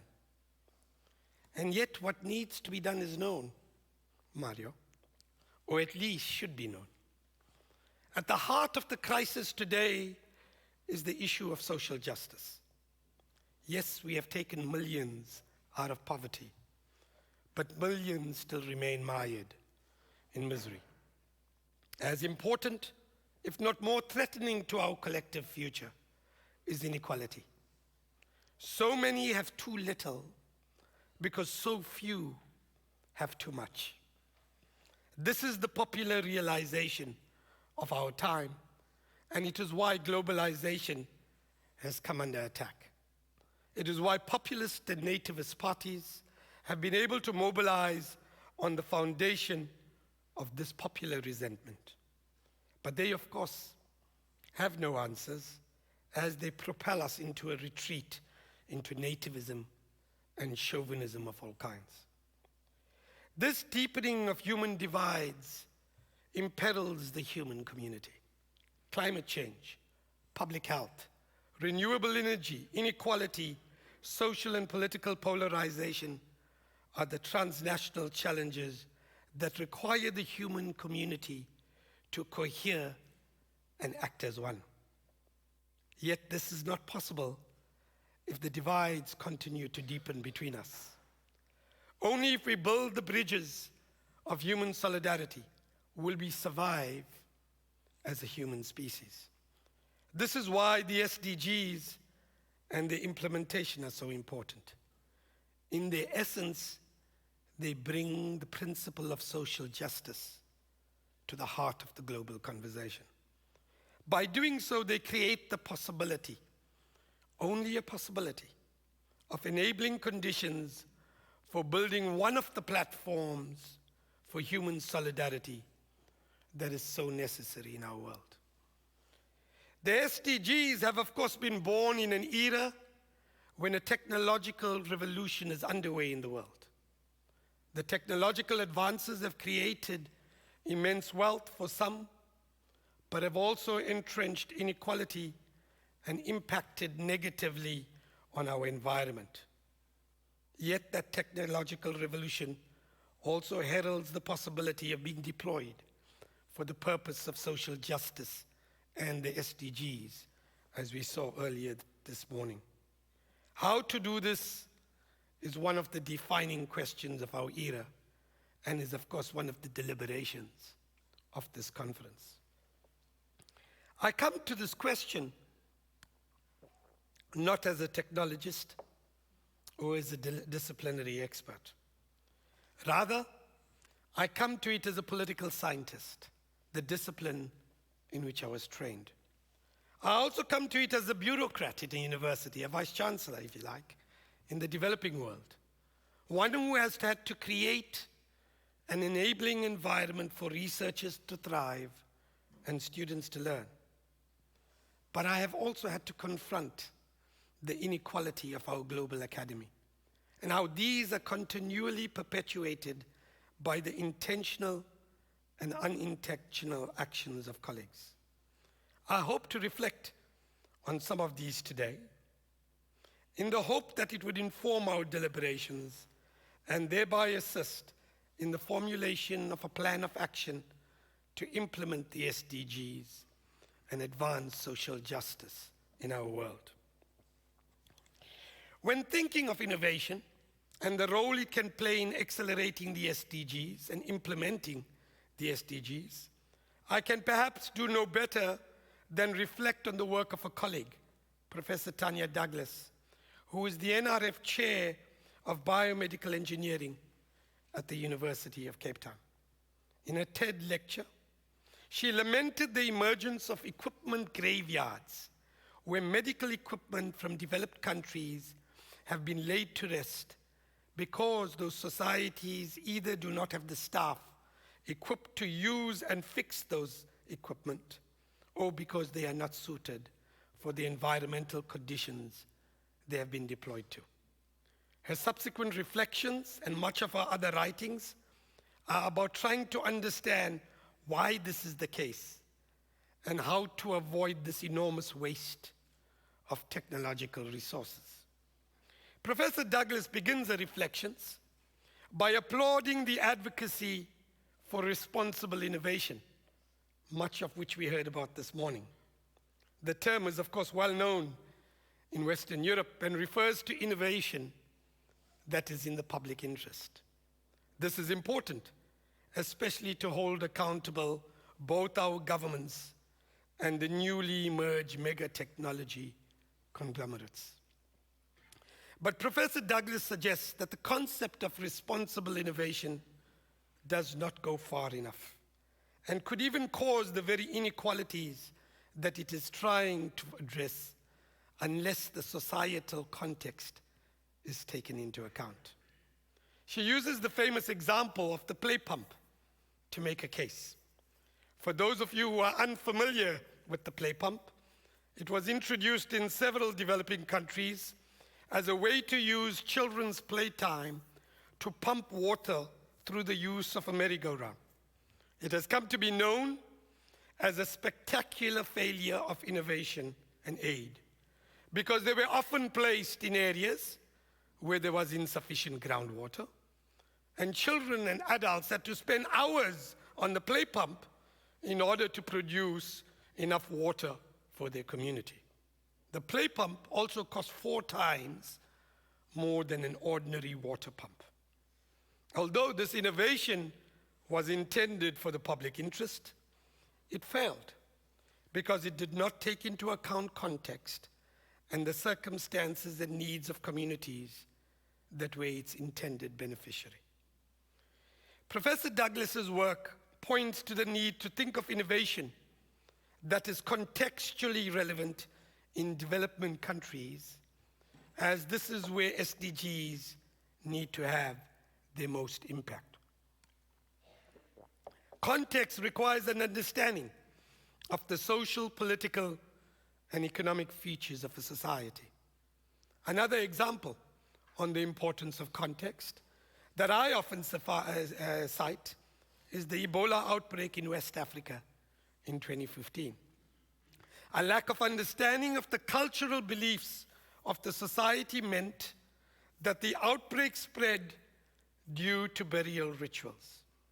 It was the work of local Red Cross volunteers who understood how burials needed to be conducted and applied that stemmed the transmission of the virus. What both examples bring to the fore is the importance of context and the need for interdisciplinary or multidisciplinary studies and understandings.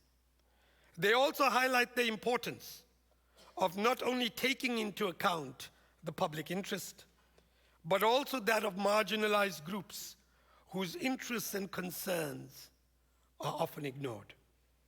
Perhaps I should also stress here the importance of cost and the need for innovation to be responsive to this. Let me use an example from Wits University to demonstrate this. Recently, one of our research teams decided to develop health technologies that was responsive to our context. They started from the premise that for the majority of South Africans, functioning prosthetics are unaffordable and therefore inaccessible. They then designed and produced a prototype of a fully functioning prosthetic hand using a 3D printer. This cut the cost of the prosthetic from $34,000 to $1,300. The team is making further adjustments, which could see the prosthetic cost as little as $200. What this highlights is the relevance of what has come to be known as frugal innovation. We do not necessarily need more money for innovation. Instead, we require more contextually grounded innovation that is premised on thinking outside the box and addressing the inequalities of our world. Sometimes it is about taking technology that is already available, such as the 3D printer, and applying it in an innovative way that is suitable for context. Most importantly, it is about developing technology that is affordable and relevant for all in our society. Only then can we sustainably implement the SDGs and advance social justice in our world. But formulating and/or adapting technologies to the contextual circumstances of the developing world is only one part of the challenge of implementing the SDGs.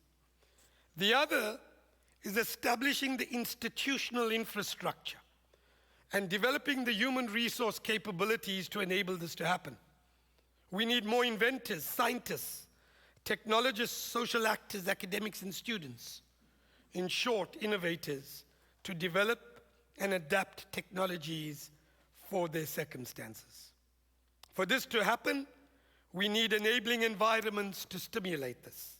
We need universities and vocational colleges that train, research, and innovate, companies that are entrepreneurial, incubators that can nurture new technologies, and venture capital networks that can sponsor these initiatives. The SDGs at one level recognize this. Goal 4, quality education, calls on us to ensure inclusive and equitable quality education and promote lifelong learning opportunities for all. It proceeds by specifically calling for the expansion of scholarships in the STEM fields for developing countries. Goal 17 states, strengthen the means of implementation and revitalize the global partnership for sustainable development. But what if these two goals are in tension with each other? What if goal 4 is undertaken in a manner that undermines goal 17? Indeed, I believe this has been the case in the last few decades. In this era of globalization, we have had more global partnerships, more scholarships, and more mobility across the world. Yet this has also been the period in which the brain drain has dramatically escalated and institutions have weakened in many parts of the developing world. This is definitely the case in African higher education. Of course, this dynamic is not the only causal factor in the weakening of African institutions. They were irreparably damaged by structural adjustment public policies in the 1980s, inspired by international development agencies that called for the prioritization of primary and secondary education and the deliberate underfunding of universities. The idea was that tertiary education would be undertaken in the developed world.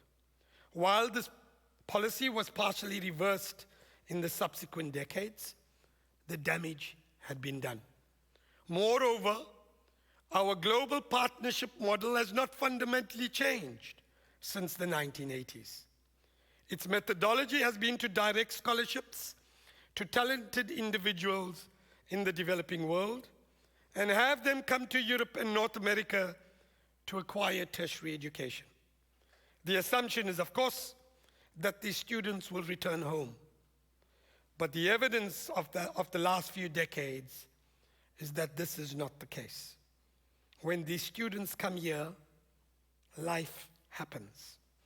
They fall in love. They fall out of love. They have families. And then they have children.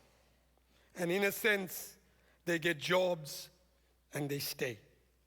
At a recent conference on the diaspora, which I attended at the African Union in Addis Ababa, it was demonstrated that more than 80% of students do not return. And this does not speak only of the African experience. It is typical of much of the experiences of the developing world, including India and China, the latter only having reversed the trend about a decade ago. The corollary of this in the developing world is that institutions have been weakened.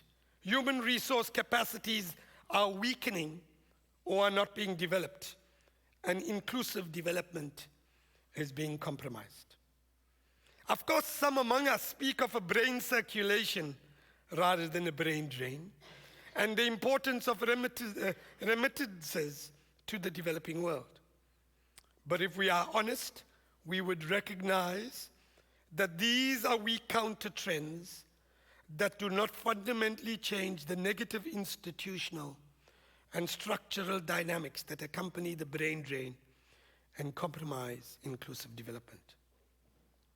I must stress that this is not only a problem of the developing world, it is as much a problem of the developed world. Herein lies the dilemma, As human resource capacities decline in the developing world, so do our ability to deal with the structural challenges of our era. All of our challenges are transnational in character.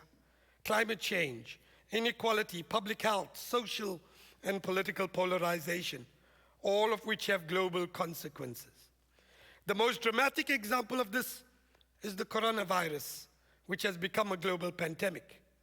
Imagine if we have an epidemic of a pathogen that is even more deadly, Ebola, for instance. The consequences would be deadly for the world. The only way we have a fighting chance to avoid this is for us to have the institutional infrastructure and human resources in both the developed and developed world to stem the challenge at its source. Yet our global partnership methodologies undermine this in practice, if not in intent. I promise you I'll be shut up in a minute. I must hasten to argue that I'm not advocating for some autarkic retreat into nationalism, nationhood, or ethnicity. I do not believe this is possible, and I am of the view that the human spirit has simultaneously an impulse to wander and explore, globalize if you like, and identify and familiarize, localize if you need a term. These are not mutually exclusive agendas as populist and nativist parties tend to suggest. Instead, they can be complementary elements of a human existence. Every one of us has families and communities whom we identify with and love. But it need not dissuade us from caring about others and what happens in other parts of the world. We can love our families and communities and still practice a human solidarity outside our familial networks. It is possible to be both local and global. Indeed, this is essential in this era if we are meant to survive as a human species. What I'm advocating for is a new global partnership, one that is more rooted in institutions than individuals. In higher education, this would require joint teaching programs and split-site scholarships that enable students to gain scientific knowledge, develop a global consciousness, have access to new equipment and funding networks, and yet be sufficiently rooted in institutions of the developing world to allow for this knowledge and skills to be deployed within their local context. Such a methodology would allow students from the developed world to have the opportunity to visit the developing world, have institutional settings that can host them so that they too can understand the contextual circumstances they are visiting and developing skills and knowledge that is more universally applicable. The economic elites who sit in Davos, or the researchers who sit behind laptops in coffee shops of the academic villages surrounding the great universities of the developed world, cannot on their own solve the challenges of our era. They need an understanding of the context of the developing world, which is only possible through global teams of researchers and institutions coming together and deploying their collective knowledge, skill sets, and understanding to develop contextually relevant technologies and solutions to the challenges of our time. What we effectively need is an equitable global partnership of institutions that is rooted in the diversity of the human community and deployed across all our countries. This is a partnership methodology more attuned to the needs of fulfilling SDGs. It is a global agenda, but one that is more equitable, socially just, sustainable, and universally relevant for this era. Thank you very much.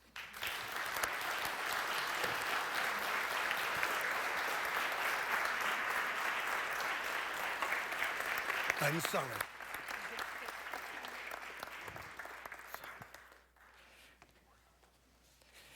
So I'm sure there are burning questions, but please keep those because Professor Habib will be back in the roundtable just after a quick cup of coffee.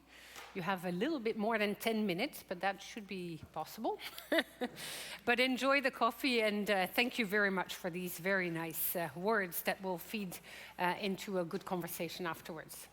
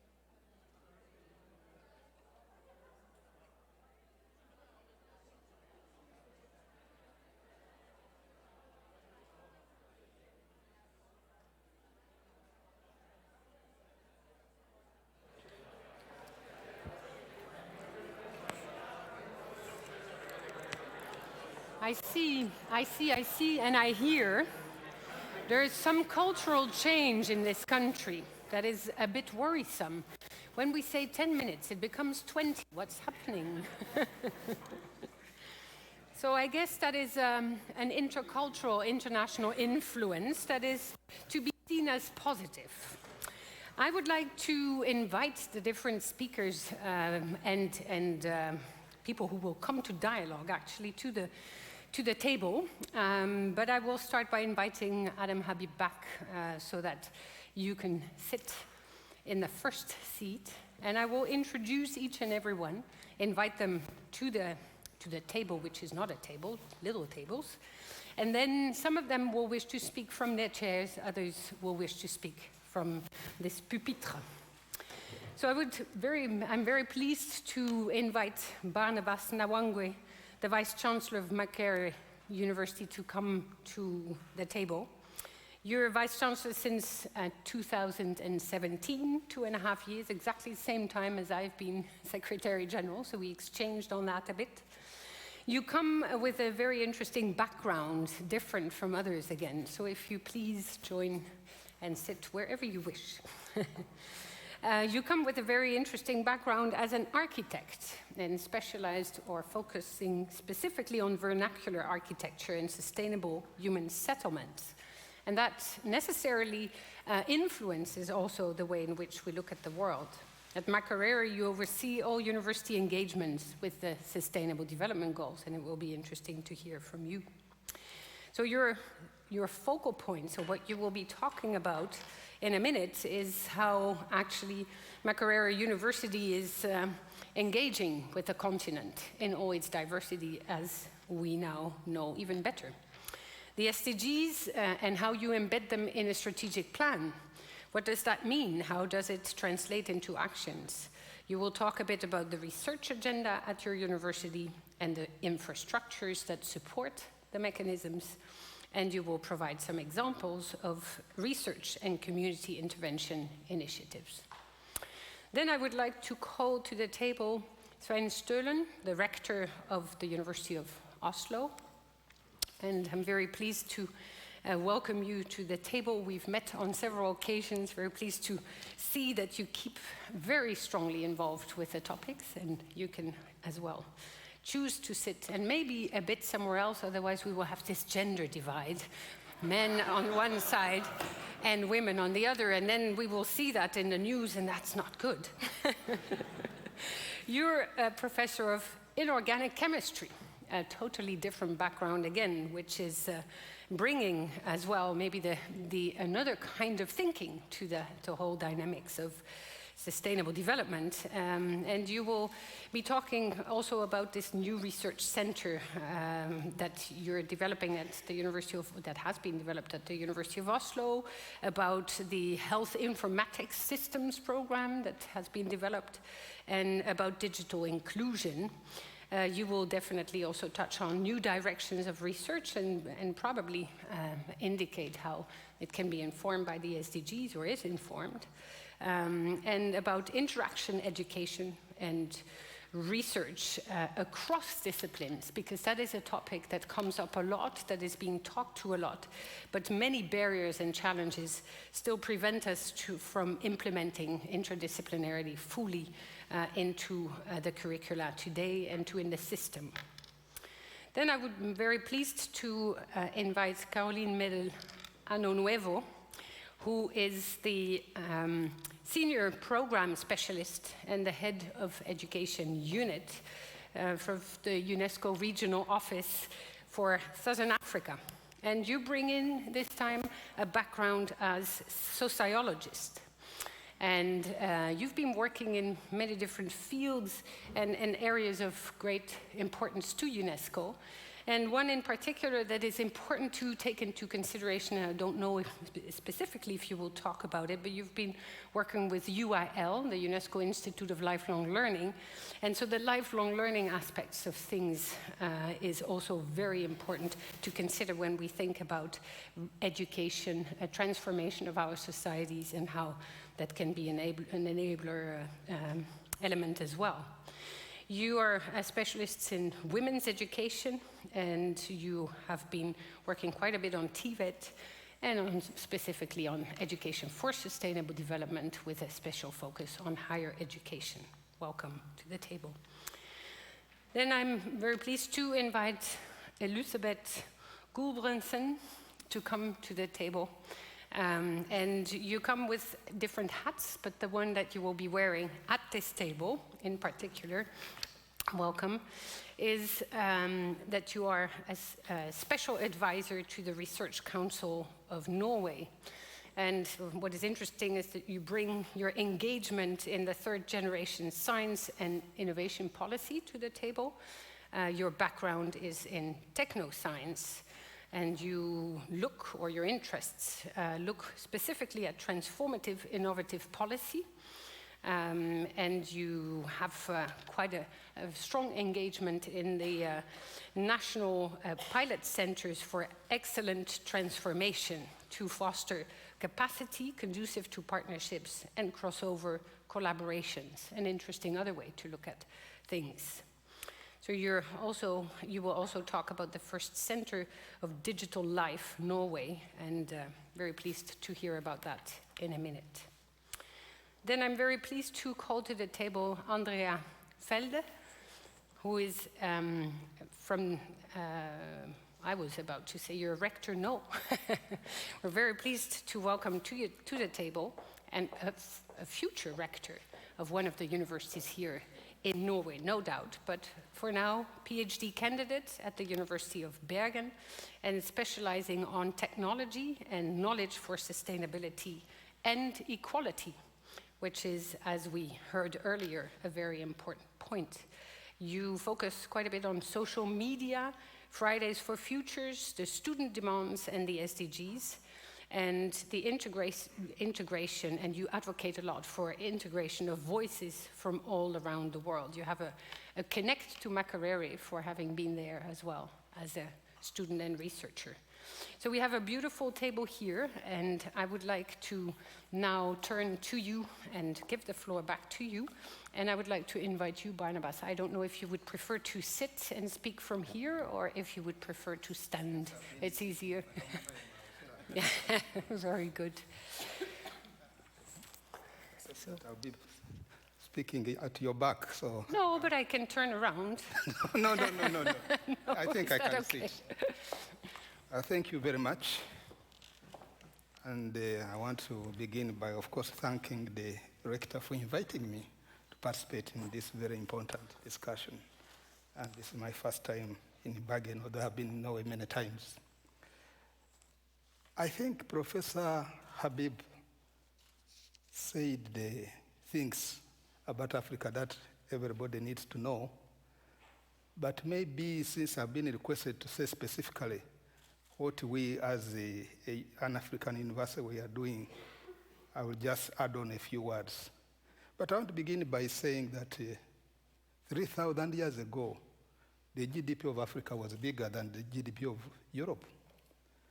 Today, the GDP of one country in Europe is bigger than the GDP of the whole of Africa. And the historians tell us a lot of things of what went wrong. Mm-hmm. But we, as universities, are challenged when everybody is believing this is the millennium for Africa. How is it going to happen? what can we as universities do to contribute to making that become a reality? This morning, when I asked for advice, I think I got a very good answer. As one of the answers when the director of Finance Norway said, you need to educate your girl children. Makerere took the lead in that. About 25 years ago, we put in place a policy to give affirmative action to girls to come to university. At that time, the ratio of girls at the university was about 15%. Now we have more women than men at the university. It has been a tremendous improvement. And that definitely somehow affects the way the economy is growing now. Now, he talked to, of course, that is basic education. It is important that we educate the children right from the beginning, and that's where the World Bank concentrated, misleading our countries also, saying Africa did not need universities. That was devastating for our universities because governments neglected higher education. But I believe investment in higher education is going to be one of the answers. And we are going to do that. We are going to contribute not just by beginning from scratch. And since the main theme of this conference is technology and partnerships, I will just say what we have been able to achieve and what we are able to do now through partnerships. Luckily, we had very good friends, and somehow they come from here. So between Norway and Sweden, in the last 30 years, Makerere University has been able to train more than 600 PhDs as members of staff. Those are 60% of all the PhDs in our country, and they have transformed our university. There is now a research culture that is entrenched. So when it comes to things like, so what's the contribution to the SDGs? Single research projects have transformed whole communities. We came at a time when Uganda was just coming out of a long civil war. Immediately after that, HIV/AIDS came, and then devastating effects of climate change. So we had a long, long drought. And the economy was devastated. People lost hope. But because of these interventions, there have been very interesting innovations that have changed. HIV in Uganda had reached more than 30% rate. It now dropped to 6%. And the success of that is largely attributed to the research work that our scholars have been doing because of the support that we have been receiving, collaboration. Because the way this collaboration was arranged was we would train PhD students who are supervised by a professor either in Norway or Sweden and another professor in Makerere. So building capacity. Enormous capacity has been built. We had a very long drought, and the World Bank had to supply food to a very large part of the country. But there seemed like there would be no answer. And again, because of one research intervention, the researchers came up with what was called drought-resistant cassava. It is now 20 years. There have been droughts in eastern Uganda, but we have never had a famine because that is an answer to the climate change. If you talk of HIV/AIDS, there is the mother-to-child prevention. Again, that was done with the participation of researchers at Makerere University. And definitely that contributed to reducing the infection rates.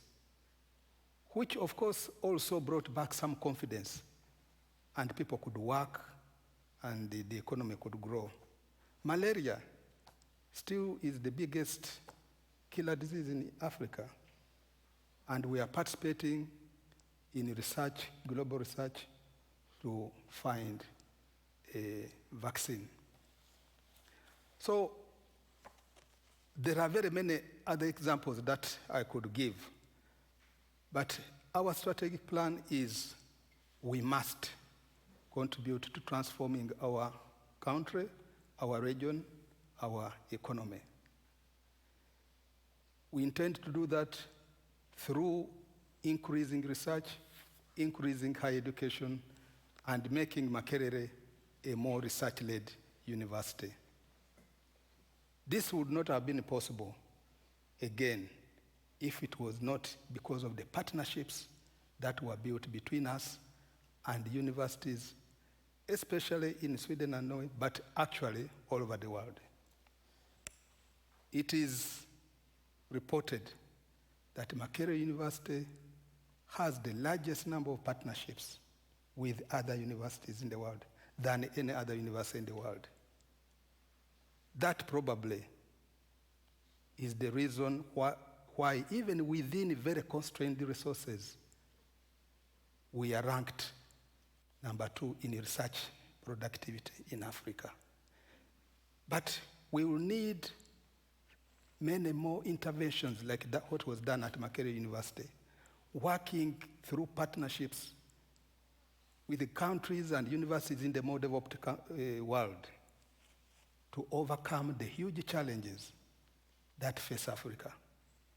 But with what we have done, I want to believe that we will no longer be talking and only complaining about Africa's failure to develop, and actually ensure that Africa develops and becomes a very competitive member of the human race. And I see that that is going to happen. Thank you. Thank you.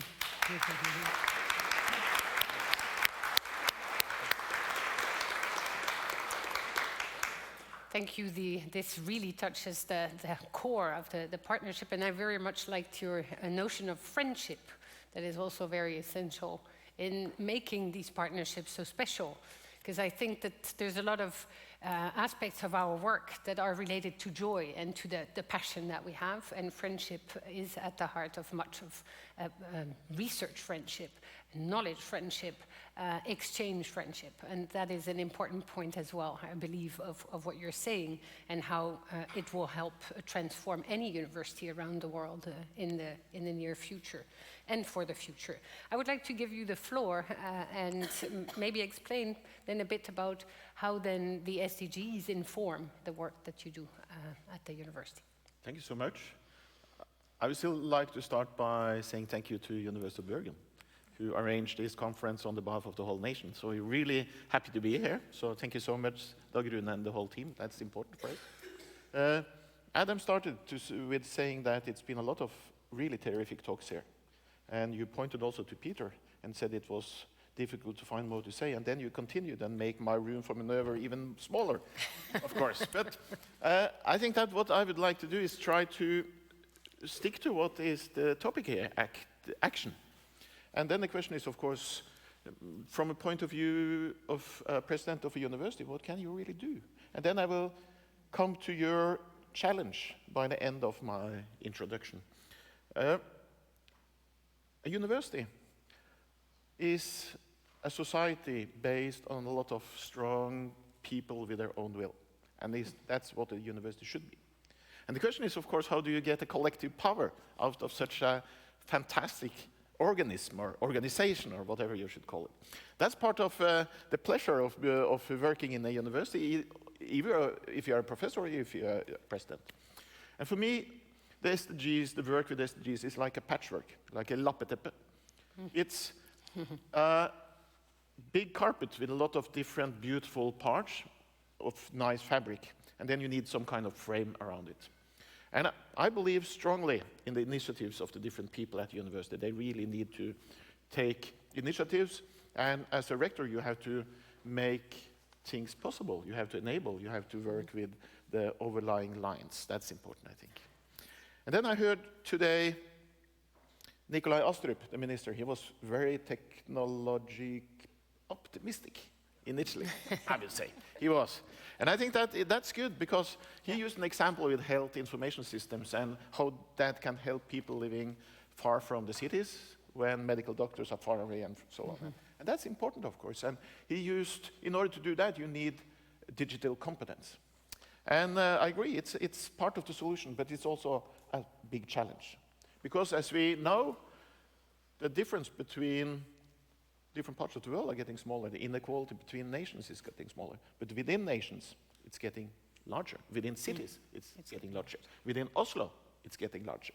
So I think that the sustainable development agenda is not only a global agenda, it's also a national agenda, and it's even a local city agenda. That's important. And I believe that this divide that might open up with regards to digitalization is extremely important. If you go to Romania, I think that approximately 20% of the population have the basic digital skills. If you go to the Netherlands, it's 80%. And when you see how this is changing, or how fast it's changing, and artificial intelligence was a part of the abstract here today, I think that's something that should be in our head, because the difference between those that have and those that does not will increase. And that's really one of the big challenges for universities in the years to come. For that reason, I believe that we need initiatives from our professors. We have, last year, managed to open a Center for Renewable Energy that is about socially inclusive and just transformation of the energy system, so that it really distributes energy throughout the world in a different way. Thinking about that, problemizing it, and so on is extremely important. And we know that fumes, kerosene, kills millions of people every year. So to work on such a topic is extremely important. And we know that technology is not alone enough. We need more than technology. And I think I have 3 take-home messages. And one is that as a rector, I think it's extremely important to fight for the balance of the comprehensive universities. The balance between technology, medicine, and on the other hand, social science and humanities. Because we see that the attention of society is going towards medicine and technology, but I believe that weakens the total knowledge system if we are not fighting back. We need to make sure to put technology into a societal context. When we do then the interdisciplinary type of studies, Research Council and others has to make sure that you can make projects based on a technological point of view as a starting point, but also the opposite. You must be able to also start with a humanistic point of view, for example, in order to go into that. For that reason, interdisciplinarity is important. Today we started the first PPE in Norway. We launched that, Politics, Philosophy and Economics program. That will be the first in Norway. And we hope we get a lot of fuss about that next summer, as we did this year with Honor's program. We will see. SSH is important. I also believe it's important that we together work towards the funding system. We're a member of a network of universities called the Guild, 19 strong European universities. And as an example, we are working to suggest what kind of missions should you have in the EU system. And eradicating the digital divide was one of the suggestions we had, but also restoring the cultural authority of science. Because I'm a little bit surprised what we have not discussed today, and that's the trust in science. I mean, we have discussed almost like if you only have the knowledge, everything is going to happen. And we know it's not like that. So I think that to work on the authority of science, the understanding of science, how we also interact with society is extremely important. Partnerships is the last thing. Starting with the Guild, I would say that some of our researchers has done with regards to health information system program that we started with. They have a program that is used as a national standard in 30 countries in the world. It's potentially used by 3 billion people. I think that's an astonishing achievement.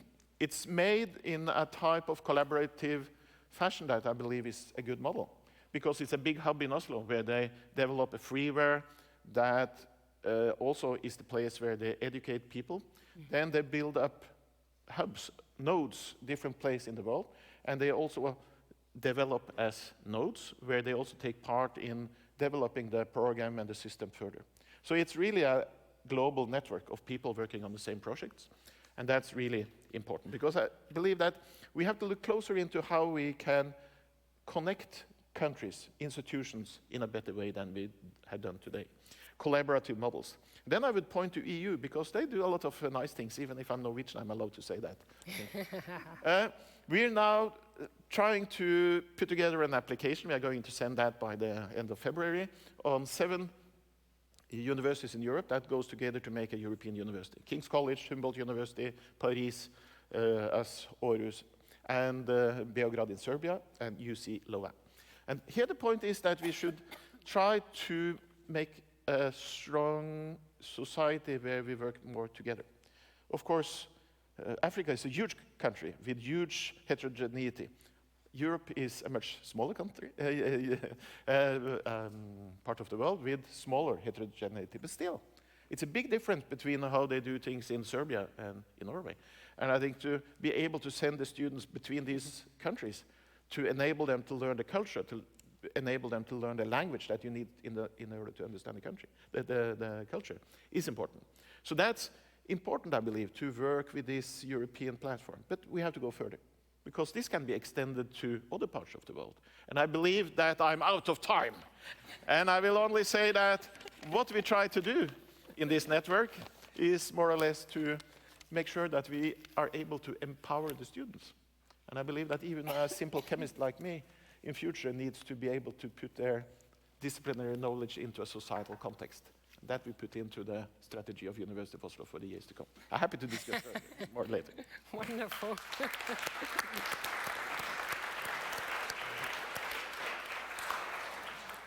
Thank you very much. I would like to continue this conversation. We're offering the opportunity to exchange and invite Caroline to take the challenge. And I promised we wouldn't touch AI at all, so I was right. But please. Again, like the two other speakers, let me thank the University of Bergen for inviting me. I think it's almost 28 years ago that I left the university to join UNESCO. And today, as well as yesterday, it's really an interesting discussion and debate, as we saw in the other session, that you can have differing opinions. And I think when I listen to the complexity of the discussion and the debates, the question that hits me is, what does it mean for me and my work? How can I act? Because like when I was in the academia where you discuss a lot, but in the end, the question is, what do we do with all this information? So let me start by unpacking technology and knowledge. What constitutes technology? Today, the previous speaker, there was Terra Nova with such technological solution. I will not call it high-tech. But in Africa, it's not that Africa has no technology. I wonder how many of you have heard of the boy who harnessed wind, who's William Kamwamba from Malawi, who was a 13-year-old boy who had to leave school because his parents could not afford his school fees, but he ended up coming up with a windmill from scrap metal, which was used to harness wind for water and electricity. How many of you have heard African women also in Malawi who are so-called solar engineers, who are sometimes illiterate, but who through able to understand the mechanics of solar energy? And of course, that's Africa technology. And of course, I've read Edward Snowden's autobiography on permanent record, and that's the kind of technology and how he has unpacked what data can do to life and what data is used to surveillance and all this. And of course, we know all this fake news and how it has been possible through technology. And finally, let me end with another girl. I try to be gender balanced. Another girl, Greta Thunberg, who shuns technology, by riding the ship, solar-powered, wind-powered, to cross the Atlantic Ocean. So these are the kinds of technology that are being practiced all over the world, even because we're in Norway, of course, the tendency is to focus on so-called advanced technology, but I refuse to label that as advanced high-low technology. So these are the different kinds of technology that are being practiced all over the world.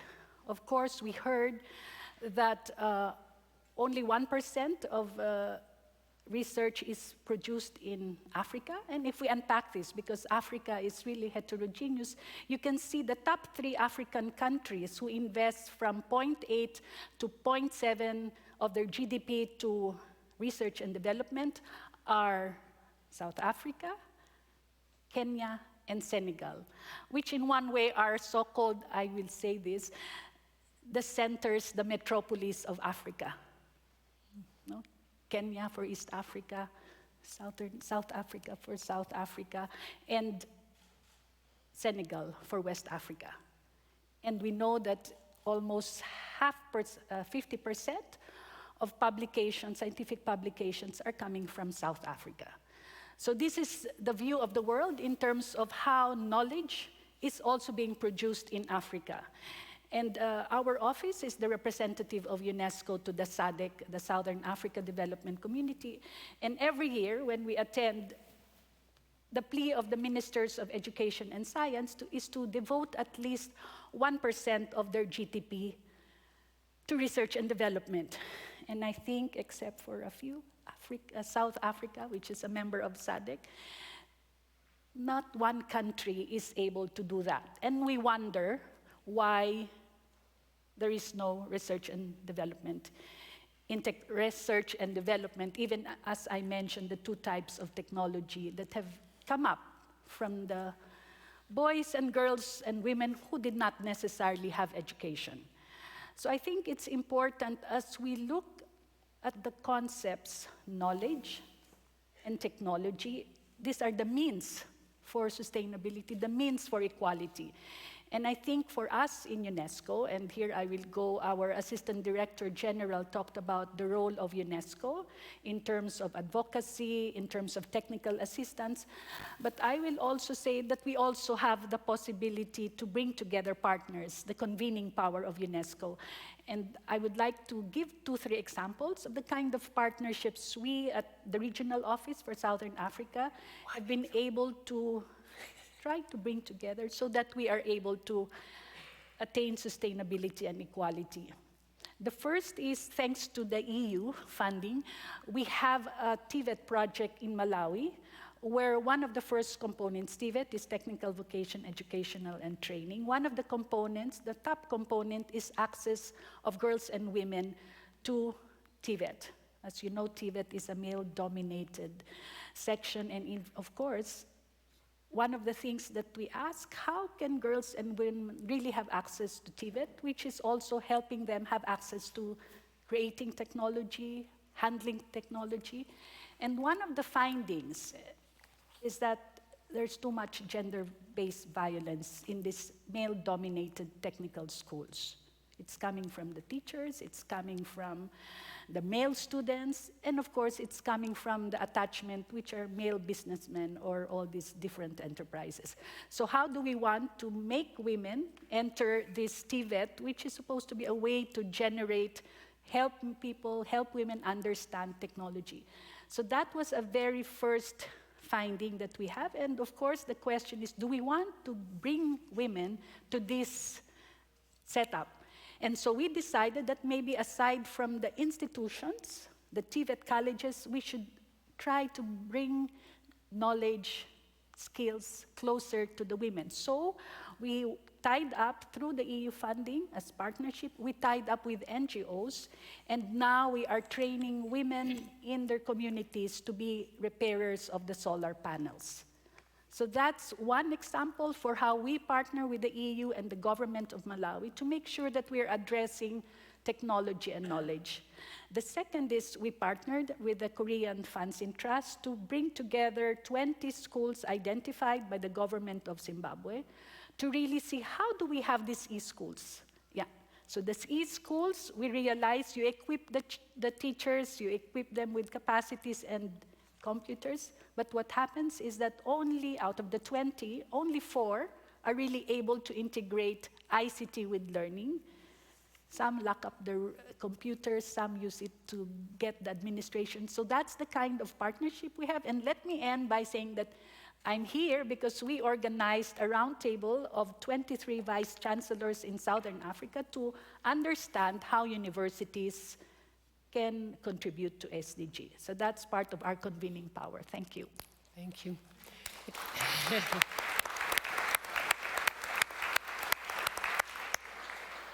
It's very tough to ask you to shorten because all these presentations are extremely important and interesting, and so I apologize for that in advance, but I would like to also carve out a little bit of time for discussion with the room as well, and take some of the questions if time permits.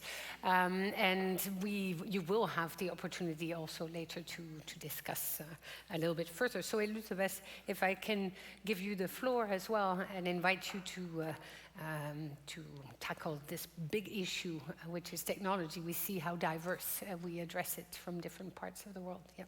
Thank you. Thank you for having me, of course, and also thank you, Professor Habib, for your very inspiring talk earlier. I was especially touched by your calling for an Academy of Commons, a new methodology, you said, of global partnership rooted more in institutions than in individuals. And I think my presentation here is going to try to comment on that. Yeah. So your emphasis on the institutional responsibility resonates with my involvement with in the Research Council of Norway and their experiments for developing, as you said, the third generation research and innovation policy, or as we call it, transformative innovation policy, or TIP.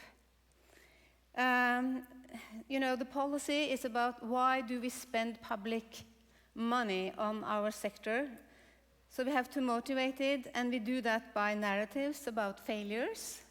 So you will know that the first generation was about market failure, the second generation was about systems failure. You have heard how we have to build systems, ecosystems of innovation, blah, blah, blah, the linkages, you know it all. But the last and the third generation is about the failure to address the grand challenges that grow out of our current systems for the provision of energy, mobility, food, healthcare, and education.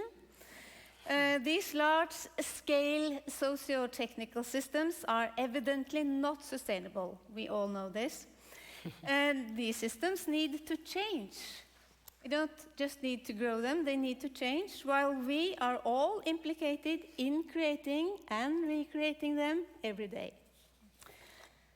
So, the Research Council has initiated 2 virtual national pilot centers for what we call excellent transformation.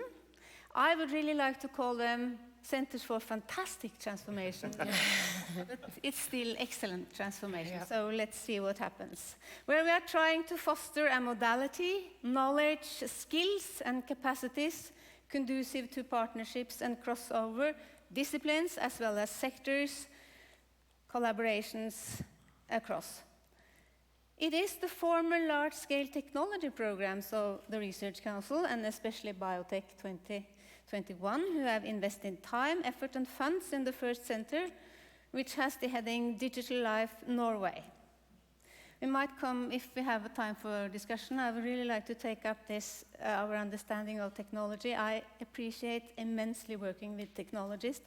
It liquidates many of the problematic dichotomies that we have touched upon during these days already. So, it took the programs 2 years and quite intensive international cooperation to set out ambitions for the initiative. The main partners involved are the University of Bergen, the University of Oslo, and the Norwegian University of Science and Technology.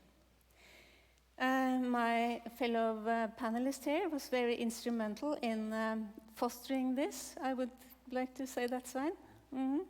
So you're an enabler for this institutional cooperation. The Digital Life Norway conducted a self-assessment process in 2019 involving around 100 researchers and relevant stakeholders. And I have the report for one of these sessions here, but I cannot go through it. It's very interesting. It's working, it's not an anecdote, it's working towards cases, and I hope it'll be a learning case also for everybody. So I have to shorten my intervention here now. So some of the lessons.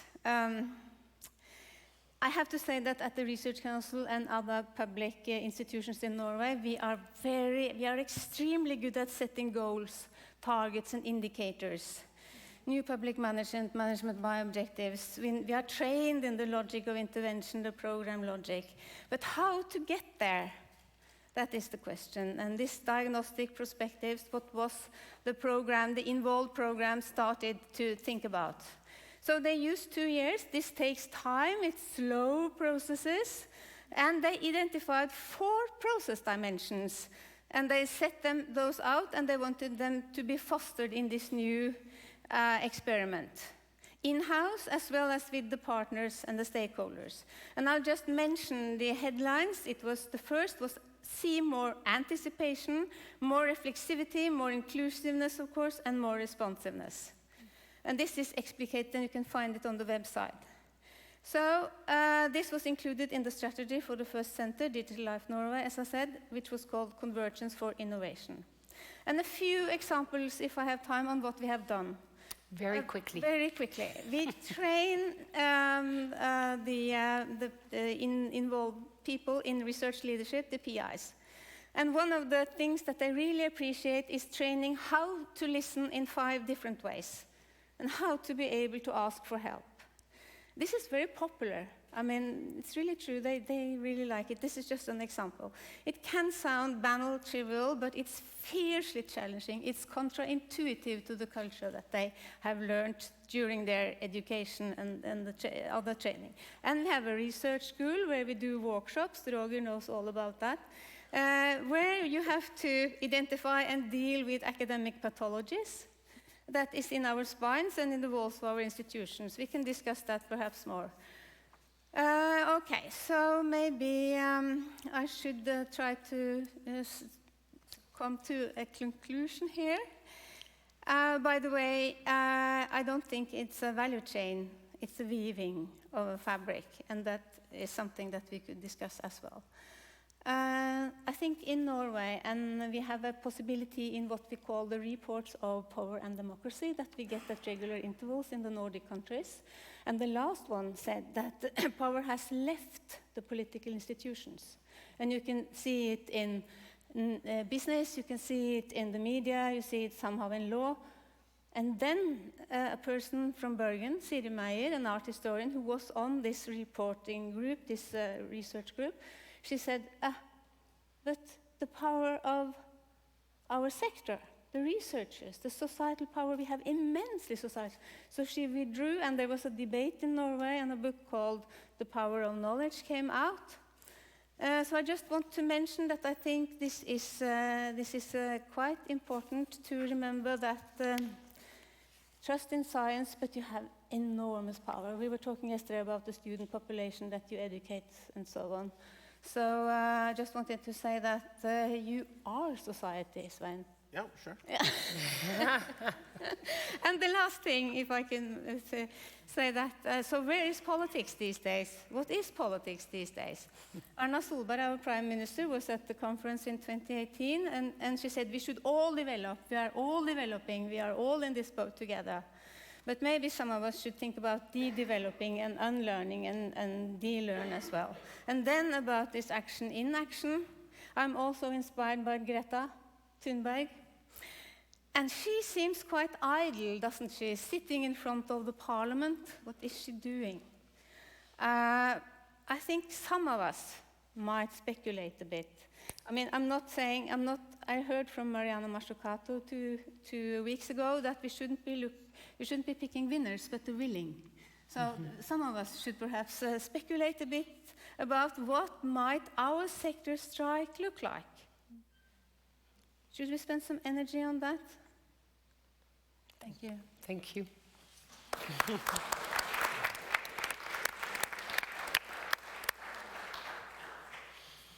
I'm very pleased to turn to you, Andrea Felde, and to give you the floor.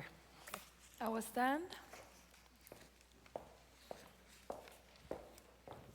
I'll come and sit there, so.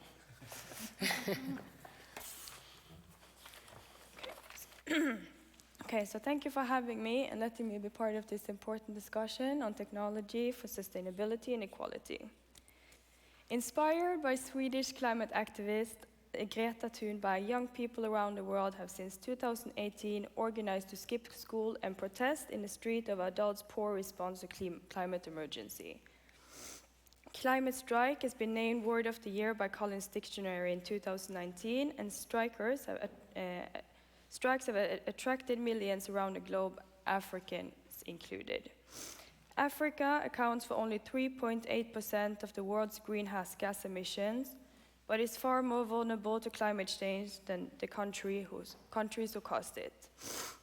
Therefore, African youth are joining the Fridays for Future strike to protest the negligence of their leaders to address the environmental crisis, which aggravate poverty and inequality. Through a combination of street protests and extensive use of digital technology and social media, students have made their voices heard in what has been called the biggest climate protests to date. Despite the use of social media to bring across their message and to galvanize support, the Fridays for Future movement does not make arguments for enhanced technological societies, as Western technology is seen as a threat not only to environmental sustainability, but also to increased inequality and centralization of power. The students demand implementation of sustainable development plans. For example, in South Africa, the focus has been on three main areas: a declaration of a national climate emergency, the creation of mandatory climate education curriculum, and a commitment to 100% renewable energy generation by 2030.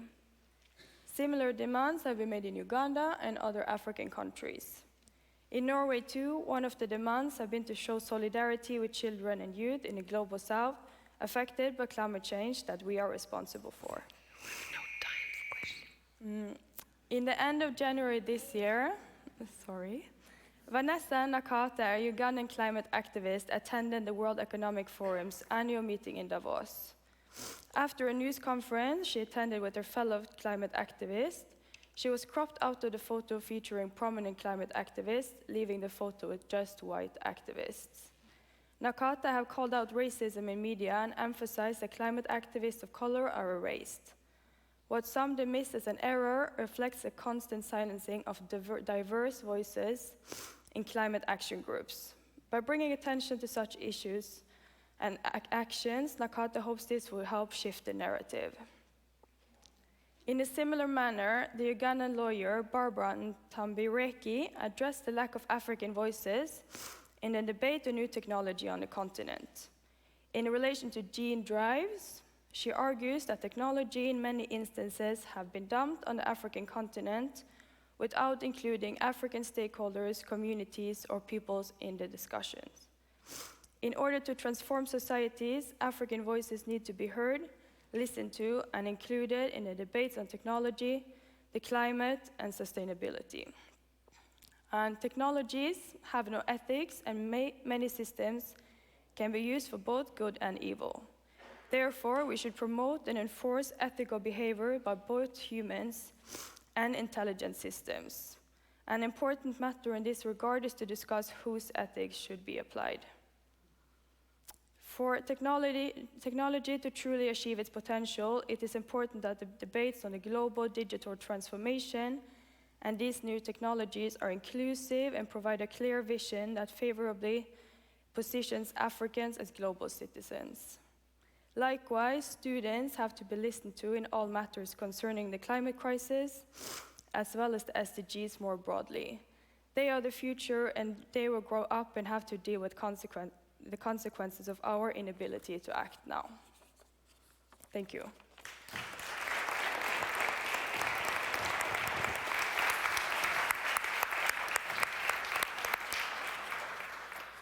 Thank you very much. I very much like this emphasis on ethics and the ethical, and who should define the ethical behavior.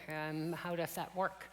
I also very much liked your point on the move away from excellence. Who defines what excellence is and where? Excellence is everywhere. And so why not go for fantastic networks? I think that was a very good one. We are running out of time. We have 4 minutes, and so I think we had envisaged a Menti exercise. We will unfortunately not use that. I think you can, in a box outside, put all your questions. That would be a nice thing so that it could go to the speakers. But maybe I will allow for a very quick round, because many people asked you questions, and Adam, maybe you would wish to react to some of the issues that were raised here. And I will allow for 2 questions. So think quickly, wisely, and I will pick randomly, close my eyes and say 2, and we will see if the organizers allow us for a very quick response. So I just want to raise 2 issues. The first around the issue of partnerships. I think Barnabas spoke of the kinds of partnerships that emerge between Sweden, Norway, and Makerere. And in a sense, I think that that's important. I think that's the methodology that I want to ask, that I'm advocating for. But I want to make clear that that's not the norm. That's the exception. In fact, if you go to some of the leading universities in the world, they would argue that they don't do joint teaching. They don't do joint teaching programs. They think they train for the world. There's a kind of, they feel that the institutional brand would be weakened. And so in a sense, the norm is not to partner. The norm is to attract the most talented and bring them to you, rather than leave them rooted in the institutions and enter into partnerships. So I think so long as we don't address this openly, and if you want to go check the mandates and strategic plans of Oxford, Cambridge, NYU, Harvard, Stanford, I'll give you the names, and now Beijing, Tsinghua, all of them, there's a problem in the way we conceive the university mandate, partly because of the institutional logic. And I'm saying that that's out of touch with what is required. And what I think we need to do is bring the kinds of relationships that you were talking about, Barnabas. The second thing I would just touch on is something that Caroline spoke about. And that is that less than 1% of GDPs in African countries goes to research. And if you don't change that, you're never going to create the enabling environment. So here's a plan. At the very moment, the European Union is engaging the African Union in official development assistance. Why not take the position that says 2 things? 10% of that budget should be restricted to higher education. Second, in exchange for that 10%, African governments must go to 1% of GDP. Use the power and lever to enable the kinds of outcomes that are required for enabling the SDGs and inclusive development. Here's a constructive attempt to do that. So I think that there are possibilities. I think that there's far more that needs to be done. We need to stop playing at being politically correct. I think that we're way beyond this. We've got 10 years, 15 years to turn this around. And if we don't start moving with some aggressiveness, I don't think inclusive development or the world is going to survive the next 250 years. Thank you. That's very powerful. I think it was you, Svein, who said that we need enablers. We need to really look at that. We also need to restate the cultural authority of science and who has the power of science. It is everywhere. It's not only the 1% that actually makes the difference. There's much more of the sciences that exist in the societies, in the different countries, in wherever. Is it Africa, or is it Latin America, or is it Asia? And so that those enabling aspects are absolutely key, and that's where the partnerships come into play. So I promised 2 questions, and since I don't see anything with my glasses from here, I can say we take 1 woman, 1 man, and I see 1 here. So that's the first question, and who has the second question? And then we go for the back, and I only see a hand. So if somebody would like to raise a hand, I can take it. Take my glasses off. No, so there is only one question. Hello, my name is Judith Klein. I'm doing a PhD on education for sustainable development and global citizenship education. Thank you for perspectives. My comment is critical. When I'm listening to you, it's very interesting to hear your perspectives. Well, there are some missing links. The missing link has to do with strategical thinking. How is this talk going to bring us into action on a transformative way that we need? I think academic institutions has to cooperate with others than themselves. You have to bring a link to social movements and civil society actors that know how to bring change forward. For example, behind the SDGs, a huge amount of civil society organizations and social movements were very active and had a huge impact. You should look at that strategy. Thank you. Thank you. I will then give the floor back. I know we're at 0 time, but if we can have a very quick round of reaction to this question and to each other if you wish. So if you would wish very quickly, no? Thank you. You're right. And I was saying that I've heard also this talk that I was sort of indicating to you, so, and about the real problems out there. What is that? And the interaction with the society. So I think, yes, I'm totally with you. We were elected as a rectorate on 2 topics, education and outward-looking culture. So we are going in this direction, and we're doing it all the time. And the European University Initiative is also about coupling to the society, keep building bridges between the 7 cities involved. Unfortunately, when this was created, we were sure that it was possible to have partnerships in other parts of the world, but it was not. So Europe has to change their attitude there, because here we had a terrific chance to also add universities from other parts of the world, but it's not possible. Maybe in future. I think that this social movement with Greta Thunberg in front, I think universities should really listen to the words of the youth and try to incorporate the voices of the youth more and to build partnerships with the younger generation, because they are really the future. I just read the book. It's called Strategic Doing. And one of the first steps is to have deep conversations. And I think today and yesterday we're having some deep conversations which can result to really focused actions. I'm very happy that I'm here to have the possibility to discuss more, especially with the consortium of Africa and European universities working together to unpack really what does it take, given all this context, to make this partnership work. Thank you. Yeah, I think you are right. Strategy is the way. This morning and this afternoon, we have heard that Sub-Saharan Africa contributes only 1% to research. 5 years ago, it was 2.5. That has been eaten up by China, yes, by the other Asian countries.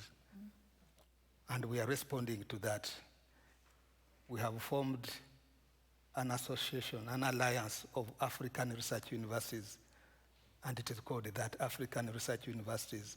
One of the things is to respond to these challenges and regain our position and even get higher. So yes, we are strategizing.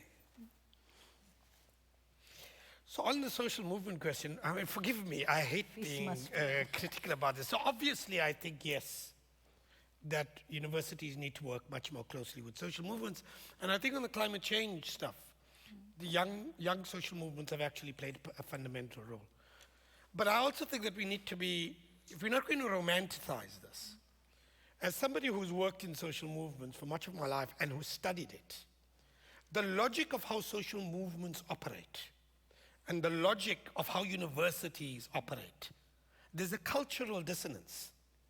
And so in a sense, if you're thinking about deep deliberation, there needs to be substantive shifts on both sides to enable the deep deliberations that we are talking about. And I think that that's something that we just need to ponder on. I think we can do that outside. But this is not just going to happen by you know, having a couple of activists come and give lectures at a university classroom and somehow think that this is going to work out. There needs to be some very tactical thinking on how universities, with their particular mandate of free expression of ideas and social movements in the way they mobilize, how those two interact in a partnership that shifts power relations in a society. And so I think this is a much more complex question. Obviously, it needs to be done. How it's done is the real question. On that note, I think we can give this roundtable a round of applause, and thank you very much for your discussion.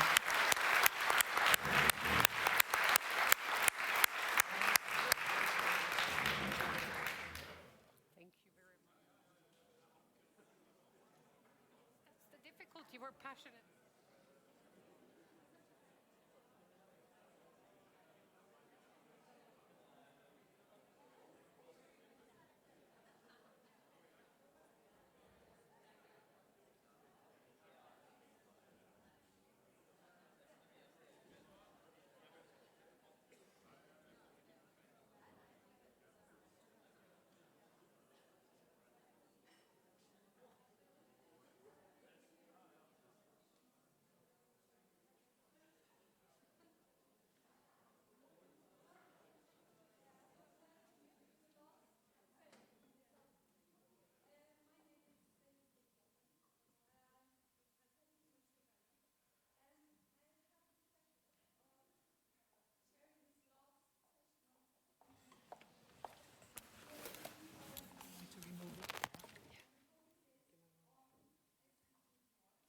On the right to, or on ensuring inclusive and equitable quality education.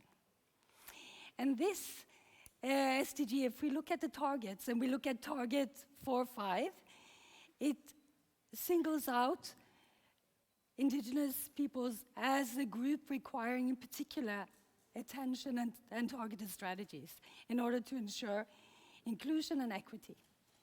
So one of the things that we will discuss in this 20 minutes is, what does inclusive and equitable quality education mean from the perspective of indigenous peoples in Norway and in the Nordic countries and the Sami areas, which also include Russia today. But there is also another aspect. If we go further down in the targets and look at target 4.7, which should also be read with SDG, the SDG number 12, it also says that inclusive and equitable quality education is also about knowledge and skills needed to promote sustainable development, education for sustainable lifestyles, and appreciation of how cultures contribute to sustainable development.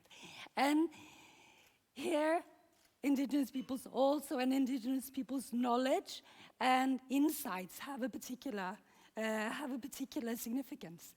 So quality, equitable and quality education, inclusive education in this context is also about what we take into the education system from indigenous knowledge. Which is also about respect, but it's also about the knowledge we need for sustainable development. And we are very lucky to have two really knowledgeable scholars. One is Dr. Pekka Keskitalo from Finland. It says in the program that she is at the Sami University of Applied Sciences, and she is. She was there before, and she still holds an adjunct position. But her main position now is as a researcher at the University of Lapland in Finland. And Pekka has just given the annual lecture on indigenous rights at the law school, but she's also here to talk to you. So please come on the stage. The other scholar is from the University of Bergen and has previously worked at the University of Tromsø and is collaborating on a project there on Sami history. And the book is almost out. And this is Professor Astrid Andresen, Professor of History at the University of Bergen. So please.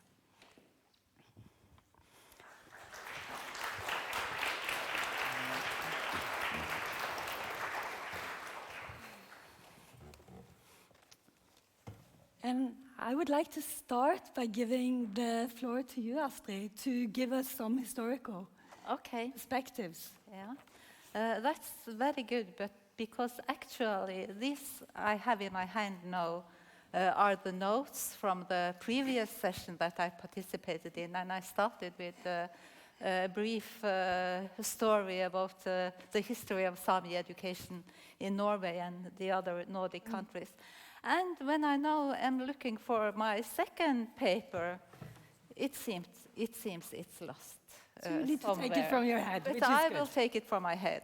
So probably I will be able to say what I intended to say for this specific section. So let me just start by saying what at least those of you in Norway will know. That the societal position of the Sami has changed dramatically over the 20th century, as has the accepted way of dealing with linguistic and cultural differences. Most importantly, the Sami is recognized now as an indigenous people. Norway has ratified ILO Convention 169 on the rights of indigenous and tribal peoples, while the decision is pending in Finland and Sweden, and I don't think it has even been raised in Russia by others than members of the indigenous peoples. Sami parliaments, and it can be discussed how much the ILO convention actually means. It was discussed in the previous session that we participated in. Sami parliaments are also in place in all three countries, that is Norway, Sweden and Finland, but not in Russia. However, and the Sami people have gained some influence over the teaching of their children. By contrast, no international conventions on indigenous populations existed in the first part of the 20th century, and in official politics, the Sami did not have any particular linguistic or cultural rights. Formally, they had political and social rights similar to others, but in practice, the authorities did not conceive the Sami as equals. They did not conceive the Sami as equals. It was only after the Second World War that the ideology and practical politics towards the Sami gradually started to change. Recent enough for former experiences to hold a prominent place in Sami historical narratives, not to say in Sami identity today. That becomes particularly clear when we look at how Sami representatives today present their school history.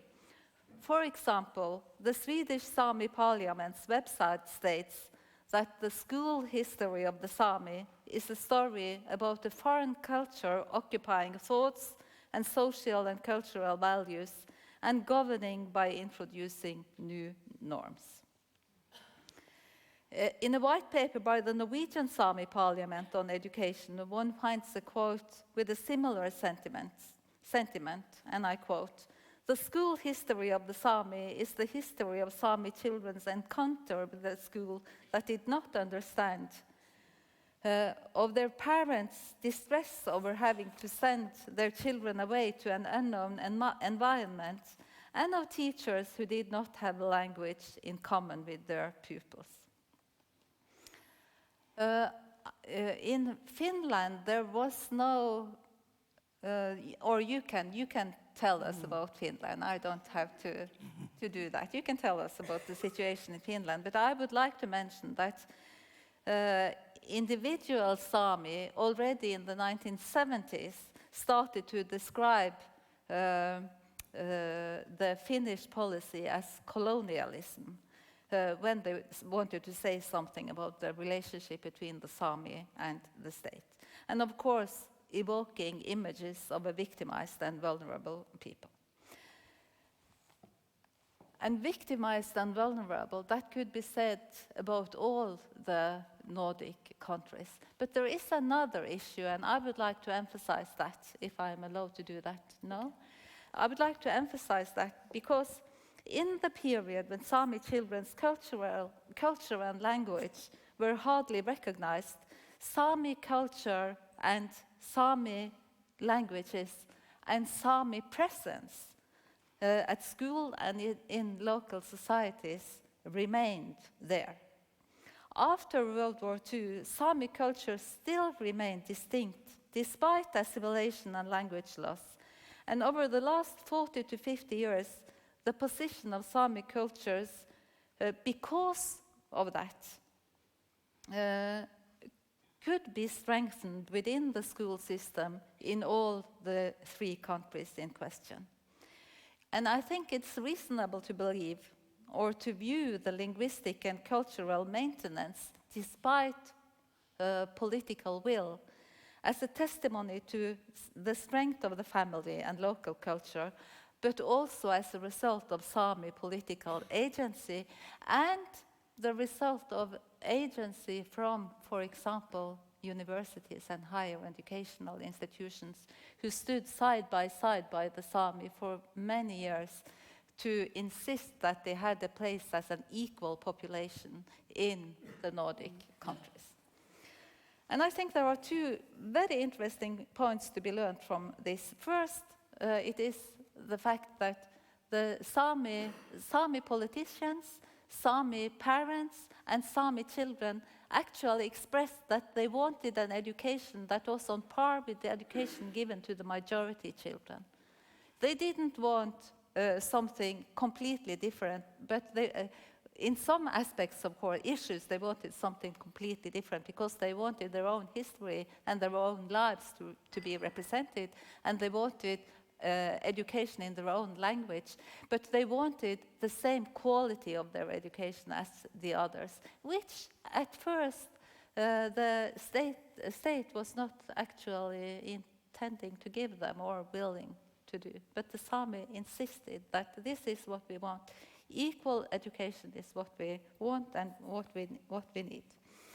And Sami parents wanted the children to be taught in Sami languages. And that has been a challenge all through, because there isn't one Sami language. There was 9, today it is 7 that's still functioning. So this is a huge challenge. And I would like to say a bit more later on how this can be tackled.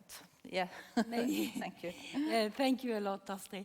This is very interesting. And I think it is interesting the way and the struggle that you're showing, that is very much sort of about the Sami agency and Sami struggles across the borders. But also, it's interesting that if you look at the Norwegian context, for instance, and also other countries, the way in which education has been done in the past is recognized as violation, and which is why we have a Truth Commission looking into the Sami education, history of education in Norway as well. So, Pekka, if you think about sort of what is still, so Astrid is telling about a story that in a way is a positive story about progress and sort of getting towards equality and quality on on-premises. So what is left? Yes, thank you so much. I come from Finnish side of Sami, so greetings from there and happy anniversary for everyone, because it's Sami National Day today. There's of course 2 perspectives we can talk about. It's a so-called mainstream perspective and then indigenous perspective in these perspectives.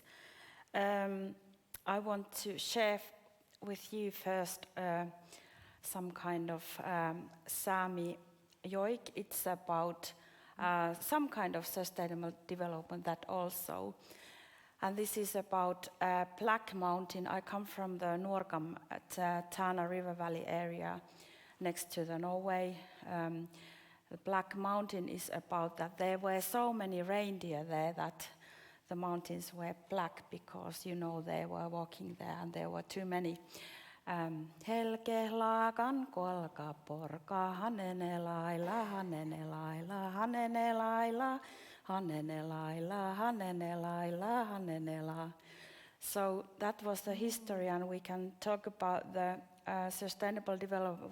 What were reindeer herders here thinking about that kind of sustainable development? But when we talk with reindeer herders, they say that they can manage the situation by themselves because they are coping with the nature, and they have got their own system for that.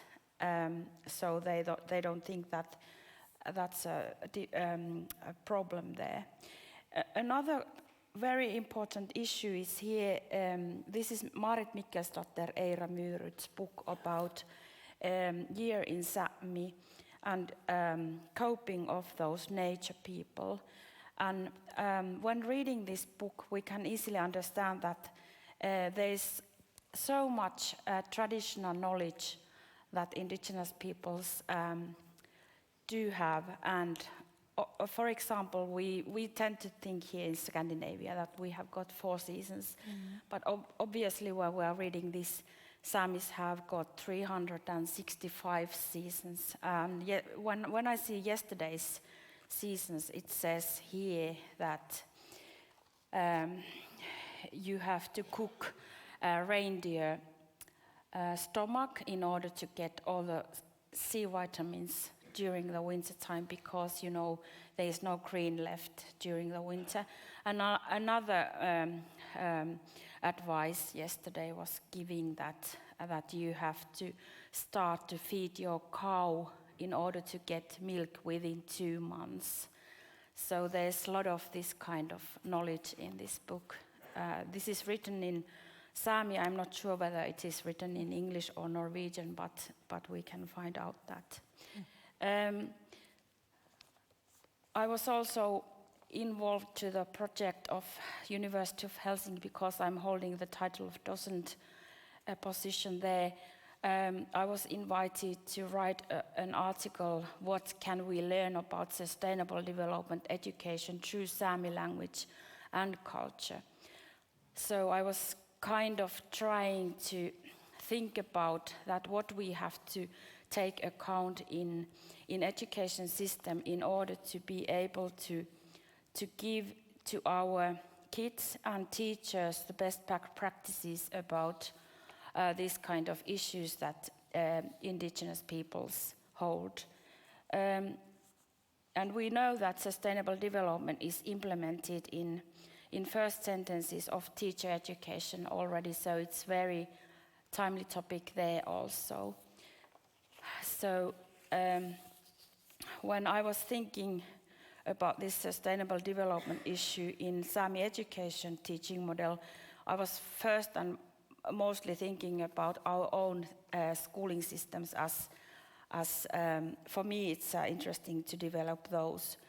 So of course in the model I have been drawing, there are different kind of things that you can see, but one is very important, this land-based education perspective, and to develop those practices through guidance and research also.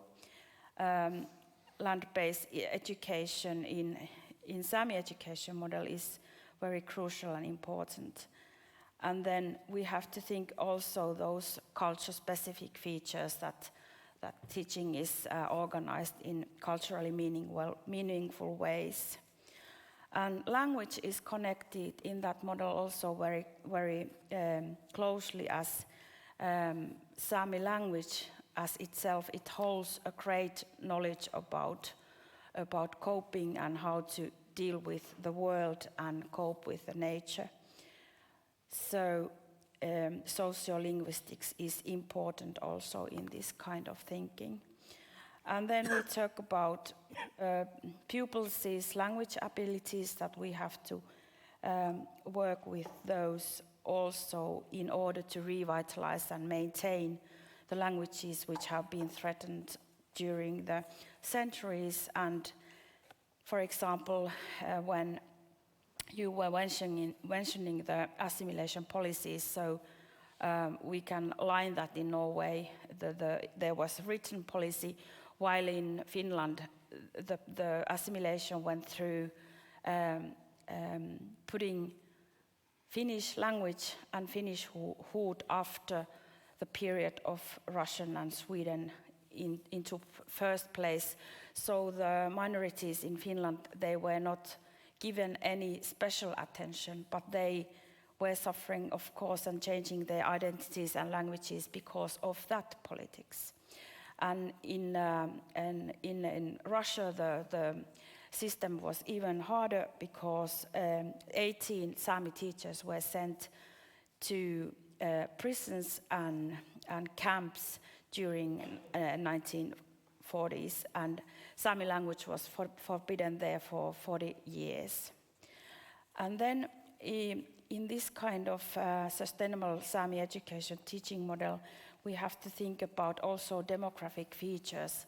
As we know, the policies and societal systems, they are quite complicated. So in order to be able to work with these kind of systems, we have to also take account social and economical factors. And when it comes to the indigenous peoples, it's somehow very demanding situation sometimes. And then, like I was pointing out, the history is also important to know because there are different kind of processes and progresses which we have went through, like assimilation or colonization, and every kind of harsh education history. And like Astrid was also mentioning, the progress has been quite good in recent years.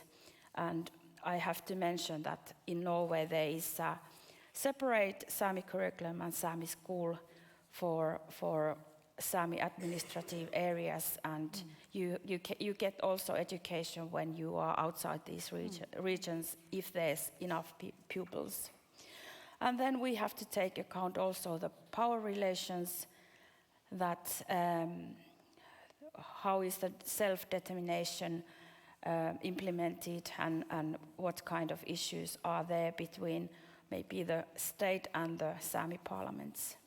And then we are talking about ethnopolitics here also. Thanks. Thank you so much.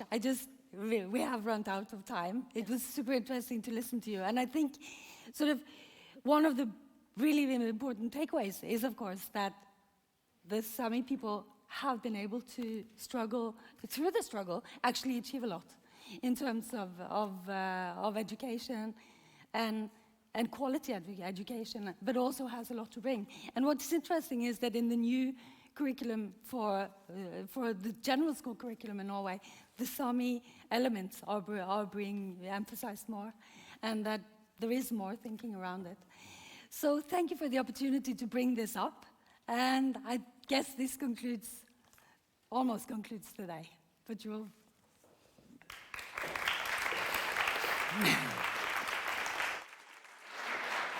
So, thank you so much for this intervention, making us realize that there is, for instance, a lot of knowledge about sustainable development in disappearing indigenous languages.